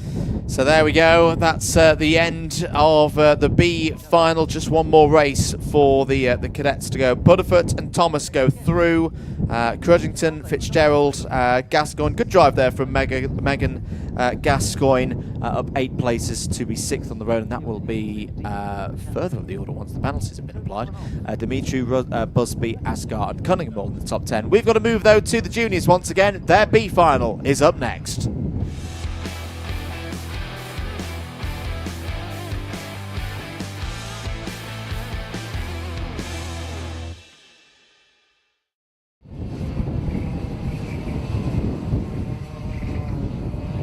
At Rissington, let's take you through once again the grid of drivers. In fact, Reeve, do you want to do this one? By all means, yeah, here we go. Go So on, it's then. Callum Boot and Max Kilby on the front row of the grid for this one. Then we have JP Equiel and Archie Bullard running on row 2. It's Everton Svarkas and Thomas Hughes running on row 3. Moving on to our 4th row of the grid, it's Daniel Varlan and Ben Richardson, followed by Jamie Tyler Gooden and Oliver Wilde, Zachary Parkhouse and Kira Boylan on row 6. Moving on to the 7th row of the grid, it's Dylan Vanilla, Daniel Lezensky, Jack Whitehouse, Samuel Chilton, Ollie White and Spencer Wilds. Row 10 then, we move on to Aaron James, Oliver Bamford Sr., Max Daniel, Jensen Davis, Maxim Muskis and Leo Engels. Final row of the grid then, it will be Kwam Kamaldeen and Jaden Gerard Shepherd, who we saw making their way up into this B final for our juniors. Now they're all behind the pace carts, getting ready to run down the tram lines here. It will be Kilby versus Boot on this race start, running down the tram lines. Pace cart moves out the way and we are good to go, racing for our B finalists in the junior division there. And look at Jake Wepiel already moving down the inside. That was pretty brazen, as it all looks to be a bit chaotic. Plenty of carts going off and into the grass. We run into the Boot and there's still plenty of carts looking to rejoin the grey stuff here at Rissington. We do somehow all seem to make it through without spinning. A couple of carts just further back behind, but we are good to continue on in this Junior B final. Wow, I knew the start of this race would be a bit spicy. I wasn't quite expecting that. There's already been about 5 leader changes on this first lap of the race. Callum Boot has got back to the front of the order though. Remember, it is still again only 2 places to go through to the A final in this one. Archie Bullard's had a decent start. Mechanical flag is out. Off to IKEA for the meatballs for Daniel Lazinski. Unfortunately, that will be the end of competitive running for the driver there in cart number 69, who's down in 22nd place at the moment. So Boot leads from Bullard, Equal, Sushfarkas and Tyler Gooden in the top 5. Keep an eye on JTG. He would be my favourite for this race on the form book, similar to what we talked about with Jude Pudderfoot in the previous race. Just needs to get through one of the championship contenders to get back on track. And there he is in 4th place now in the number 19 cart. Good move there from, I think that was Kira Boylan down the inside in the number 14, having a fight for 9th place. Yeah, it just goes to show that we've seen it so many times at Dogleg. If you go too hard into the first phase of the corner, you do tend to lose out there. But as we say, Lazinski, that's not too often we see that mechanical. I'm imagining that's come from a bit of argy-bargy on lap 1 and a transponder or a number plate, something like that. Well, a bit of bodywork. It could be one of the bodywork pods around the carts, either those side pods, because they're almost in on an interference fits stub. Which can sometimes just come out of the mount if they get enough physical encouragement, shall we say, or a rear bumper as well. It's quite similar to what you see in owner racing as well, when front fairings and rear bumpers come loose. That often can result in a mechanical flag. The only driver I've ever seen be able to get away with it is Mr. Howard Mitchell. He somehow did it at Ella Park a couple of years ago, and it locked back into position, so it wasn't a safety issue, because it was still there, it was still attached, it wasn't flapping around. Yeah. I'm still to this day, I don't know how he did it. Anyway, we'll put it down to commentator's privilege. Just ask Piers Pryor. 8 minutes and 20 seconds to go. Callum Boot leads this one from Jamie Tyler Gooden, but have much longer, because that is Jacob Equal down the inside once again for 2nd place. Archie Bullard still there with the black helmet on the outside in car number 37, trying to get around the outside of Tyler Gooden for 3rd place. How did that one shake out as they run down towards the dogleg? Well, my goodness me, the juniors are taking inspiration from the cadets. That was 3 wide this time down into the dogleg. Got to remind yourselves though, juniors, your carts are a little bit wider than the cadets. They are indeed. It's a pretty wide track, but still, we saw 6 wide earlier on from the juniors into the Boot, so who knows? We seem to be pretty good at running wide and being competitive with each other, but we'll see how it plays out this here in the final few minutes of this Racing State Final. So the 7 minutes. Interesting tactics at the moment. Archie Bullard was frantically gesturing at Jamie Tiley-Gooden to say, go, get up the road. We've got a 2.3 second gap to Callum Boot. But I think part of this is Jamie just trying to keep it kind of tight at the moment and not give everyone too much room to take his spot away. We'll see how it plays now over the course of the next 7 minutes. Eccles and Tiley-Gooden bumper to bumper as they run up through the top of the course. As Eccles down the inside on Tiley-Gooden and through into second place. That's good stuff there from Eccles. As back comes Jamie Tiley-Gooden. Back down the inside. Oh, as off goes Eccles there, running out of space. That was Max Kilby on the inside. Max Kilby's now up into second place. Bullard now third. Jamie Tiley-Gooden now down to fourth. Yep, less than ideal for Eccles there. The move that we saw on lap 1 from Eccles, which worked in his favour, very much being played against him on this lap. Now looking over the shoulder is Max Kilby. There is Archie Bullard putting that pressure on, running down into the dog leg here. It all gets a bit side-by-side action, all gets a bit elbows out. There's a little bit of contact there, but we are good to continue on the run, that crucial run out of the switchback corner there, working well. And there we do have a penalty for Jamie Tiley-Gooden, perhaps unsurprisingly forcing a driver wide there for the runner in P3. We head through the final corner once more. Plenty more drivers running a little bit wide, going off into the grass. There's plenty of rallycross here this afternoon. And we do continue on then on to that next lap. This train of karts looking just that little bit more settled, as we can see. It's been led by Jamie Tiley-Gooden, has that penalty to serve, so he cannot go through to our next final. He cannot make his way through into that A final. It will be the likes of Archie Bullard, Max Kilby in the shout for that run through to our final bit of junior running this afternoon. There we see a bit more running through into dogleg once more. The juniors are loving running 3, maybe 4 karts wide at various points on the course. We see just how much exhilarating fighting we are getting now for our drivers. Yeah, it's been an interesting one, this one so far. 5 minutes of it to go. Varlan down the inside there takes 4th place away from Kilby. That might bring Eccles back into place. Aaron James is all of a sudden on the scene in the number 80. So what can James do here to potentially break up into the top 5? 3 wide. And nearly 4 wide through the loop. Eccles now on the outside of this battle, switches back to the inside through top bend. That was a nice piece of driving by the pilot in the number 8. Down into the dogleg now. The 149 of Shush Farkas is getting involved as well. Kira Boylan at the back of this train has already made some good moves out of the dogleg. Kira looking to make another one side by side between Eccles and Shush Farkas over the top end of the circuit.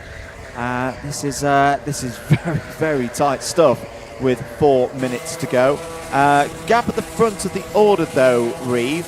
Closing perhaps. Boots 51.0 last time around. Tiley-Gooden 50.799. Yeah, slowly being hunted down is Boot. Tiley-Gooden, we know, does have that penalty, so can't win it on the road, but is certainly going to try. Sorry, he can win it on the road, he just can't win it on paper. Tiley-Gooden, though, putting that pressure on. As we see 3 minutes, 40 seconds left on the clock. It will be a tall order to close that up and get the move done. But we could be on for a great little battle here towards the end of the running. Looking on then to the number 8 of Jacob Equal, fighting further up the running earlier on in this race. Currently behind Zachary Parkhouse, had a move potentially set up down the inside, is going to have to wait for another opportunity in order to do that, though. We're actually seeing quite a few contact warnings coming in from this set of karters heading around now through to the final part of the lap. 3 minutes left on the clock, and Jamie Tiley-Gooden on that charge at the moment sets a new fastest lap, a 50.5. That's pretty strong from Jamie Tiley-Gooden there, as we look further back now down to Dylan Vanilla heading through and into the first corner now. This is in the mid-pack of this race. Plenty of action going on throughout the field, particularly when we do have our slightly eclectic race starters. We run through the loop. Only 2 wide this time round. We've previously enjoyed 3, maybe 4 wide, running through the long, sweeping left-hander here at Rissington. but it will be Dylan on the outside for the run in to Dogleg here. On the inside, it is going to be the number 99 of Jack Whitehouse. Jack Whitehouse starting in 15th, currently running in 15th. A name that we saw enjoying some running earlier on, just a few races ago. Still side by side for plenty of our drivers here, and there is Dylan on the defence here against number 17 of Oliver Wilds, who's run into the penultimate corner. That penultimate corner, we've seen so many switchback moves made, so many go wrong as you end up running on to the grass. But everyone making it through cleanly that time around. Still side by side there with Jacob Epiol fighting to maintain a P9 ahead of Kira Boylan there. Kira Boylan on a bit of a charge at the moment. Fastest lap for her in this session, a 51.2, making up 2 places from 12th starting this race. 2 minutes to go then. It's still all in control for Boot and Tyler Gooden. That down the inside is the number 85 of Leo Engels. Leo must have made some nice progress in this race. He's up 8 spots, potentially 9 now with that move into the dogleg. I see the number 7 of Thomas Hughes filing through. Good progress from Jack Whitehouse as well. Another one of our drivers who moved through from the C tier races into the top half of this one now. Yeah, fantastic running for Jack Whitehouse. Not going to be quite there to be in the running for that A final, but still nice movement throughout the field. Goes to show qualifying isn't everything here, although it does certainly help. Leo Engels, 24th on the grid, up into 14th as well. They're just over a minute to go. Boot's looking very comfortable. I've got to say, for Callum Boot, fighting back in the early stages of this race, I think he's going to be the key for getting through, as that's the number 17 of Oliver Wilde down the inside of Ben Richardson going through, and is that Sam Chilton up alongside? Whoa! Rallycross time for the number 25 of Zach Parkhouse. That was in the fight for 7th place. May mean that Parkhouse has lost out in that. Yes, drops down to P10. Fighting now with Kira Boylan in the red suit. Nearly losing out to Kira Boylan there, but keeping his cool, keeping back onto the tarmac, keeping all 4 wheels planted on the ground, always beneficial, and managing to stay ahead of Kieran for now. But we head into the final phase of this race now. There is Callum Boot. We haven't looked at too much. You mentioned Andrew earlier on. Jamie Tyler Gooden hunting down Callum Boot on a bit of a charge at the moment. We saw those best laps pouring in, and they continue to pour in. A 50.3 last time out for Jamie Tyler Gooden, and now we're on for a proper fight as we head into that penultimate bend. Having a look around the outside, going for that wide entry to get a good run into the final corner now, but it is going to be checkered flag here for Callum Boot, and he takes the win, does Callum, just ahead of Tyler Gooden there. What could have been, we were pretty much robbed of a great battle there, I think, but Archie Bullock comes home in 3rd, Daniel Varling, Max Kilby, Aaron James, Jacob Equiol, David Tutsvarkas, Zachary Parkhouse and Kira Boylan, your top 10 from that race. Good finish as well for 3rd there. 0.032 of a second between Bullard and Varlan. Decent effort though from Daniel Varlan. I think Varlan's going to be one of the top rookies in the order today. I think some of them have already got through to the A final, but that's a good effort nonetheless. So Boots and Tyler Gooden, they will move through to the A final. That's another one of the big hitters through to the A final after a mixed qualifying here today. Before we get to that big one though for the juniors, we'll pass back once again to the cadets, their last race of the weekend. It's the lightweight A final up next.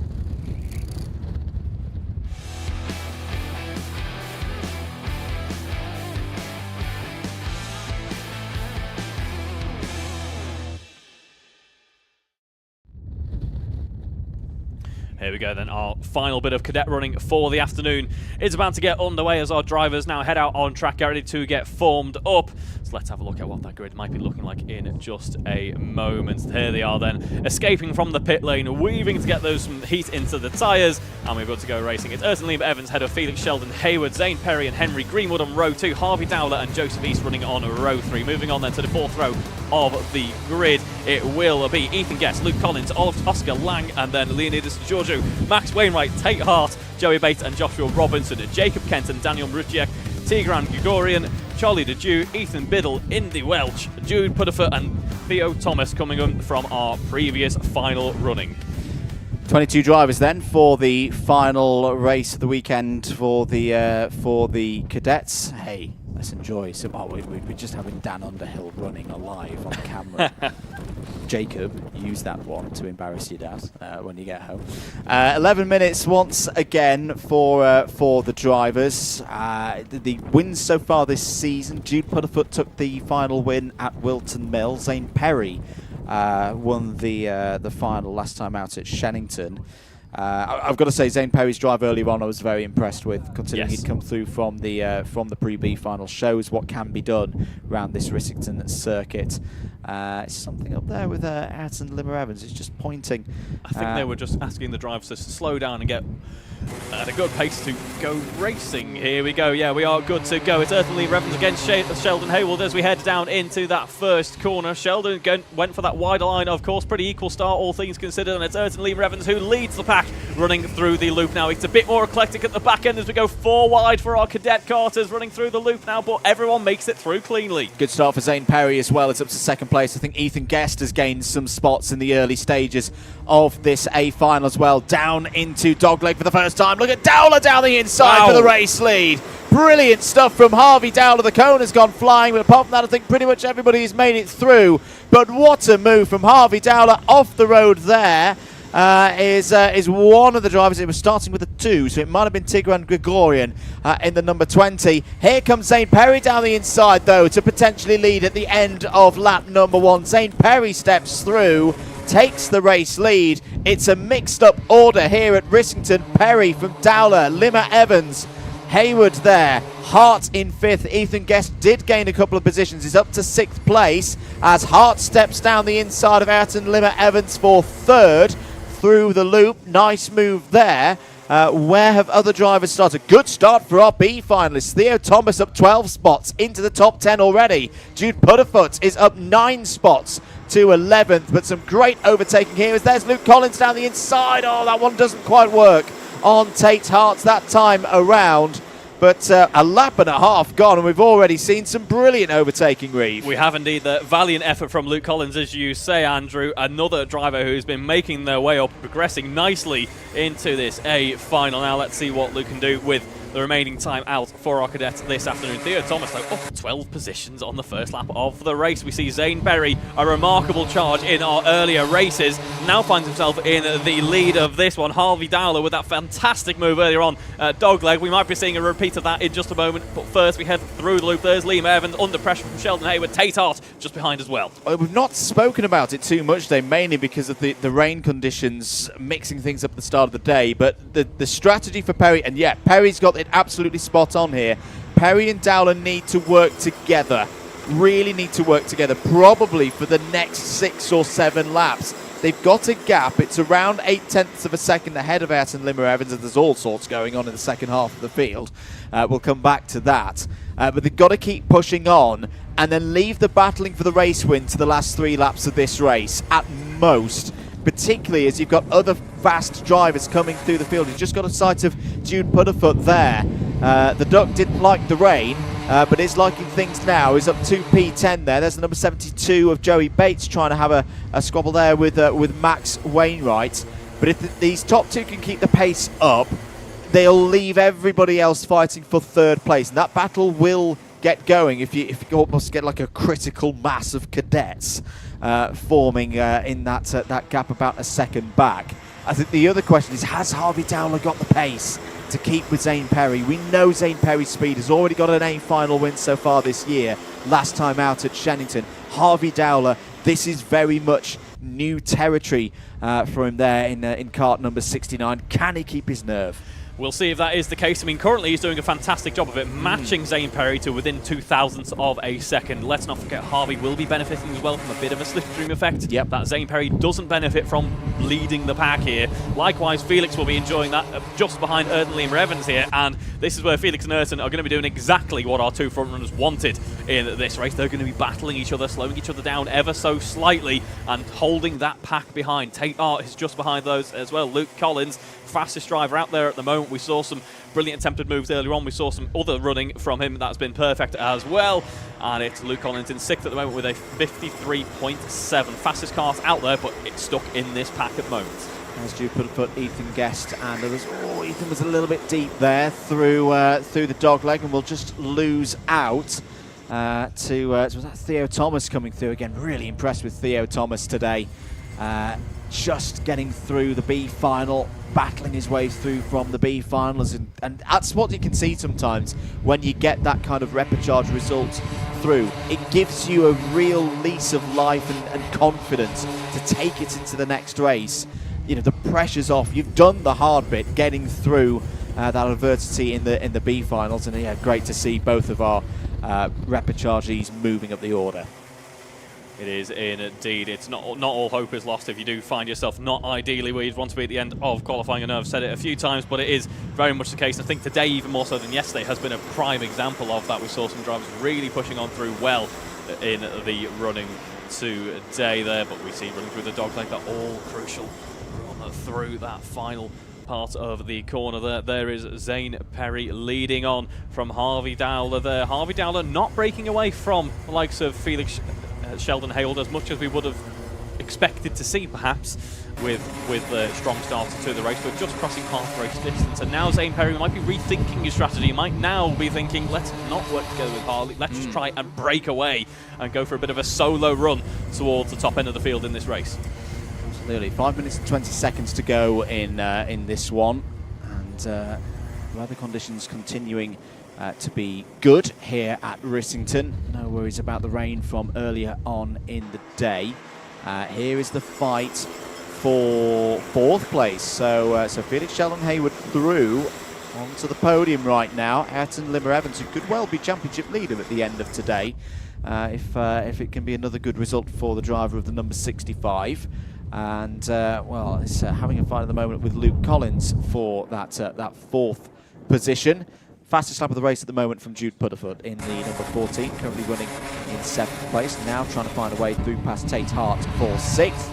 And there through goes Pudderfoot. This is a good drive from Jude Pudderfoot. Jude Pudderfoot trying to go one step further than last year in the Cadet Super Lightweight, where he was runner-up to Rory Hamilton. And well, if he is going to be champion in the Cadet Lightweights and succeed the likes of Matteo Ehrenfeuchter and Logan McAllister, it's not necessarily going to be the days, Reeve, where he dominates, is up front and looking consistent. It's going to be the days where he manages to get a result back when he perhaps shouldn't have, and that's looking like to be the case now. And through goes Luke Collins. That's past Ayrton Limmer Evans. So Collins up to P4, Pudderfoot now P5.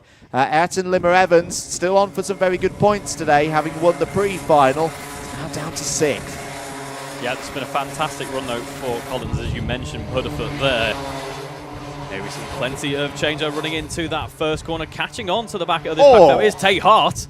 Brilliant stuff there from Tate Hart. Oh, as Luke Collins is off the road. Luke Collins has lost position there. It was 3 wide pretty much into the first part of the loop at the end of the top straight. And, well, that's a real shame for Luke Collins. It looks like that repeat of the 3rd place last time out in Shennington is going to be beyond the driver there in kart number 24. But what a move from Tate Hart. Got down the inside, gained at least 2 places in all of that. 3 minutes to go. This is looking a little bit further back in the order. Joey Bates moving up there in kart number 72. You've got Joseph East in here, Jacob Kent as well. This is all around 15th place as they run into the elbow. Here's your fight for 6th place, Ethan Guest and Theo Thomas. You can see Luke Collins has rejoined there. It's just in 8th place with Leonidas Georgiou for company. It's been a decent day for Georgiou. In fact, do you know what? It's been more than a decent day for Leonidas Georgiou. I've just noted this. Apologies. Leonidas Georgiou before today hadn't got an A final, hadn't got a B final either. Wow. So Leonidas has gone from being in the C finals at Wilton Mill at Shennington to not just being in the A finals but being in the top 10. That is a magnificent run. Oh dear. As there's a little problem there in that battle for 15th place. 3 wide into the dogleg didn't work on that occasion. 2 minutes to go though. St. Perry has nearly got a 1.3 second lead, looking to repeat his victory from Shennington. Here's your fight for 2nd place though. Could Jude Pudderfoot go from the B final up onto the podium? He's on the outside now with Harvey Dowler. Dowler desperately not wanting to lose a top 3 place again, like happened in the pre-A final. This is a great battle down towards the dogleg. 3 wide. Pudderfoot on the inside has surely got second place now. Side by side between Felix Sheldon Hayward and Harvey Dowler. The number 31 holds on for now. Yeah, very nice defending there from Pudderfoot, just making sure that position was secure. I should add on that previous lap at 53.2, class best for Jude Pudderfoot there, the quickest we've seen all day. So really strong running at this late phase of the afternoon there from Jude Pudderfoot. Under pressure once again, though, it is going to be Hayward bringing that fight as we start the next lap of the race.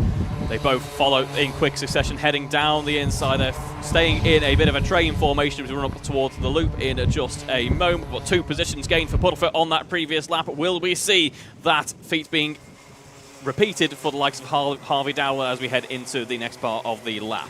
ABC bump and pass penalty, unfortunately, for cart number 83. That's Charlie Ledoux, and Charlie currently in 21st place, so actually it's not really going to change things all that much. Here's the 17th place battle. Jacob Kent in the green helmet there at the very front of it. Daniel Marutiak and Joey Bates in there as well. Here is your 6th, 7th and 8th placed drivers. Guest, Thomas and Collins. Although Giorgio in there as well in the bright blue helmet, and Oscar Lang in the 99 just at the back. Felix Sheldon Hayward pushing on here on the last lap. I think the hopes of a first podium for Harvey Dowler unfortunately dissipating. I tell you what, the race win hasn't been decided yet, because this pace for Pudderfoot and Felix Sheldon Hayward is absolutely massive. They took 7/10 out of Zane Perry on the last lap. Does Zane Perry know that they're there? What a run this would be if Pudderfoot could win, having been in the B final. Now Shane Perry checks over the shoulder and thinks, my goodness me, where have you come from, Jude? This is not done as we've got 2 corners to go. Jude Pudderfoot draws alongside. Perry defends to the middle of the road. It's going to be another last corner stand like it was 24 hours ago in the super lightweights. Is Zane Perry going to hold on? Yes, he is. Zane Perry takes back-to-back wins in cadet lightweights in the Club 100 South Championships. But my goodness me, Reeve Taylor, that was close. Jude Pudderfoot will say, I needed one more lap to do a remarkable run. It's still a remarkable run from 21st on the grid. Pudderfoot second on the podium, back on track. Felix Sheldon Hayward completes the podium. Fantastic drive to the podium from our 3 drivers there. Zane Perry looking pretty insurmountable, but there we saw that challenger, as you say, what could have been with one more lap. Shout out to Tate Hart as well. Theo Thomas, 22nd up into 6th. Ethan Guest, Luke Collins, and then the number 99 places Carter, followed by Leonardo Giorgio as well. Our top 10 for that. The final bit of cadet running this afternoon. Fantastic there from Perry, Pudderfoot, and Felix Sheldon Hayward. Harvey Dowler as well. I've got to tip my hat to Harvey Dowler. I've watched Harvey race for a good while, and I know it's to be so disappointing to miss out on a top 3, but yeah, no, that is still a very good result. Right, we've got to move on from the cadets. There's a couple of practice laps before we get going for this final race of the day, Junior Lightweight South A Final.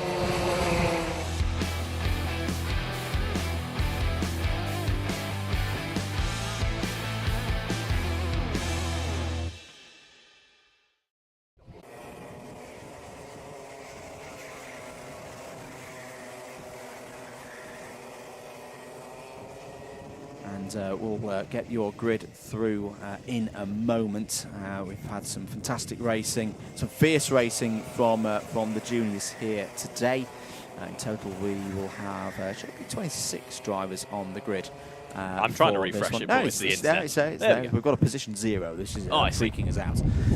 But yeah, a few practice laps for the drivers first of all. That give us a chance to do a nice leisurely grid for you. Jake Chapman looking to do the double. We saw the double done yesterday by Jack Bromham. Jake Chapman starts on pole, has got Zayn El Tobshi for company on the front row again. Has Zayn learned from the pre-A final? Had a bit of a tardy start earlier on in the day. Charlie Wainwright and Ethan Saunders-Wilkes, they go from row 2. It's then Henry Wilkes and Dom Balasaitis on row number 3. Bobby McGurr starts on row 4, joined by Zach Watson, Max Sheldon Hayward, and Jonathan Fuchs start on row number 5. Harry Clark and Sebastian Sorescu go from row number 6. In the midfield, we find Anthony Roberts and Daniel Parsons on row 7. Tom Sands and Morgan Humphreys go from row 8. Tyler Masters and Ben Cosgrove start on row number 9. Hudson, Gordon Huntley and James Lockhart complete the top 20 for the start of this race. They're ahead of Owen Price and Omar Matthew on row 11. Hudson, Barker Dix and Stanley Wilson start on row 12. And qualifying through from the pre-B final, from the Trophy B final, hoping to take some inspiration from the cadets. It's Callum Boot and Jamie Tyler Gooden on row 13 to complete your 26-strong field. So, last race of the weekend. Next time will be with the Club 100 Cadet and Juniors. It's not that long. It's really not, no. 2 weekends' time. The championship will be down at Clay Pigeon. We've been talking about Clay Pigeon a fair amount so far this weekend because it's a bit of a similar circuit in some regards to here at Rissington. I haven't got the official numbers in front of me, but I suspect if there are any spaces left, there won't be many of them. So if you've watched today and you want to be on the grid, if you've got your race license, you want to be on the grid for Clay Pigeon, brilliant circuit down in Dorset. Get on the phone, get on the blower on Monday morning once the team are back in the office to get booked on.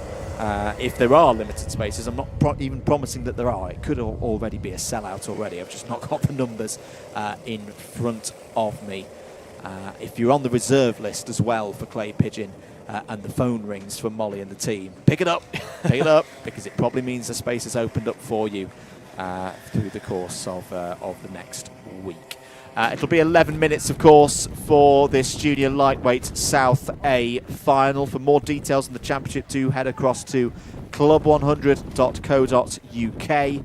A very busy summer of events ahead of us.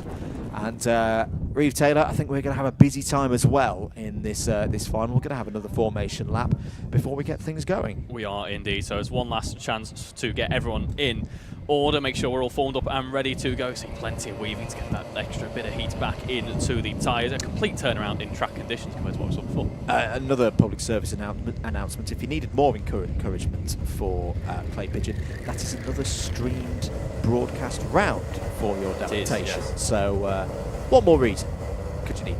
I can't control the weather though, and Clay Pigeon can sometimes have some dodgy weather. It's a microclimate. But surely in early July we won't get the. We can't commentators. It's one thing to commentators curse our own round, but to commentators curse another round that we're not commentating at is even more evil. We can't do that, Andrew. Good luck, Kieran and Jake. Anyway, right. Let's get back in the zone then for Junior Lightweights A Final, their third one of the year. Quick little recap so far: Jamie Tyler Gooden and Max Kilby have been your winners in what is probably the most open category of the junior of all the cadet and junior South Championships so far this year. So who knows what's going to happen in the next 11 minutes. Looks like we are all formed up on the grid. 26 drivers here at Rissington ready to go. Eyes on the lights, they'll go out, and 11 minutes will begin here for the A Final. Good start for Jake Chapman, who will lead through turn 1. A couple of drivers in trouble running wide out of turn 1, but that is another spot-on start for the pole sitter, who's been brilliant since timed qualifying earlier on this morning. Zainel Tobshi has fallen down to probably around 5th place. He's got Bobby McGurr on the inside. Oh, that was looking a bit tight with Max Sheldon Hayward right in the middle of a pack of carts running wide out of Top Bend. But it's Chapman leading in the early stages. Dom Balasaitis as well on the attack. And there's a few drivers who are going to be in trouble once again. Reeve at the dogleg. They are indeed a bit of a common theme this afternoon, but Chapman with that brilliant start, confident start there. Wainwright follows him straight through as well into 2nd place in this race. There is Henry Wilkes as well running along there just in front of Zach Wilson there. Zach Wilson looks to have gained quite a few places on this race start. Our first takeout penalty coming in, and that is for Jonathan Fuchsil. who did not have a great run on lap 1 there. 6th place is gained, though, by Anthony Roberts at the very start of this race. A fantastic bit of progression there through the field from 13th. Yeah, Morgan Humphries as well. I think he's up 7 spots to P9. So keep an eye on kart number 49 potentially in the middle part of this race. Don Balasaitis goes for the move down the inside, trying to take another position. Jamie Tiley Gooden as well. What have you spotted there, Reeve? He was penalised and shouldn't have been in the running for a run in the A final after that B final. No, I think he was okay. I don't think he got a penalty. He did definitely pick up a penalty, at least on our timing systems. I wonder if that was rescinded potentially. Maybe so. But 9 minutes and 20 seconds remaining in this race. Still looking good at the moment. Thank you, Benji. Benji just confirmed that, yes, no, you're absolutely spot on there, Reeve, that JTG did have a penalty rescinded. That's often in like a bit of a discussion between drivers, so at least that's how it happens in seniors. We'll come back to that because that's a move to second place. Through goes Henry Wilkes into the second spot on the podium. So the call will have come in. There may have been a discussion about it between the officials. They may have jointly decided to rescind it, but it could also have been between the drivers. As I said, this has sometimes happened in seniors where the driver who has been potentially offended, shall we say, comes to the race officials and thinks, I don't think that should be a penalty. It's that collective agreement. So either way, Jamie Tiley Gooden is in this race, having had that move. He has just picked up another one there for racing under yellow. So on one hand, you get one taken You're not away, getting that one. You're not getting that one rescinded, not, Jamie, if it's a racing under yellow. Sorry. 8 minutes and 10 seconds to go then. So Chapman's gone. What a drive this has been from Jake Chapman ever since TQ. You know, it was a case of like, oh, is that just did he just get a really lucky run with a bit of a toe and a mega lap? No, this has just been Jake's pace today. Yeah. He has dialed himself into this circuit head and shoulders clear of the rest of this junior lightweight field, and this is testament to the work that Jake's been putting in, and Max and the whole family have been putting in over the past few weeks. It's a very, very impressive run. It's not done, of course. Still 7.5 minutes of this race to go. But Chapman's lead is now 4.1 seconds from Ethan Saunders-Wilkes, and Bobby McGurr now up into 3rd place. There is your second place driver. So Ethan Saunders-Wilkes trying to break off the front of this chasing pack.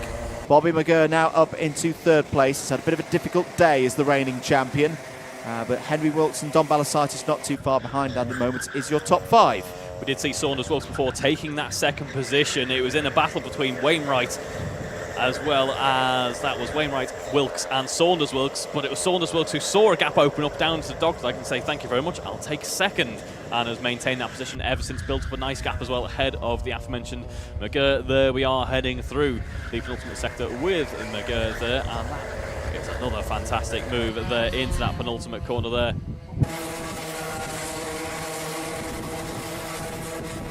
Six minutes and 35 seconds of this one to go.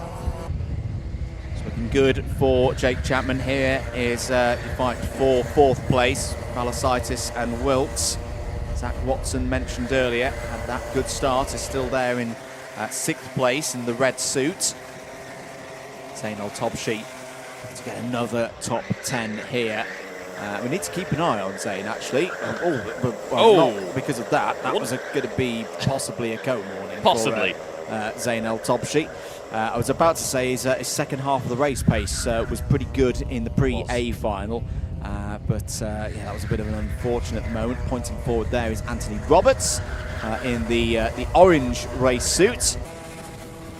And results so far this season for Anthony Roberts, and a good finish to the day at Shennington, 3rd place in the final, and that was from 12th on the grid. So Anthony Roberts knows that you can go hard, you can go long in these races, and now is not the time to be settling for 6th place. He wants to go further forward, potentially get another podium here this season.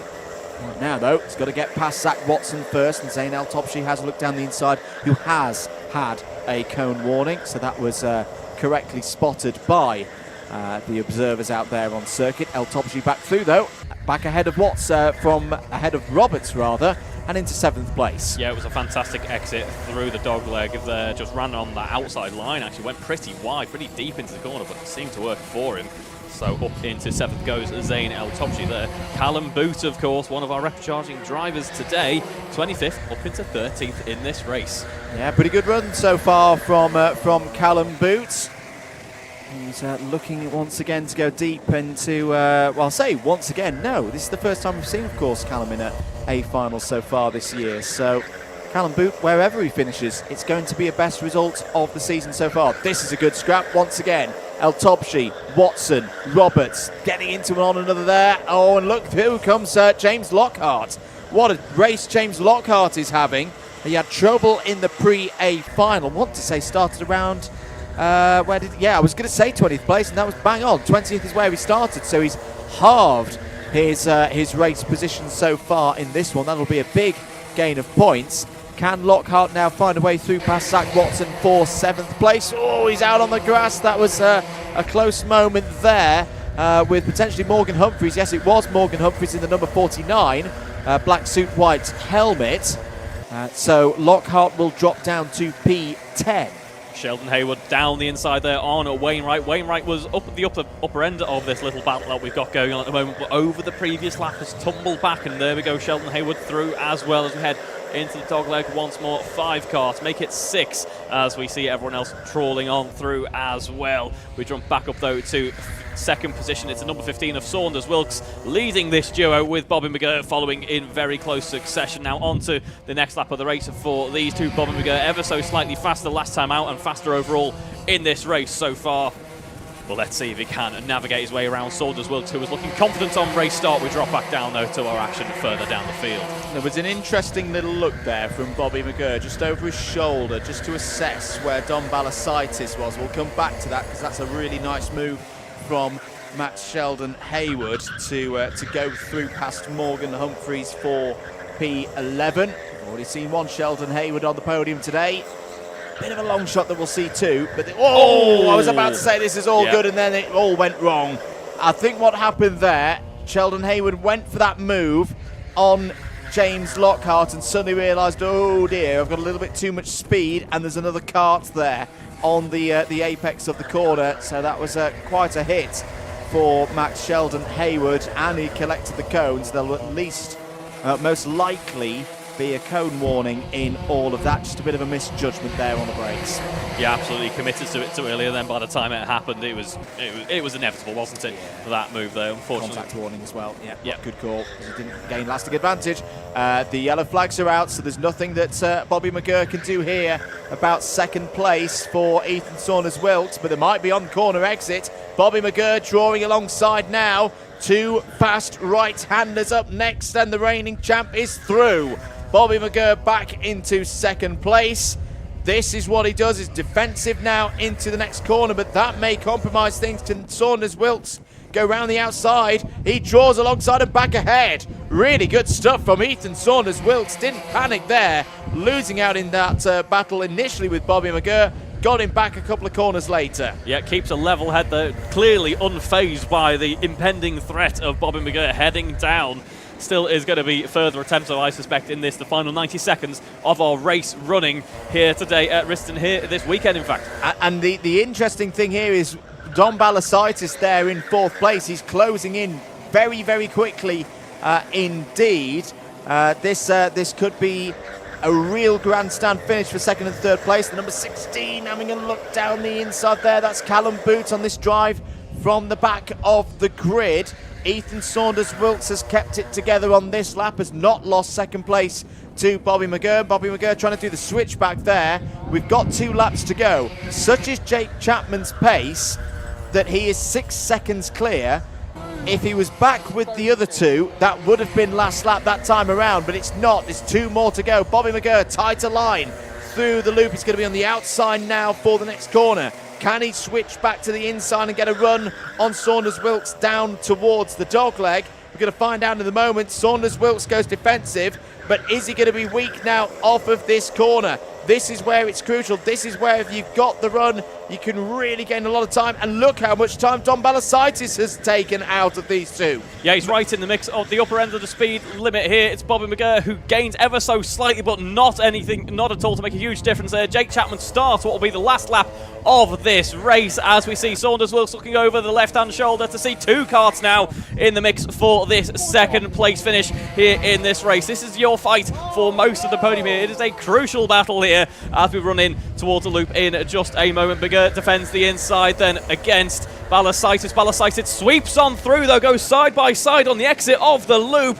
This gives Saunders Wilkes a bit of respite here as we see Chapman heading through dogleg with no major competition at all. Saunders Wilkes can breathe easy now because here is Balasaitis putting on a real charge against McGurr down the inside. In to the dogleg we go for McGurr. He defends there, tries to force out Balasaitis as wide as possible, but it is not going to be for Balasaitis. McGurr defends third for the time being. Here is Chapman. He has been impervious for so long in this day's racing, and he takes the race victory for our Junior A finalist. Congratulations, Chapman there, but the excitement isn't over yet. Here comes Saunders in just a moment, and he takes second. McGurr takes third, rounding out our podium ahead of Balasaitis and Wilkes, our top five. Jake Chapman puts the field to sleep. A brilliant, dominant performance means he is our second double race winner in juniors here this weekend. I think I heard a little chuckle from his brother Max on turn one camera as well. You can be very, very proud of that one. That is a big performance from Jake Chapman. In the end, he wins by 8.2 seconds. Ahead of Ethan Saunders Wilkes. Bobby McGurr holds on in that fight for third place. A good recovery considering that Bobby was a little bit further down the order in TQ. Dom Balasaitis, good points again. And this is a championship that's going to run and run and run across the course of the next few months. Not a podium, but still strong points. Henry Wilkes 5th, Zainab Topshi in 6th. Zach Watson, Anthony Roberts, Max Sheldon Hayward and Callum Boot all in the top 10. Brilliant drive there from Boot, having started 25th on the grid. Owen Price, Charlie Wainwright, James Lockhart, Jamie Tiley Gooden and Morgan Humphreys take us down to 15th. These are all provisional results, by the way, of course, before any penalties have been applied. Hudson Gordon Huntley, Jonathan Fruschel, Tyler Masters, Daniel Parsons and Stanley Wilson take us down to 20th place. Tom Sands, Omar Matthew, Ben Cosgrove, Sebastian Sorescu, Hudson Barker Dix and Harry Clark run out the 26 drivers who started that A final. A couple of thanks from myself before we check out for the weekend. Another of Alpha Live's broadcasts. Big thanks to our whole team here this weekend. We had Jake Conlon on camera one yesterday. Unfortunately, wasn't able to join us today. Feeling a bit unwell. Thank you to Max Chapman, who stepped in his place last minute. Brilliant super sub here today. Oscar Beale, Ollie Woodrow as well. Johnny Morris, Dan Hyde, who was on the buttons yesterday as well, did a brilliant job. And of course, our project lead and director here today, Stuart Lane, does a brilliant job as always. All of our Alpha Live team bringing the pictures in. Me and Reeve, we literally couldn't do our jobs without them. Thank you very much to all of you who've been in touch in the comments. Apologies we've not been as active with them today, but blame the RAF. They're taking all of our internet. So thank you to the Rissington staff, of course. It's been great to come here for the first time. I know it seems a bit daft because I only live 20 minutes from this place now, but a new circuit ticked off the list. It's been great to come here. We've seen some fantastic racing, and thanks to all the marshals, of course, who've kept everybody safe. Thank you to the CLUB100 team, the technical team.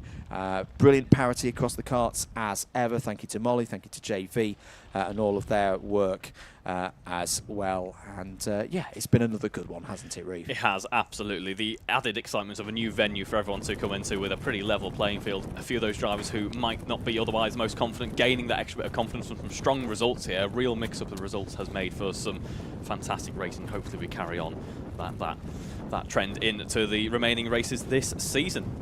You're on a bit of a break now, aren't you, mate, from comms? You're gallivanting around Europe. I am indeed. Yes, yeah, I'm very much looking forward to my first time driving left-hand. We'll be all over the continent in my Crit Air 1 compliant Your car. Crit Air 1 definitely compliant. blowing black soot out the back of a BMW. Yeah, absolutely nothing to see here. But yes, so a bit of break for myself, but we'll be back for some more juniors and cadets action later on in the season. Namely, Buckmore stands out to me, so looking forward to that one. Yeah. And as I say, we will have Club 100 action back on your screens in 2 weeks' time on what will be a very busy karting weekend for Alpha Live. Don't watch the Silverstone Grand Prix. It's Formula One. It won't really be that good. British hopes will be dashed, of course, by that Dutch lad or the Aussie lad, one of the two. Join us here either at Clay Pigeon. You've got Kieran Mogg and Jack Conlon on comms duties for you that weekend, and get your multiple screens out. Look, I had 6 screens on the go last week at GYG for British Kart Champs, covering various things, and we will also have that weekend British Kart Champs action with commentary from DDMM up at Lark Hall. For Rotax weekend. So plenty to get your teeth into. If you've not liked, subscribed already on the Alpha Live channel and the Karting UK platform that's supporting lots of things Motorsport UK license based, do make sure that you've subscribed to all of that. At @MM across all of your social media networks as well. At Andrew Mather Commentary, at RT Media UK. You know what to do. Thank you very much, everybody. Hope you've enjoyed the weekend here at Rissington. It's been a bit of a wild ride here in the Cotswolds for round 3 of the Cadet and Junior South Championships for Club 100. We will see you in 2 weeks' time at Clay Pigeon. Until then, take care and enjoy the rest of your Sunday. Bye-bye. Bye-bye.